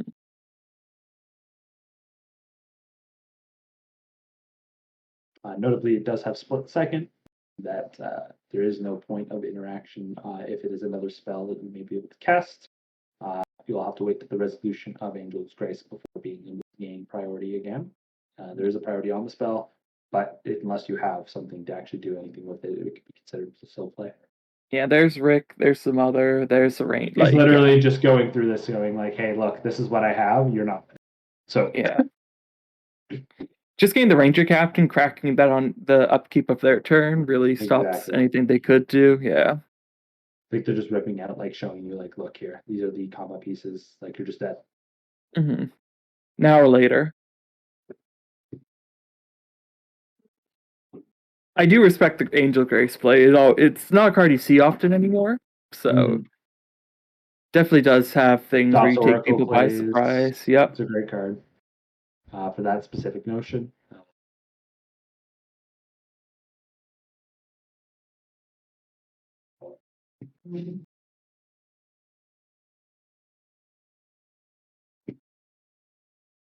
Ah, look at the bear token. Now we did not get to see it in game, but quite adorable. Now, so far from these games, I think we've had some great quality games so far. And it definitely seems like it's going to be a wrap here with everything. Even if they get like that, what's that card that can champion stuff as well? I don't know if they have it in their list, but it's I don't. Yeah, there's just so much against them here. I don't know what they could do. like even if you get like Nagila here, there's just too much on board to get through anything. Like it does not matter. Mm-hmm. Looks like there's a misdirection in hand that we can kind of see.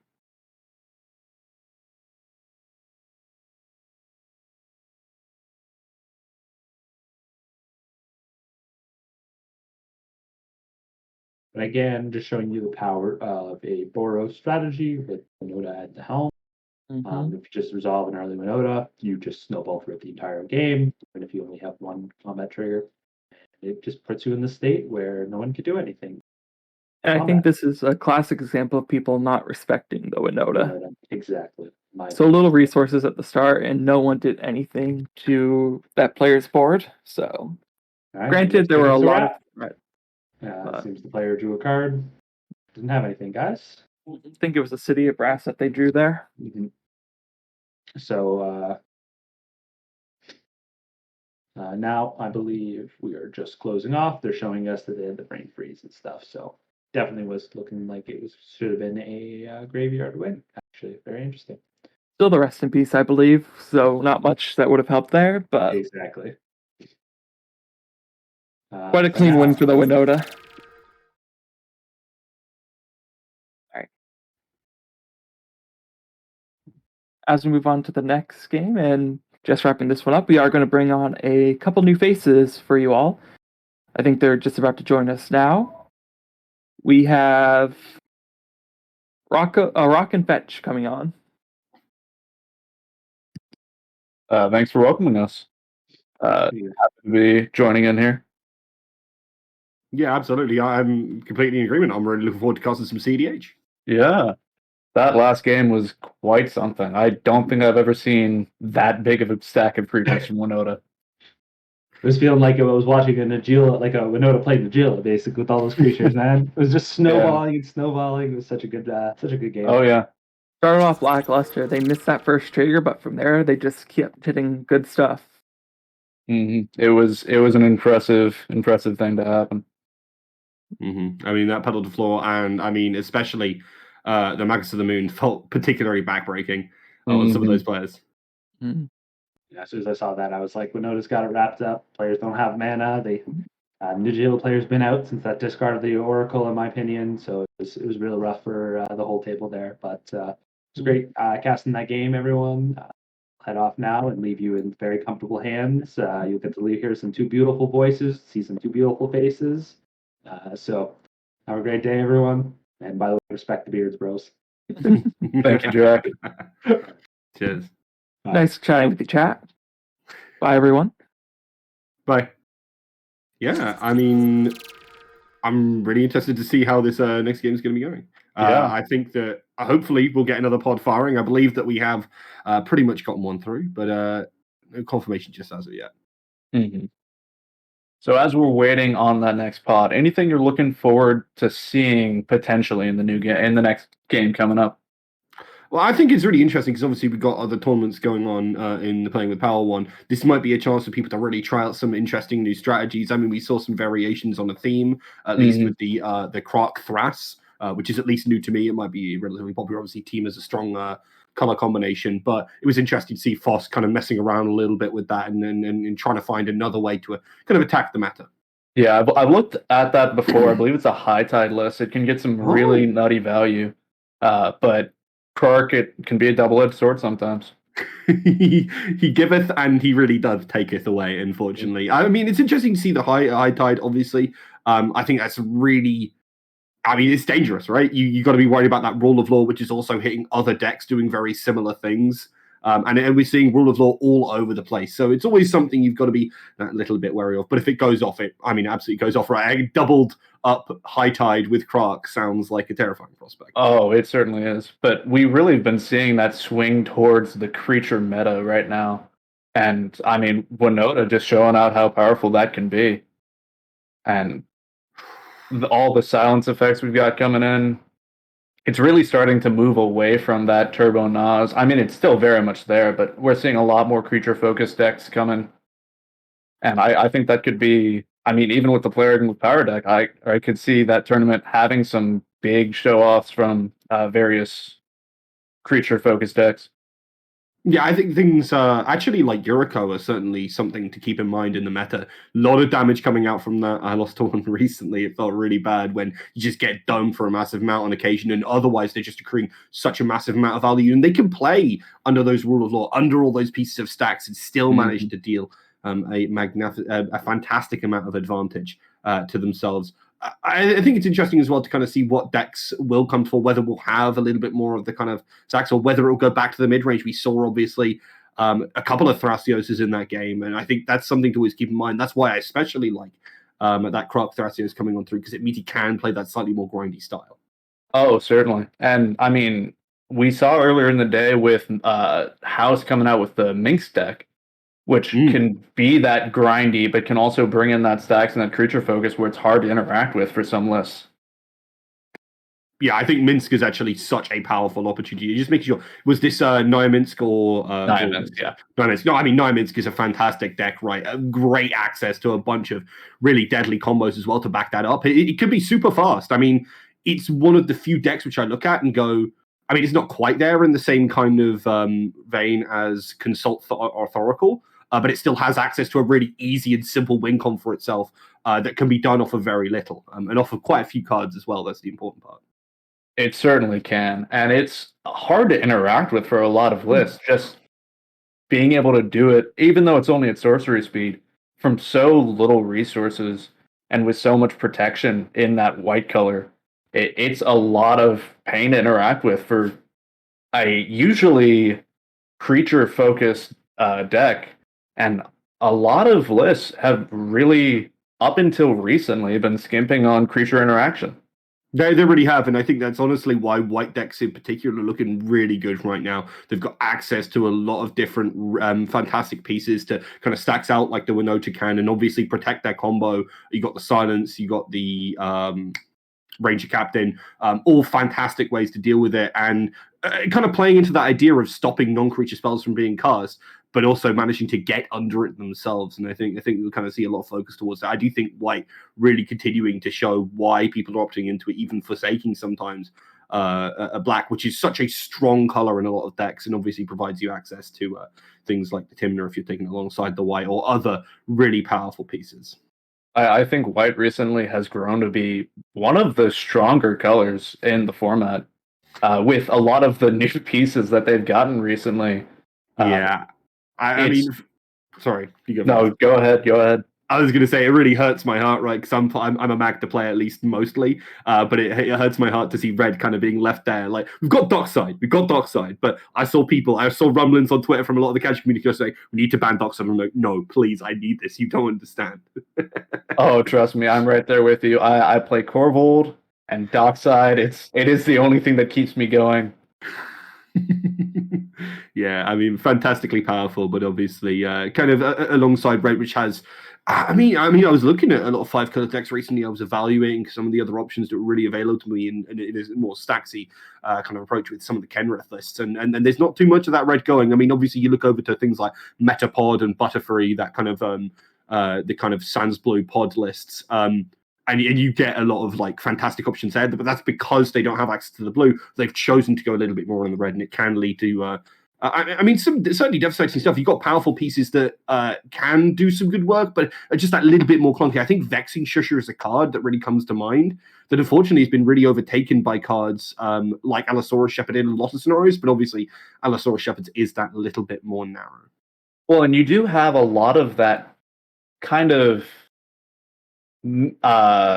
almost combo protection on your own side, having it where you have those Allosaurus Shepherd, the 2-mana enchantment and creature protection. A lot of things where you can start playing out, especially if it's a creature focused combo. You can start playing out your combos and have protection from counter spells, and makes it really hard to interact with. Yeah, it really does. But speaking of those kind of deck lists and the combos that we're seeing, we have finally got a pod, and we've got our first 4 players coming through. We have Foss actually returning the Thrasios Croc deck that I was talking about before. We have Salty with, I don't know if that was the player who was on Winoto just before. I believe it was, yeah. Unfortunately, bringing back that Winoto. And we've got a double billing of Kurik. That's how you say it, right? Crick? I believe it's Crick. That's one of the weird ones, but I'm looking forward to seeing both of those coming out here. It'll be interesting to see if the Winota can get set up with stacks fast enough to stop both Crick players. Mm-hmm. I'm looking forward to it, and hopefully they will be able to. I mean, even if the Crick doesn't go, the Cricks don't go off early, they're going to be losing a lot of health as well. I think that's the important thing to keep in mind, and that makes those combos a little bit harder. Obviously, Crick really wants to be cheating on that where they can. Oh, they certainly do. And if they don't succeed with that first go off, then the Winota might be able to just stop them through combat.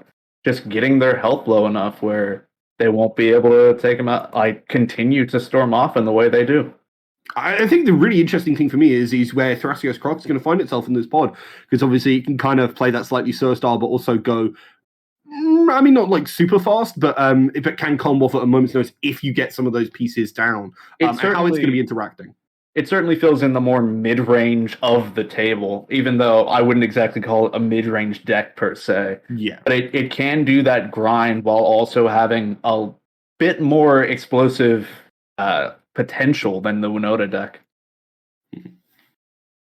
Yeah, it can certainly be fantastic, and I'm interested as well to see what kind of hands we actually get out in the thirds, because I think a big part of this, because you've got 2 of those Cricks going right alongside each other, is how these mulligans are going to come on out, and exactly what we're going to see from the players. Well, and I think if we see either of the Cricks keep a large hand, like 6 or 7, then I think that could be a huge thing to see what comes next. Yeah, it certainly could, but you can see, well, the players are almost all in the spell table and getting pretty prepped. You can see them all getting ready to roll some of those dice, but we're having a bit of an issue getting one of those players in right now. I mean, it's one of the Cricks, so we've managed to not double up on that one. I think it's really going to be interesting as well to see where the turn order lies, because you've got 2 Cricks right after each other. They're not shuffled around, at least right now. Maybe the dice rolls should change it, sorry. But it'd be interesting to see if they're right next to each other. That makes for a very scary prospect where if one gets countered, you've got the other one waiting to go right off behind. And we do only have 1 blue player in this pod. True. So that could be kind of scary right there. Having it where you've got 2 really fast decks that if they don't get stopped, I mean, the Winota can do a little bit, but there's only so much. And it comes down to just a Thrasios Croc. Yeah, it really does. It really does. We have gotten pretty much everyone in the lobby now, and I do believe that some people might be joining us from playing with Power now, as they may have dropped. So welcome if you are joining us from that. Thank you very much for popping on over, giving us a shout. And I mean, we were experimenting with a little bit more of a different approach to things for people like yourselves who have dropped into tournament, want to still get some of those games in and potentially win that all-important prize. As those pods of 16 coming on through, I believe it's is it £10? Sorry, $10 entry. Was it $10 entry? And if we get enough players for a full 16, we'll do that. If not, we'll just do pods of 4, and the winner of that first pod will get 30. Mm-hmm. And then if we do have that 16, they'll be playing for a 60 as the winner of that top pod. And just getting to that top pod gets you 20. So yeah, it's a pretty big payout there, and not a lot of commitment. So if you're coming here from playing with Power, get in, start playing those games. Absolutely. I'm really glad as well that there's such an abundance of tournaments going on for the CDH scene. It's so good to see that we've actually got 2 on at the same time. That's crazy to me. Obviously, kind of there's not been too much of a scene, at least from what I've experienced so far. No, if I'm wrong for people. No, I was going to talk about in the UK more than anything, but obviously you guys have got some great tournaments going on. I would love to go out to Europe proper and see some of the stuff going on there, and actually go to some in-person events. I think that'd be really cool. And it's very exciting getting to see this consistency of high play at these tournaments. It's like both online and a lot of in-person events. We're seeing some really impressive play here. Is indeed. Well, not yet. We're still waiting for some of the players to pretty much get into their games. But We are. They're setting up. They're setting up. I mean, hey, to be fair, it takes me forever to shuffle. I am, honest to God, one of the worst shufflers you've ever seen. My friend sit next to me and goes, he's stressing out about it every time. I mean, you got to make sure you shuffle that deck properly. Don't want to have those obviously flooded hands as a fault of your shuffling. I mean, what else could it be? Yeah, it's honestly my entire playing online, not a problem. Playing in person, that's where things get a little bit rough. I mean, yeah. At least I don't have to run fetch lands. That's the one thing I say in mono red. That does certainly help. And it does look like they have set the play order here, unless I'm wrong about that. I believe they did roll, so it does look like it is the two Kricks right next to each other here. That should be an exciting turn of events. Yeah, it'll be interesting to see how it goes down. Obviously, Get Salty over on that Winota. Hasn't popped that name on in yet, but you can see it in the bottom left. And I think that's actually a really good position as well to have the Winota beforehand, because maybe some of that stacks can drop down first and be at least a little bit enough to tide over the Kricks. Winota coming in second before the Kricks is certainly a big deal for this pod. And Foss going first on that Thrasios Krark, that could be enough to let him get ahead of the game. Yeah, and when he gets ahead of the game, should be able to have access to some of those counter spells, really be able to kind of deny the Kricks from going off, because they are absolutely here to drag race, and otherwise it's going to be some real problems. I mean, we had a really long game in the last one. This one could get very, very short. Oh, it certainly could.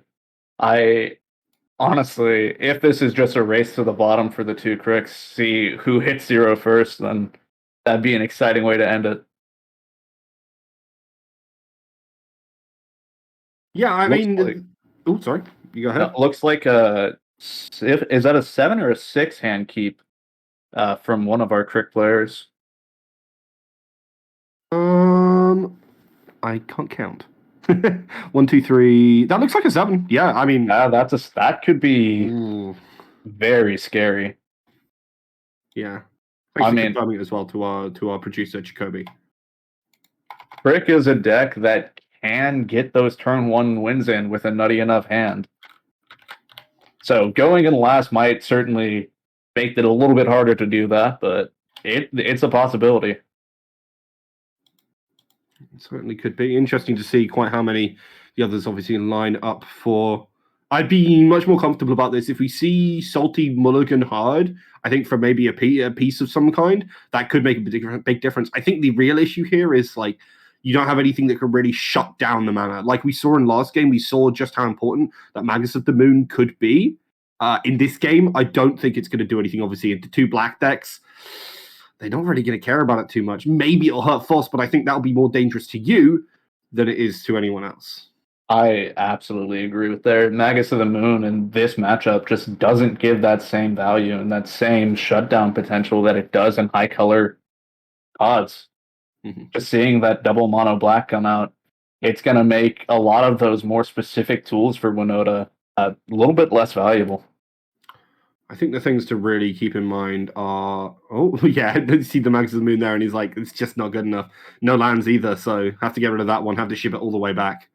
I think the really important piece here is getting something that's going to tax those non-creature spells, potentially for Nori and United Away, because otherwise they're going to be able to really start to, for want of a better term, vomit out their hand, play a lot of those cards down, sack a lot of that life to get some really explosive starts. And especially since I think that's both of them on 7s, this is a pretty terrifying prospect. If we don't see either a Deafening Silence or Tax Effect come out turn 1 or 2, this could be a really fast game. Could indeed. And if you want to see games of any kind, don't forget to visit our YouTube, youtube.com//ka0s tournaments. Obviously, that's chaos with a K, no H, and a 0. And if you're liking what you're getting to watch here so far, go ahead and check us over on Patreon. Same thing, patreon.com/ka0s tournaments.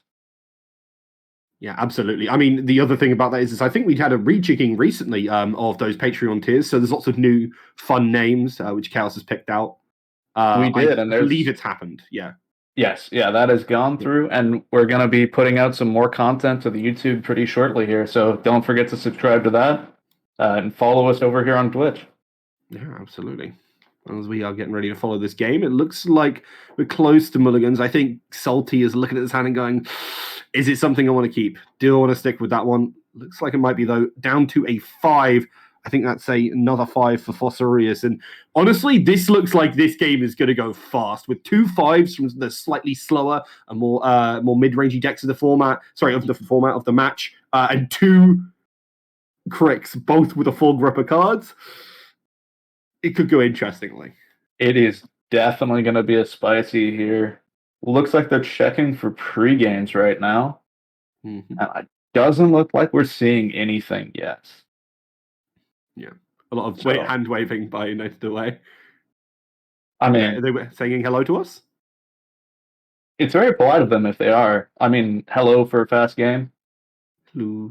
Well, I won't be saying goodbye as quickly as that. But don't forget as well, if you're interested in all the information about this tournament, about other tournaments, about, well, pretty much any of the information we just gave you as well, go to ka0stournaments.com. Again, with the same format for ka0s. You can probably tell it, it's on the Twitch. You'll get it. I believe in our viewers. If they're fine connoisseurs of CDH content, I think they probably at least know how to read. I mean, reading can be a challenge sometimes. That is true, to be fair. I've lost games to not reading. I'll say that. Yeah, I actually won a game last week due to not reading, and none of our players read because we had a damping sphere down, and I tapped an ancient tomb for 2 mana, but we didn't realize until the next game when the same thing happened, and I was like, oh no, I can't do that. And then we thought back, and it was like, oh, whoops.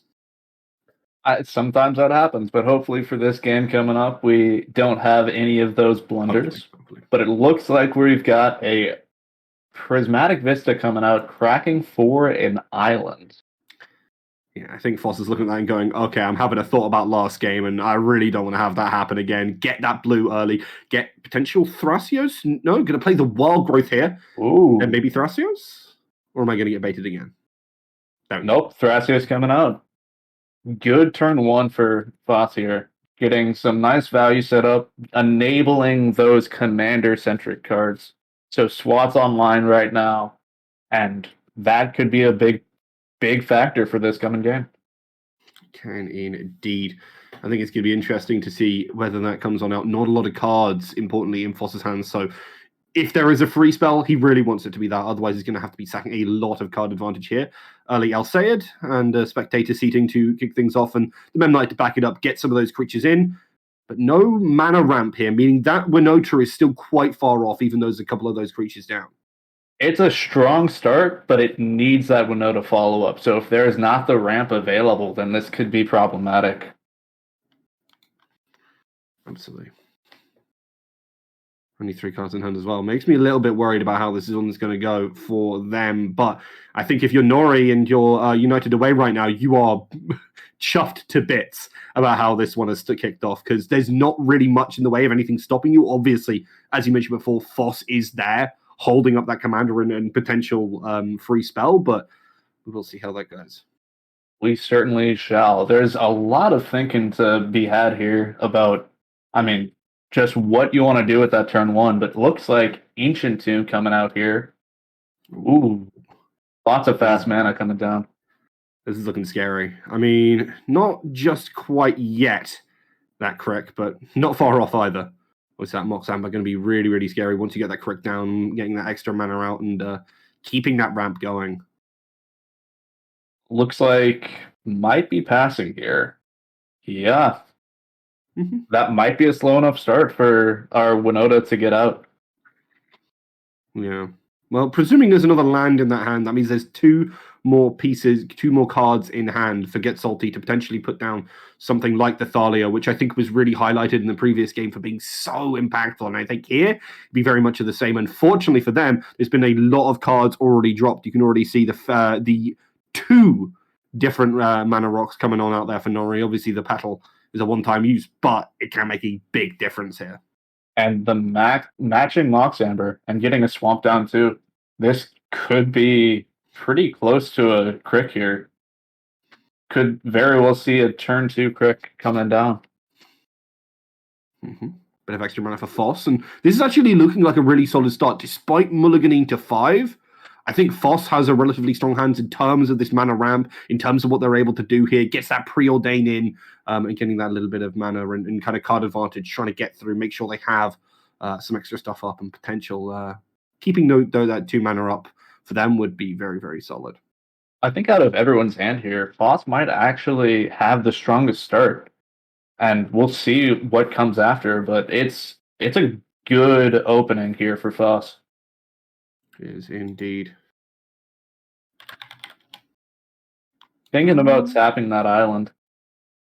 Might be seeing something coming out here. I think it's an interesting choice, right? Obviously, saw something of that preordain and is now feeling like it's better to kind of get things going, and that can be good. The issue here is that wild growth is not on a forest, so it's not going to quite have the same effect with that Arbor Elf. But hey, if he gets a forest, that Arbor Elf is going to look mighty fine. And big deal here is that we're not seeing a second land drop. It's still only the 1 land. And with the Arbor Elf, there's no forest there to untap.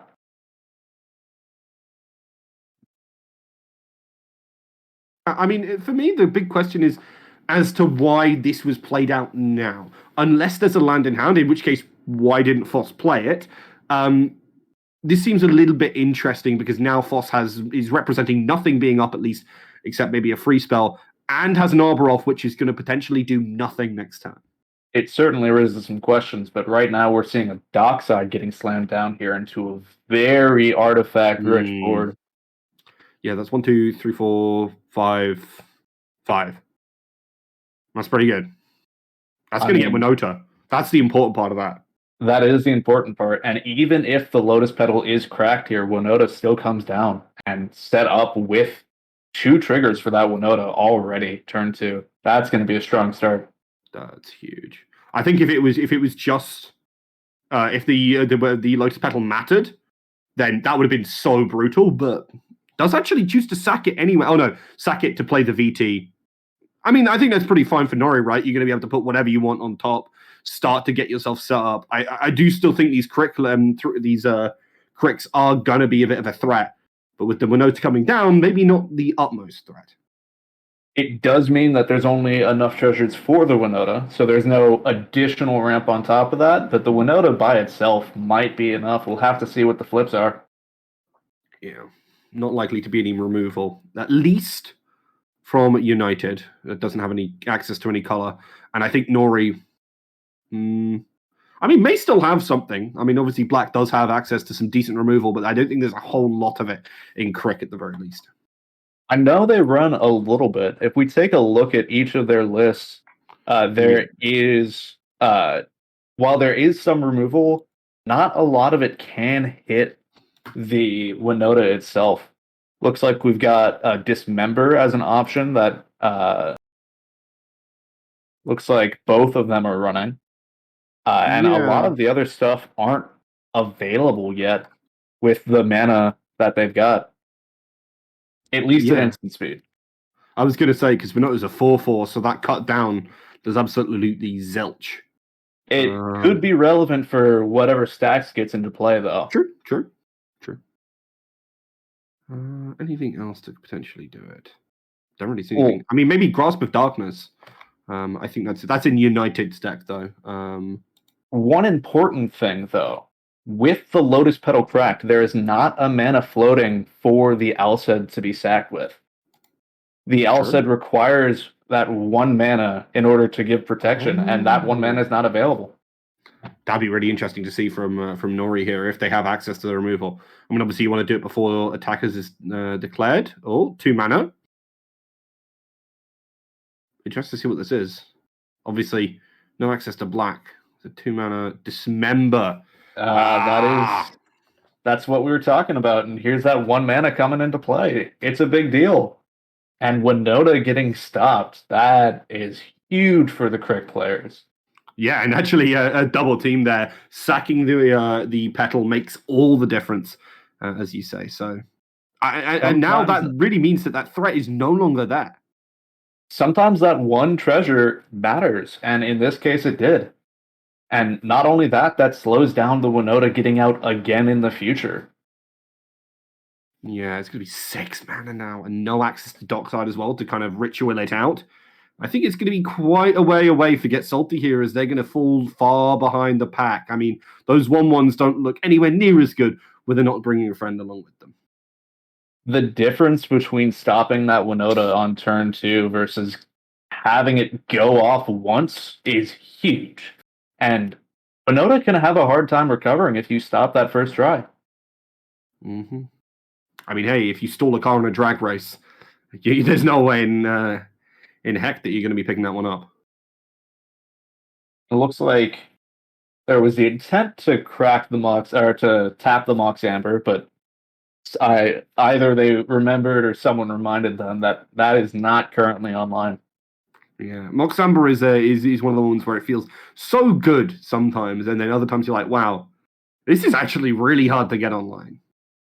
It certainly can be. And in a deck like Crick, it can be huge to give you that one extra mana, but sometimes getting the mana for Crick out can be a challenge. Yeah, and actually passes away from that as a result. I think United away a little bit irritated about that one, but hopefully still going to be able to find their chance as they pass over to Nori here, who is able to drop that land again and be able to, I think it's a fetch of some description. Looks to be. Yeah. Can't tell if it's a Prismatic Vista or not, but yeah, should be another land coming in. It's getting a swamp regardless it of will what be. it does. Yeah. That's I mean that's Nori now sitting on that 2 mana. If they have a dark ritual here, they can pop out the Crick. Don't know what they put on top, and it easily could be if they feel like they needed that mana ramp. There's a lot of options available to them. Getting either a Dark Ritual or Mana Crypts or any other number of things. I mean, Crick does run a lot of fast mana, so whatever their choice is, they can slam it down here and should be able to get the turn 2 Crick. Could be very, very impactful, and obviously being the first one to get that going off is really big for Nori. But I think it'd actually be really nice in terms of the sequencing for the rest of the players at the table, because that means then if Nori's the first one going off, you have time to untap between the chance for United to do so as well. You certainly do. And there is still potential interaction up for Foss. True. Actually, how is that island untapped? I don't know. I was wondering about that. It's possible that just that should be tapped. I believe so, yeah. Yeah. As long as they remember that it should be tapped, it shouldn't be that big of a deal here. But yeah.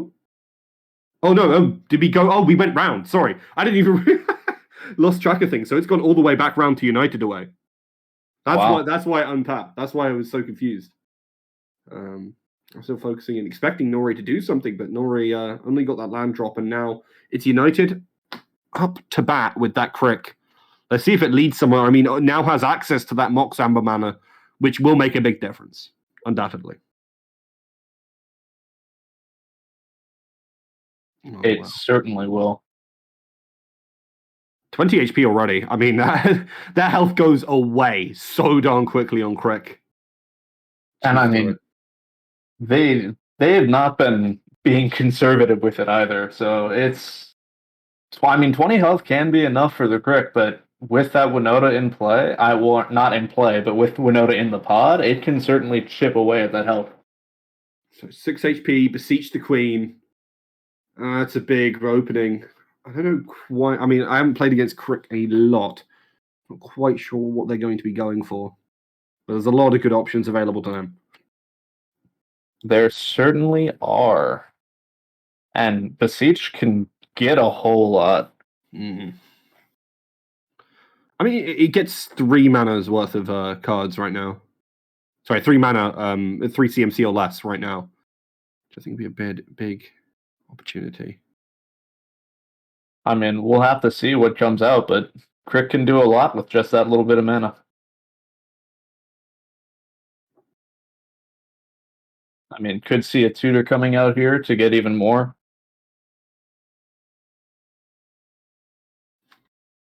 Yeah. But I'm trying the to see more what would that be in mana this is list. used, the more that Crick mana is used, the rougher it's gonna get. And if we start getting down here to be 9 or lower, it gets to a scary range. Yeah, I mean, if it was one more land, I thought it might have been Gary in order to get. Sorry, I know Gary's 5. If there's a couple more lands, maybe it could have been Gary or the Sheoldred or something along those lines, which we are seeing in these lists today. In at least Nori's. Let me see if the Sheoldred is. Yeah, it's also in United. I think there's a good couple of options that could have been there, but Looks like some mana crypts. strong card. Don't get me wrong.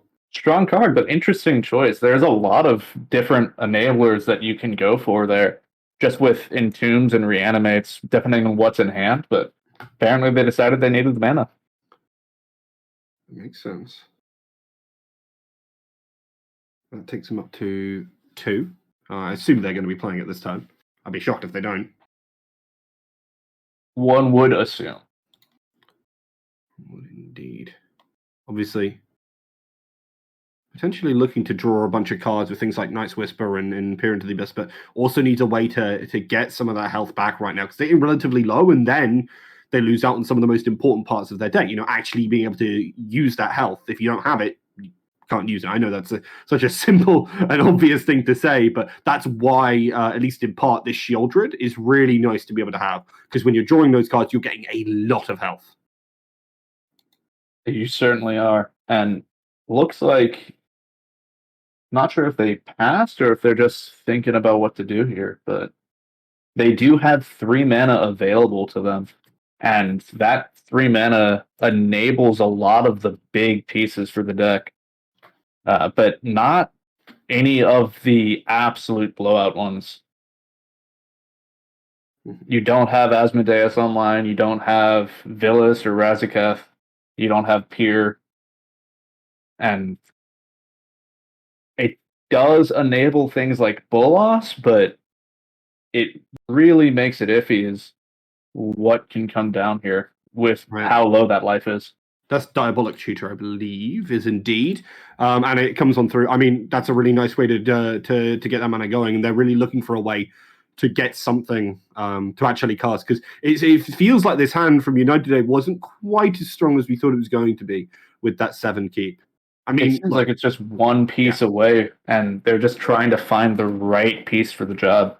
Diabolic Tutor will get you pretty close. Well, it'll get you the card, obviously, but... It will. But it's just a question of whether they can take that life and go down that low without getting punished for it.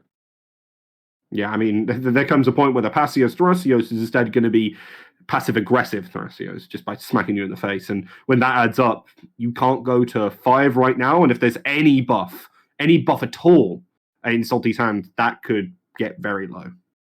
It certainly can, and I'm sure we'll see Salty be swinging at United as soon as they can. But they do have the chance to set up something big. I'm trying to think of anything that they can do with just the 1 available mana, though, even with that Crick mana. Mm-hmm. I mean, Crick obviously also a very solid blocker. Right now, a 4/4, and when they block, importantly, gets 4 of that life back. So it's not quite so easy to attack into the deck as people think, right? You look at it and you go, mono black deck, sacks all that life, just hit it. Well, especially if you want to keep some of those pieces alive, it's not going to quite go that way. So Foss unlikely to necessarily swing it with everything, but if the mistake is made, we'll definitely look for that punish. Crick does grow pretty big, and getting that lifelink can help a lot for this deck. Huge amount. It might just be set up for next turn and hope to stay alive. Indeed. But obviously that next turn, I think, will be relatively similar. I mean, unless there's no extra kind of mana coming out anywhere for Nori, this could be a very scary turn cycle for both of these players. Because then they've also got to decide, who do you put the pressure on? Because if it's both, you're kind of going to put half-assed pressure on both, and that's not quite enough. You need to be able to determine who's really in that position to win. And unfortunately, I think the answer might be United away and could potentially be Nori in this position if they don't pick up that win. Crick. And apparently, United has said that they are going for it. Apparently, a direct quote that too much is resolved to not try and win here. So we'll see what happens with this, but this should be spicy turn. I mean, I don't blame them for going for it. You got to at least try, right? When you're set up like this, you have to take the opportunity. Yep. Sometimes you only get that one shot, and so if you don't take it, it will lose you the game. Yeah. Don't want to make a tragic slip and give Nori a chance to edge back in here as well. Sitting there waiting and going, oh, if this doesn't quite go United's away, it really could go theirs. It would be interesting to see if any of those 3 cards in ka0s's hand is interaction, though. You'd hope. I think for the good of the table, they're really looking at that going, oh, it's passed over to Nori, did not manage to get one through. Oh my. Was really attempting. But now it's Nori's chance. 3 swamps. Not quite enough without anything in hand to cost that crick, and that's all important. Because obviously that is the green light, frankly, for the deck. You get Seeing crick the down, pass come down good. here. Seeing that pass is huge. I mean, there is still the potential for interaction with ka0s, but there is a whole lot of potential for Nori to pop off here. He is indeed. ka0s obviously sitting there with a decent amount of mana also available, having 3 even, can't count. Forgot about the Arbor Elf not actually untapping any lands right now. Having access to 3 mana and 3 cards in hand, there is a lot that could be sitting there. And I think Nori's kind of looking at that and going, maybe I do have the explosive hand. Maybe I do have a chance here, but can I do it into counterspell? And if I do, and it goes wrong, will United pick it up? There's the Necropotence. I mean, it's not going to be a crick this turn. That's very important for the rest of the players, but anything after that is going to be going very much the way of Nori. I mean, not saying the crick down means that you're not getting the win this turn, but slamming down that Necro, if you get a next turn, it's going to be a good one. Mm-hmm. It looks to be a pretty conservative Necro here, though. I mean, hey, you've got to save that life for crick, right? That's the thing. It's always a lot of kind of small choices that really add up in this deck. When you've got such an important resource like your life that's so fundamentally key to your game plan, you've got to be sensible with it. And I think Nori makes a good choice here by not going too big, lest they go home. Crick is a deck that a lot of people just think is turbo go burr, but it does have a lot of complex decisions for it, especially with that life total. Yeah, look, it is racing, but it's like dirt bike racing. You got a lot of bumps in between you and the goal, so you've got to make sure you can actually hang on to the very bitter end. And we are seeing a heuristic study come down from ka0s. That is a huge piece here. While it's not a direct stacks, it will feed him every time those quick players try to go off, and that's more possibilities to draw into interaction. And now Winota back in the saddle, drops the Jeweled Lotus, and this does actually mean that Winota can come back out. This is so big. And again, another chance to really set things going. The other part of this that's really important is that you're looking over at Nori, and Nori still has no creatures on this board. This means this is a free swing if you want to put some damage into there. That is an open battlefield for 3 triggers, and this could be huge. We've got a lot of possibility for this to swing the game right now. Yeah, Glow Rider, the Thalia as well. A lot of other cards in that deck as well that could be massively important. I'm going to bring up the list if you just give me a second and look at what exactly could come down. I mean, the Aven Mind Sensor would naturally be fantastic. Getting something like Aven or Aethersworn Canonist. Oh, sorry, you can't actually fetch Aven off of the back of that. It's a bird wizard, my bad. You're right. Getting Aethersworn Canonist down. Any of those heavy stacks pieces can be really relevant here, especially if it is a deafening silence effect. And we are seeing a Thalia hit the board with that first trigger. That is exactly what you did not want to see as Nori or United away, because that makes it so difficult to get those spells to actually cast. Because you can pay all the life you want for the black, but you cannot pay anything for the more generic mana, for the colorless mana, well, not colorless, for the generic mana coming through here. And that's what makes it so brutal when things like that come down. The Rionia as well, and we've seen just how powerful this can be in the previous game. Honestly, Get Salty kind of showing shades of that. I think Foss is looking at it and going, oh, I didn't really want to have to deal with that one. Well, and seeing that Rionia come down, we already have a huge stacks piece. And now coming down with Rionia to be able to create a ton of value. And then Thalia's Lancers coming out here. Oh, that's pretty good. I mean, that's a great way to fetch something up, and interested to see exactly what they're going to get for that legendary card here. But there's a swathe of good options. Obviously, you got access to that Kiki Chiki if you want to go for the win. A couple of other pieces, like, I'm actually looking, what else is there in here? There's not a huge amount, to be fair. There's Rick. Obviously, there's Thalia, who's already out. Rograk, which I don't think is going to be the fetch, if I'm going to be completely Kiki is honest. certainly the main thing here. But getting a Kiki down is huge, especially with the value you already have. That was an You can copy Thalia and then continue to go Thalia's Lancers and continue to get a lot out of them. This was an absolutely massive swing, and getting 3 big hits off of that's a huge deal for this deck. Yeah, that Jeweled Lotus was the huge part, because obviously that Dockside came in, it was denied, the Dismember was so big, frankly, from United away, but when we were like, okay, this is going to take a long time for the Winota to properly get back into the game, but the Jeweled Lotus just gives that little bit extra oomph in the tank to push them into a position where now everybody else is really going to answer them, and I don't know if United away, even with all the stuff they've got resolved, is really going to be able to deal with it. I don't think there was a single card that could have been better than that Jeweled Lotus there, and it came up big with these flips. It certainly puts what could have been a quick game into a very scary position. We're actually seeing the Rick come out here rather than the Kiki. Yeah, I mean, I think the big part about this is as well, you can get that Vigilance, you can get that, or that Lifelink, which could be a big deal breaker. I think the Lifelink, less so, but First Strike and Vigilance mean that you can really just swing for free into whoever you want and keep up blockers for a potential attack again. It certainly is going for more of a long game approach here, but that could be what they need. Could it be indeed? But I mean, that is pretty much it for this turn. Now it gives a chance over to the Corrects. I mean, there's only 1 mana open. I think potentially keeping that up for Alseid mana, which obviously was a real problem earlier in the game. I don't think that they're going to be able to do much more with that one. Obviously, a lot of damage is about to come the way, but after that, that's where things kind of get a little bit more chill. I mean, that Rick Steadfast Leader is going to come in here, and next turn going to be a huge just tempo play for continuing to show off this massive board. But we will get to see what United gets to do here. There was that last turn of setup, and let's see if these stack pieces come into play. Mm-hmm.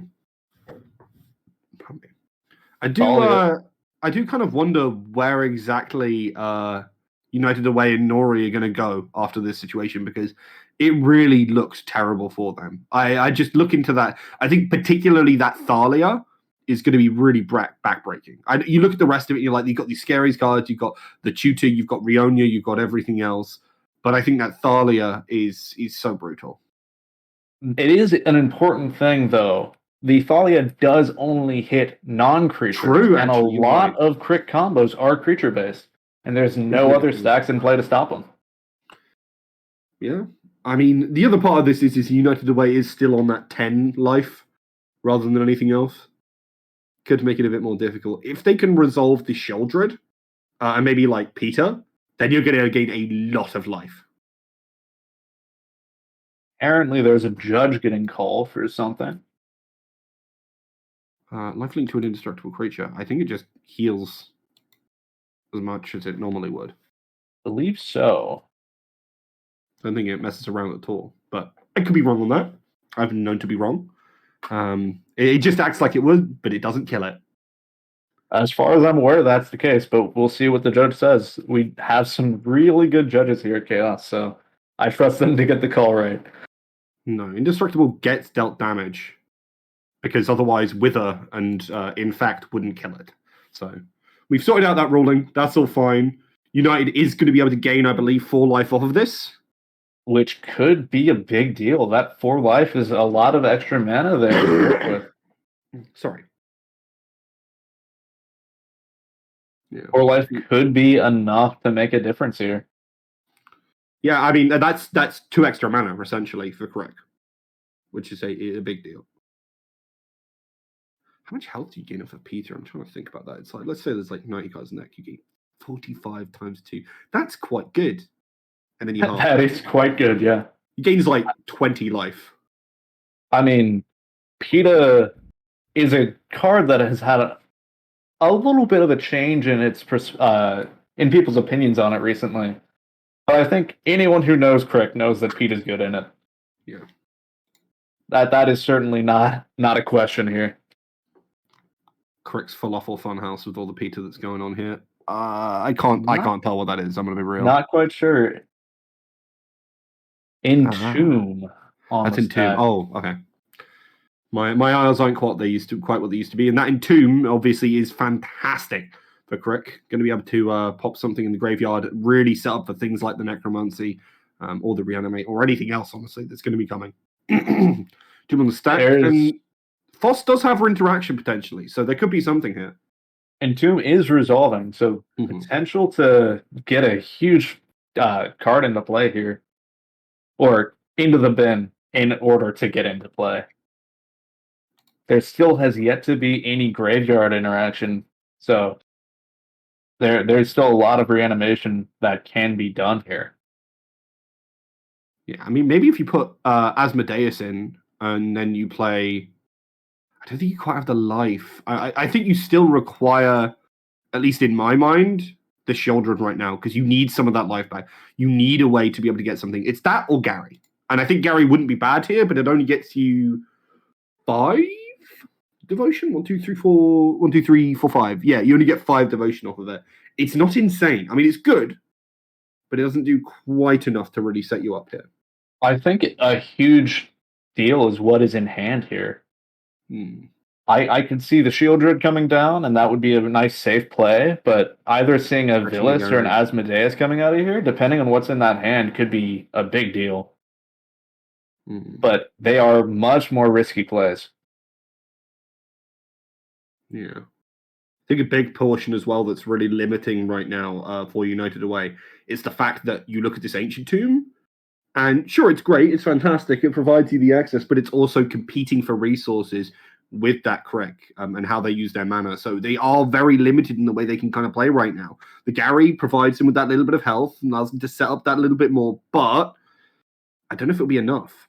I mean, as they do say, life is a resource. So let's see how powerful that resource is here.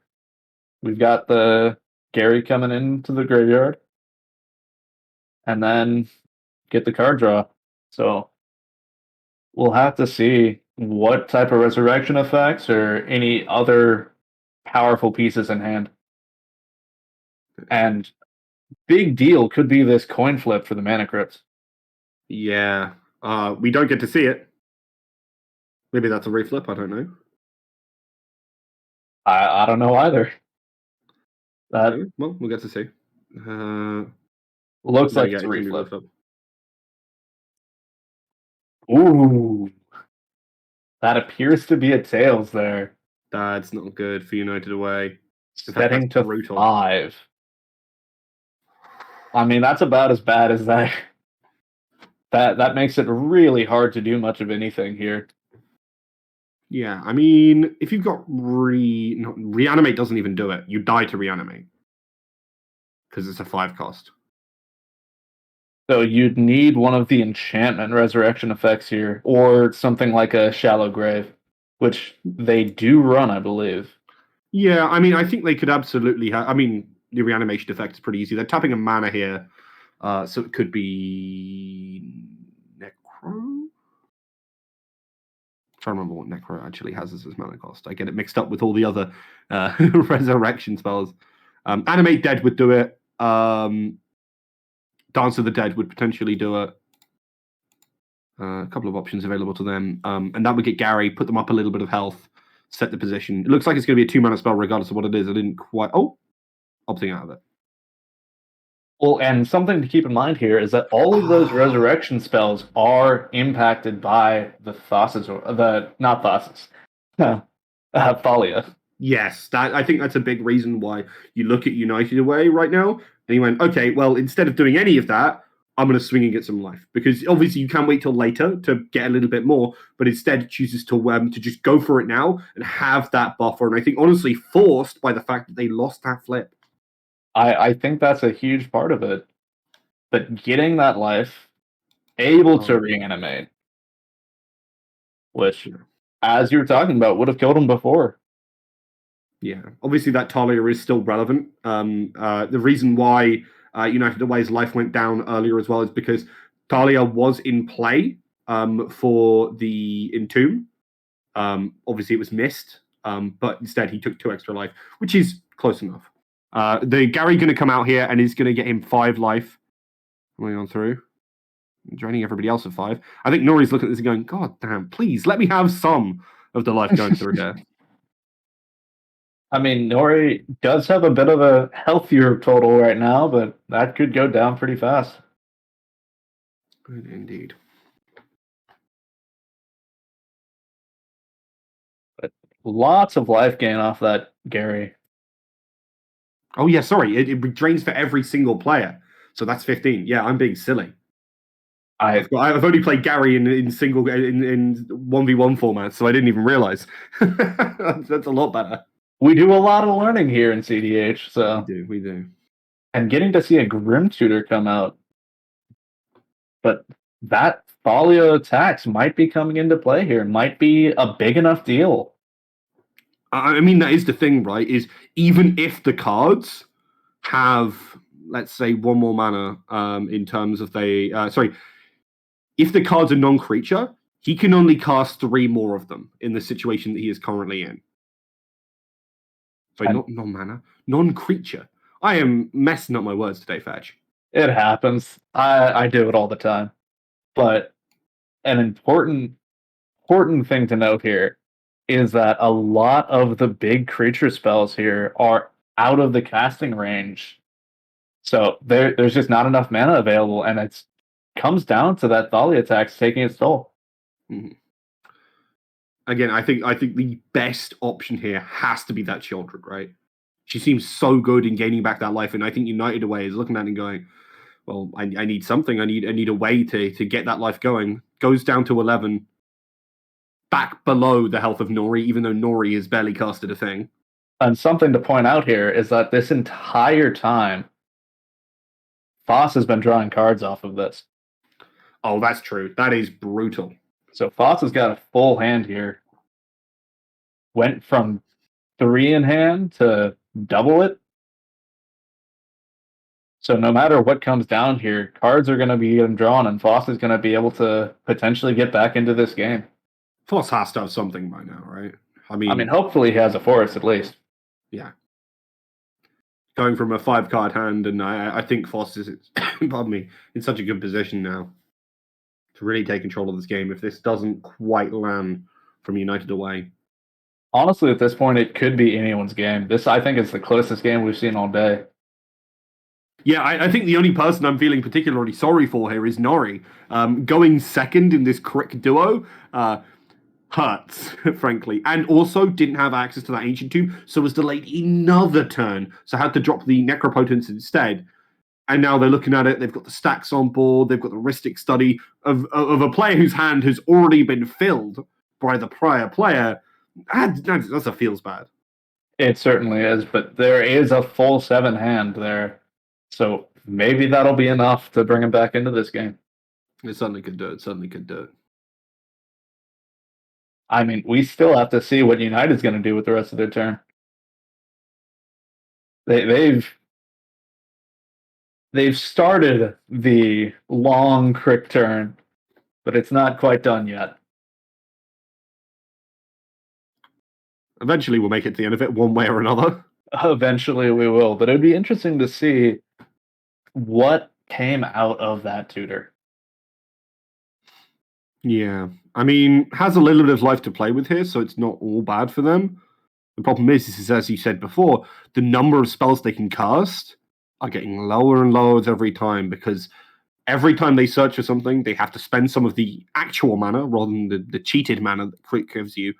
And then things get just that little bit more difficult every single time. A nice line that they could be in right now is to kind of, sack and potentially replay Gary. But again, it still lands in that same position where you don't have access to the mana. It certainly makes it a challenge. And they are pretty low on mana here, so we'll see if this is just another wait till next turn.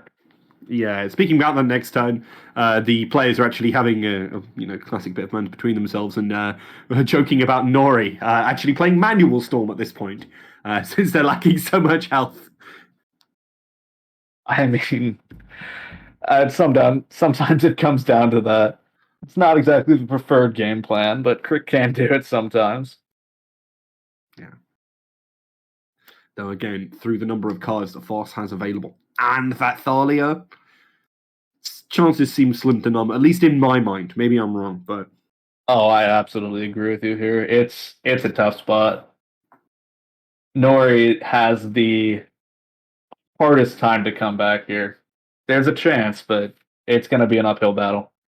it is. And again, reminder that this uphill battle is going to get even more problematic considering what's coming next turn, right? We know that the Winota is still going to be there. There's still the Alseid to potentially give the backup and the protection. And there's going to be Rick Steadfast Leader to really buff up some of those humans. So this is a really scary swing coming out from Get Salty next turn. So there's a clock on, well, pretty much everyone in the game. It really comes down to what Nori has in that hand, what they can get out. I mean, creatures at this point kind of have to be what it is. You need something big because you have the protection, you have the Thalia in play to hurt the non-creature spells, and then Boss has plenty of cards in hand, so I'm sure there's some type of counter magic in there, but a lot of that can't hit creatures.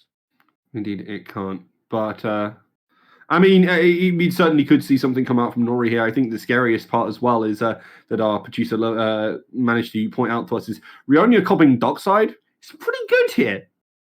It certainly is. Getting another fresh, what is it, 7 at this point? 1, 2, 3, 4, 6 or 7? 5, 6, 7. Yeah, 7. That's a lot of mana to work with. And while we don't know what's in that hand for Winota, 7 mana is not bad, regardless of your hand. Indeed. But we see United passing here, and Nori's getting to play with a tutor. I would have thought one gets a Gary of their own, starting to even up the score of that one. Playing their own correct here and being able to play that with it would be absolutely fantastic for them because obviously that health total is going to go even higher. That'd be 1, 2, 3, 4, 5, 6. That'd be 8 life from each player, and honestly, it would bring United away very low. It does look like they're looking at other options here, though. Mm-hmm. Might not have the mana in hand for that, Gary. Yeah, I think the biggest issue is you haven't resolved the crit yet still, and the Gary is not coming down now at the very least. Looks like the Gary's not the one getting tutored here, but we'll have to see for sure.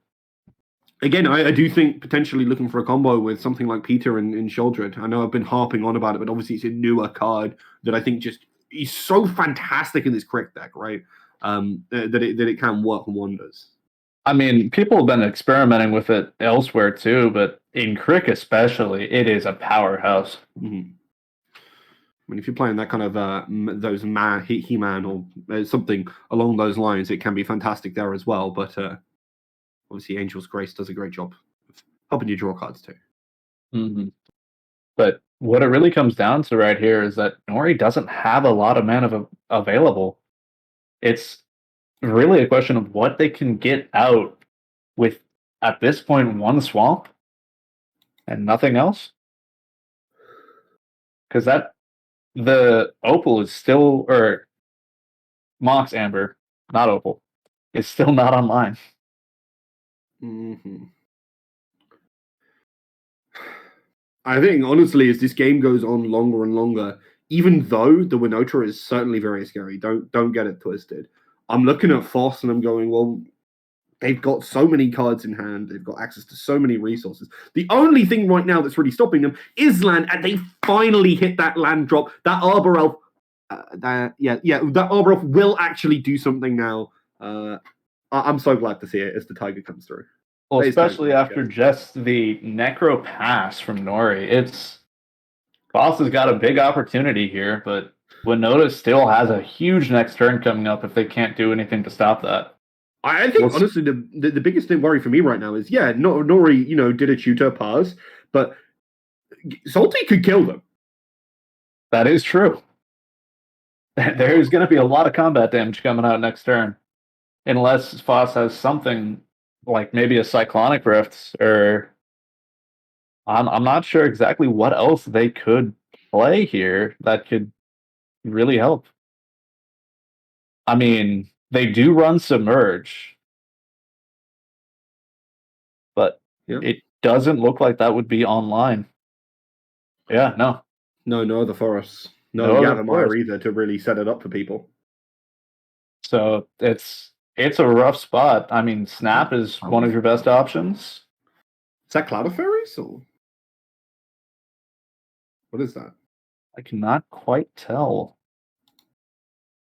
Yeah, it is Cloud of Fairies. Okay. Oh, it's an interesting card to see. I mean, it's still strong. I think it does a great job here, and even nets the mana in the current situation. So yeah, I mean that's one of the things that the High Tide list does. It gets a untap. Oh yeah, I forgot it was a High Tide list for a second there.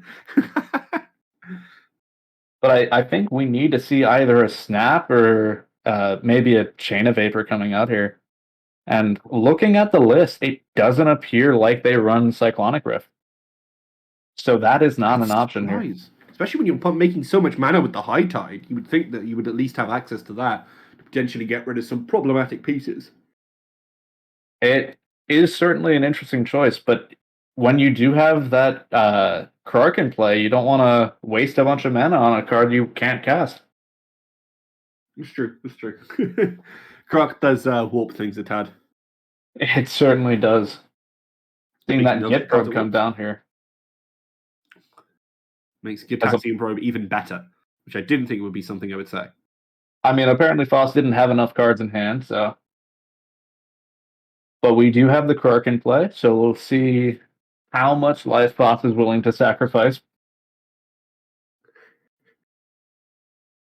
It's the classic. I mean, eventually it's going to resolve, but. And he gets to look at two players as well. I think really importantly here is he gets to look at, I think, both Crick players. And really that's a success right off the bat. I think looking at the Crick players here is the safe play, yeah. Yeah. Yep, looks like starting out with one of the Crick players at the very least. Mm-hmm. Send a photo. Salty, obviously, trying to further his understanding and knowledge of the game by really putting his head into it. Both the Cricks getting shown. We've got a Jeweled Lotus, an Asmodeus, and a Grasp of Darkness from United. Yeah, the Asmodeus is going to be really good with another fetch or something. And then we've got some Resurrection effects and some... was that a... It was some Burial effect. What was that? I didn't quite see it either myself. But I mean, I would say that United doesn't have much in the way of anything in the hand other than this Grasp. But honestly, I think that might just be enough because it does kill Winota. And I think that's the most important thing you can possibly do right now. Because there is not enough mana, I believe, to recast it, at least before combat. Obviously, Rionya can still copy the Dockside, can still set up for that. But the Winota is going to be knocking there. There's not going to be more creatures coming down. Maybe you play the Rick, you do the Rionya, then you play Winota again afterwards. Don't even think you can. I don't think you have enough mana. No, not for both. It's certainly a tough choice. And it looks like it was a Buried Alive and a Dance of the Dead. So that's really good. Could be a very spicy next turn for Nori. I didn't see if there was any more mana in there. I missed that. I think that's been the real problem for Nori so far this game. That alongside the fact that you've got this, what's it called? This Dahlia has again just really hamstrung them. It certainly has. I know there was a Jet medallion in play, but once again, that's taxed by the Thalia. And so reducing the black spell And cost. it's not doing anything quick either. That's the real. Oh, medallion. Sorry, it's getting mixed up with the other one. Jet medallion is your black spells cost one. Yeah, I was wondering why they were running that card for a second, and I was thinking of the one that comes into play tapped. Oh, no, no, like no. the sky, whatever it's called. I can't remember. Yeah, the diamonds, I think. Diamonds. Yes, that's it. I was like, why are they running that? That'd be a bit silly, but I'm the silly one. But yeah, they'd have to pay 3 mana to get that into play in the first place before it starts doing anything at all. And that's a lot of mana to invest for something like that. Would be indeed. Turn has passed over to the Winota, so it's a chance to make their move, but we have already seen what United Away is going to be pulling this time, and I think it needs to happen, frankly. Otherwise, the Winota is really going to start to pull away from this game. The question is, does Winota have access to any taxes in hand? Anything, really, to potentially do something? It'll be an interesting thing. They've got 3 cards in hand. One is, or 2, I can't quite tell. One of them is Rick. One of them is Rick. I believe it's 2, but it is hard to tell. Yeah, the Black Slaves don't exactly make it easy. No. But looks like we're seeing what the Rionia is going to copy here. And a lot of talking. Yeah, it looks like people are seeing if there's going to be interaction at the start of combat phase before Rionia goes off. Mm-hmm. I think it'd be a good shout. I think it's interesting here as well, is the fact that Get Salty didn't choose to invest the Wreck early on here, and he's absolutely so it's 3 cards we can see now. Didn't you choose to invest the Wreck here? Absolutely the right choice. You want access to that Al Sayed, you want access to any potential interaction in hand. Really wanted to make the heads up play here. Certainly did. And it does look like that Rionia is targeting the dock side. Yeah. But that is some interaction coming down here from Nori. I'm not sure what exactly that piece is, though. Nori. Is that Snuff Out? Or something along those lines. It's a kill spell, and the Al Sayed is sitting there potentially. It is a Snuff Out, but the Al Sayed is getting popped in reaction to it, I believe. Yeah, I think this is the chance now. I think United needs to go for something. It has to play this card now. I know it's 4 life, buddy, but you've got to be able to remove that Winota. Otherwise, this game is going nowhere. But Let's It Resolve gets pro-black. I don't know if that's resolved itself, that because the sacrifice is actually the cost here. Just waiting for that one. If Nori puts that away, it could be... Not sure if there's something else that could be done here. I mean, we know that United has access to the 2 black mana removal spell, unless it's a sorcery and I'm being crazy. I do not remember. The Grasp of Darkness would kill. The Grasp would kill in reaction. Response to ability. There we go. Comes through here. Yep. There we go. Yeah, it is. It has to. And that should be targeting the Winota, would be my guess. That way they don't get those triggers. Yep. Grasp of Darkness on Winota. Yeah, the important part is stopping those triggers. And it had to be in response to the interaction. So really good call here from United Way as well to wait for Nori to go for the spellcast and then remove it themselves. But look at that health, down to 5. We will see the Winota coming out here just off the treasures alone. It is enough to stop those triggers, which is huge here.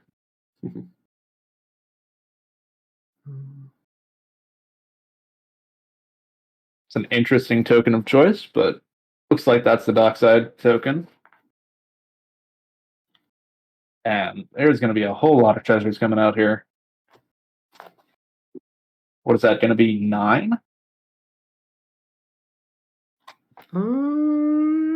7, I thought it was before when we counted. 1, 2, 3, 4, 5, 6, 7. Oh, wait, no, 2 more artifacts were added. I am completely wrong. Yeah, no, it's 9. So 9 coming down here. That's a lot of treasures. More than enough. So we'll probably see the Winota coming out in second main phase, but no Winota combat triggers. Interestingly, I think it also can cast the Rick. So it's going to be two spells. And that looks like a full swing going at United there. Yeah, I mean that will kill him. I believe, at least from my maths.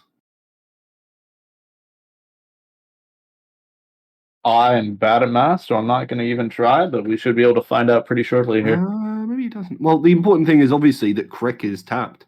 Try to get that extra mana in the main phase. From the combat phase. The life to get extra mana with the combat phase, and as a result, might just be dying here. Very, very over aggressive, and I mean, sometimes it pays off, absolutely. But under that Thalia, it just seemed no dice.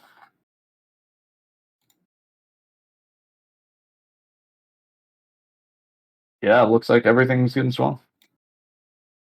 And apparently only 8 treasures were made, so I don't know what's about 1, 2, 3, that. 4, 5, 6, 7, 8, 9. I don't know why it's only 8, because it should be 9. Yeah, there should be 9 treasures being made, but yeah, I mean, 8's still going to be. I mean, it's a difference, right? It's between having the Rick and not having the Rick this turn. That is true. That is true. Either that, or I just can't tell what that dice actually is saying. But I'm pretty sure. It definitely says 8 there. Yeah, I think Jacoby is right, but it's definitely 9. But if they miss it, then 3, 4, 2, 3, 4, 5. Yeah, because there's 5 from ka0s, 2 from United, and 2 from Nori. Yeah, hopefully the players get the wind of that and get so it'll be like, oh, great, could play the all important card alongside Ornithopter of Paradise coming on in alongside anything else. And yeah, United is confirmed dead. Yeah, he's gone. Sometimes you fly too close to the sun. Sometimes you do indeed. I mean, honestly, Nori, now maybe not so. Did not get the Gary, I believe, actually, in the end, so it's not so bad for them.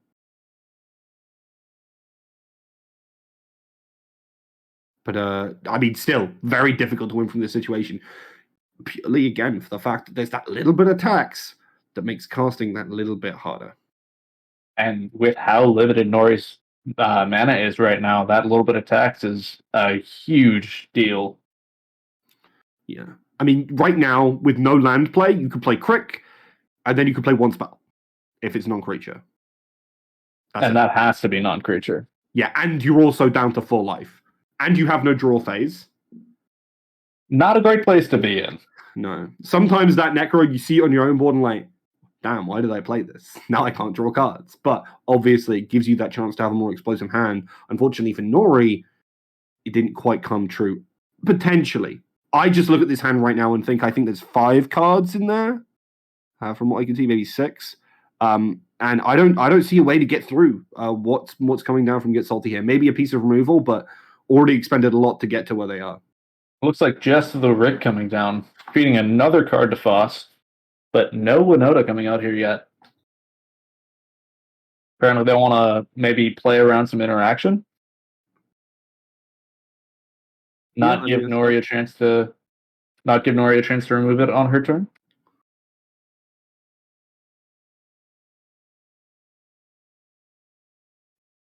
But we'll see what Nori can do. I mean, it's definitely in the tank here right now for Nori, because if you do not win this turn, unless you resolve a couple of big creatures and really can block and mitigate some of the damage, and importantly, big creatures with lifelink, because otherwise you're not stopping the onslaught that's about to come from Get Salty. Things are going to get really problematic. Looks like the treasure situation is getting corrected.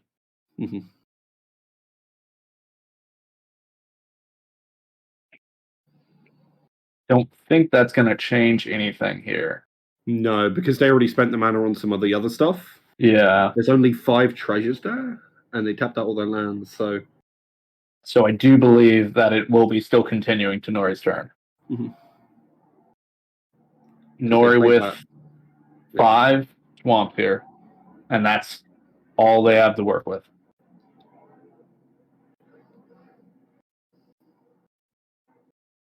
With the Thalia in play, it'll be tough to see if that's enough, but we'll find out. See if they've got it. A Heartless Summonings would be 2 potential mana if you're paying crit for it. Going down to 2 life, then you need to... Oh, no, you can't do anything. The thing is, right now, is playing Crick for Crick's minimum cost takes you to 4 life. That's all you can do. Buried Alive, I believe, absolutely has to come here, right? You've got to be able to get something into the graveyard, even though it costs 4 mana. It's going on the stack. Let's see. I mean, they're not going to be able to follow up off of it this turn, but if they somehow live another turn, then that's the only way they have to win here. It's a Hail Mary pass to yourself. And you hope that you don't get tackled as you run towards the end zone. That certainly seems like what's going on right now. And you've got a lot of possibility to get stopped.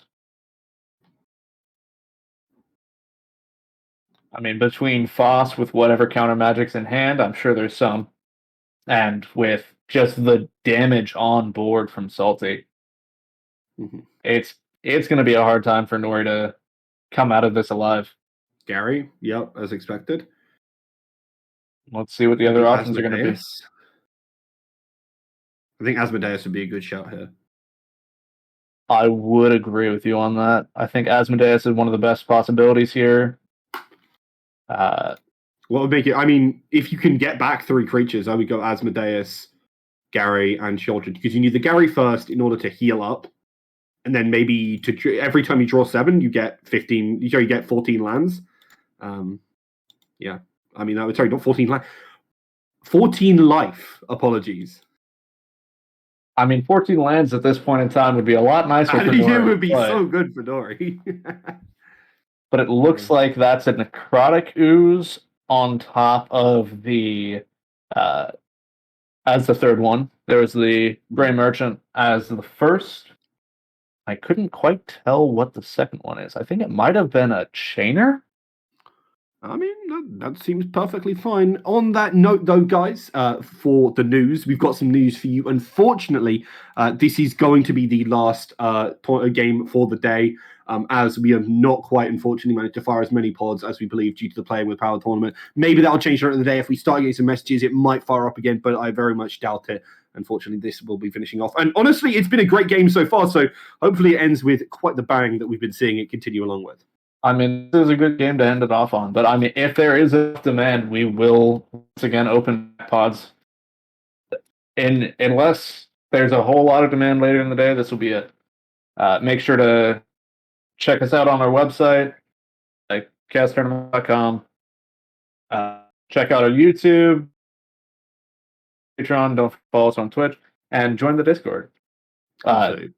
We've got Chaos 5 coming up in just a couple weeks now, November 5th. So to have you join, it's a free tournament. You can come in, play some games, have a good time.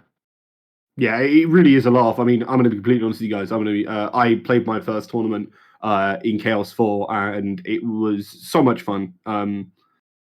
I really would recommend it to anyone. I mean, obviously, a lot of people play CDH and they play, in their pods at their local. It's really nice to go out there, meet a bunch of different people, and kind of get a chance to chat with them, even if you don't do well. I did not do particularly well. I'm going to be completely honest with you. But it was a great evening, even though I'm EU as well. I was able to play. It went quite late in the night, at least for the pools. I think I went until about 11, actually. But it's still very much manageable as long as you're willing to have a later night. On if you're here in the States, it's a bit early on the West Coast, but it's a really good time. I'm in the same boat, except for on the early side or on the late side. Oh, I thought you were going to say, but instead you were winning your games rather than losing them like me. I mean, I won some. I didn't quite make top 16. I was just below the cut. I was second last, so I mean it was my first tournament. I was kind of chilling. I was having some drinks throughout the day. Shout out to my friend, also from the London CDH group that I'm part of, who came dead last. I'm so glad that he chose to come last to me. Thanks, Tom. Which looks like Foss is going off here, going back to the game. There's a breach coming down here, seeing song creation, one of my, and this is going to be quite the turn.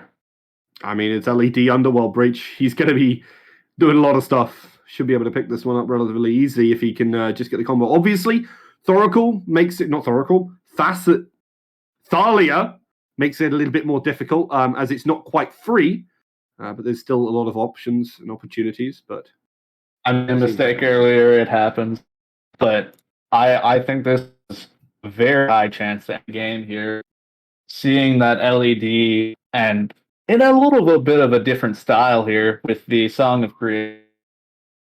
Not a very common card. I think it only sees play in this deck and maybe like one or two others.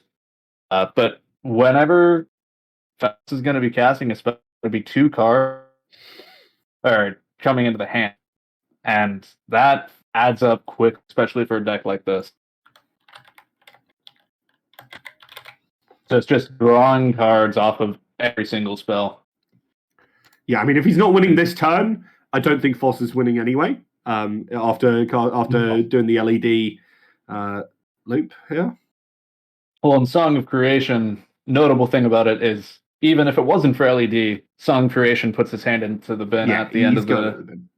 So this is it. This comes down to the win here, but it's a very good chance for. If Foss can't get it here, I don't know what else will. Mm-hmm. But we'll certainly see. With Clark, who knows? Anything can happen. That is true. You always have to be worrying about whether Clark will let you get the win. I mean, there's enough mana here that Foss should be able to do pretty much whatever he likes.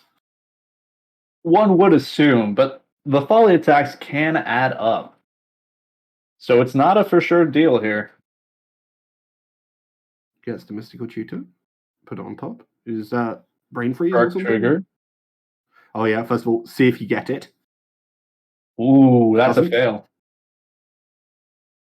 That's going back to hand, and that's more mana, because instead of just the 1, that's 2 mana every time. He only cast it one more time. Ooh. 2. Yeah, that's the odds. He's going to be able to cheat it to the top. Might be Brain Freeze, might be something else.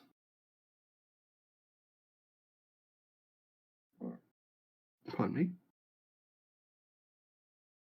Got Submerge potentially. I think the Submerge or Snap, anything here would be quite good because then you can get rid of the tax, and that's where it really starts to go off. That's so big. When's the next draw? Snap can get the Thalia out and net mana too, even with the Thalia attacks. Just have to make sure it's success on that first one. Yeah, you better hope. You better hope. Otherwise, you got to continue that loop. Draws 2 from the song. Yeah, it's actually can cast and draw it, so definitely will draw it. Worst comes to worst, he can escape. But that's where if there is subsequent failed rolls, things do get kind of hard. And that looks like a gut shot. Oh, that'll do it. That'll absolutely do it. That's a I think that's a better fetch up because then you're only sacking life and 1 mana, and that will kill Thalia. She's a 2/1 first striker. And then drawing 2 because of the way that it was ordered, got to cast in response to the trigger. That's nasty. It certainly is. Gut shot coming down. That should be the Thalia. We'll see if it does. It will be gone one way or another. It's a question of like how much does Foss get. And there is still the pay for 1. Goes down to 1 mana. Come on. I believe. He That's gets a it. success. So that'll kill something else as well, potentially. Maybe the Memnite. I think there's nothing else it can kill. Maybe 1 damage to Nori is more relevant than the kid killing the Memnite, honestly. It might be. But with that, that's going to be stacks out of the play. Yep, Memnite's gone. And more card draw, too. Mm-hmm. Every single one of these times, it's just drawn 2 cards. Yeah, I mean, honestly, moving into Teamer, that seems really good to kind of combo alongside Croc. Well, even if you fail, you're going off. Yeah, even if you fail, it's not too bad for you. And with these instant speed, 2 cards, damn, that's pretty good actually. With those instant speed cards, you can still cast Song Trigger. Mm-hmm. In my opinion, Song Creation is one of the big reasons to be able to play Kark-Thrassia with this high tide list. You're able to just storm off like crazy in a way that few others can. Mm-hmm. Playing out some of those rocks, giving himself a little bit more of that mana. I think Foss making the right call here. Doesn't need to loop if he does loop the LED if he doesn't have to. A little bit more mana, a little bit more cards. Mm-hmm. Yeah. That will allow him to draw even more. The classic mana crypt into Soul Ring is a pretty decent combo, especially when you draw 2 cards every time you want. It certainly is. I played alone is enough, but drawing 4, yeah, I'll take it. And then LED coming down here. Eventually, there's going to be a brain freeze or something to just lock this in. Mm-hmm. Yeah, I think there's a chance to just. Our producer pointed out potential to just loop LED and gut shot now. Depends on how many cards in graveyard, because obviously you are escaping them. And unlike with brain freeze, it does not net you because you only draw the 2. You don't get the 3 in the bin. Yeah. If he's got more cards than there is in the bin than there is life for players, then gut shot should do it. Going for the snap cost him first. 2 life every time. No, he wouldn't. He wouldn't be able to kill everybody at the table. I don't think, at least. Am I crazy? Hope he's untapping 4 lands. And snapping his own Krark. That's a very smart play. It has proved a little bit of a barrier to the win here for Voss. So able to snap that, able to snap presumably the fairies. Okay, doesn't get the one of Winota's cards got snapped. The Rick, I believe. Shouldn't be that big of a deal, but okay. I mean, if you don't need the mana anyway, it doesn't really matter about getting the fairies. And that's the brain freeze in the bin. Yeah, that'll be it. Opening LED and freeze will, in fact, do it.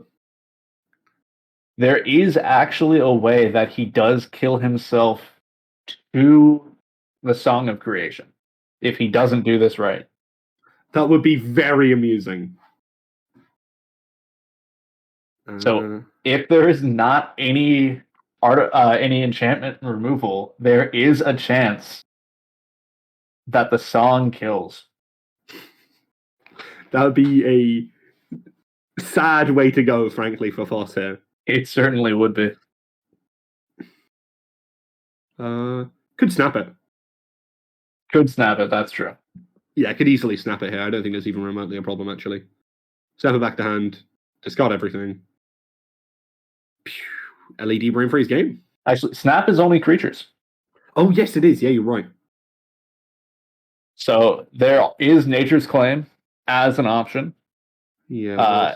As well as Chain of Fate. I believe that's the only 2 available choices. I think it's time to just go through the deck a little bit more. Because he can go through a little bit more manually here. Just as long as he gets something in the graveyard. Because just doing LED here Gets him close. But he might run out of cards in deck. I have no idea what the storm count is. I'm going to be real with you, bud. Oh, it's very high. I know. It's very I know high. that. Ironically, he wants it to not be high enough It's to mill nice. through his whole deck.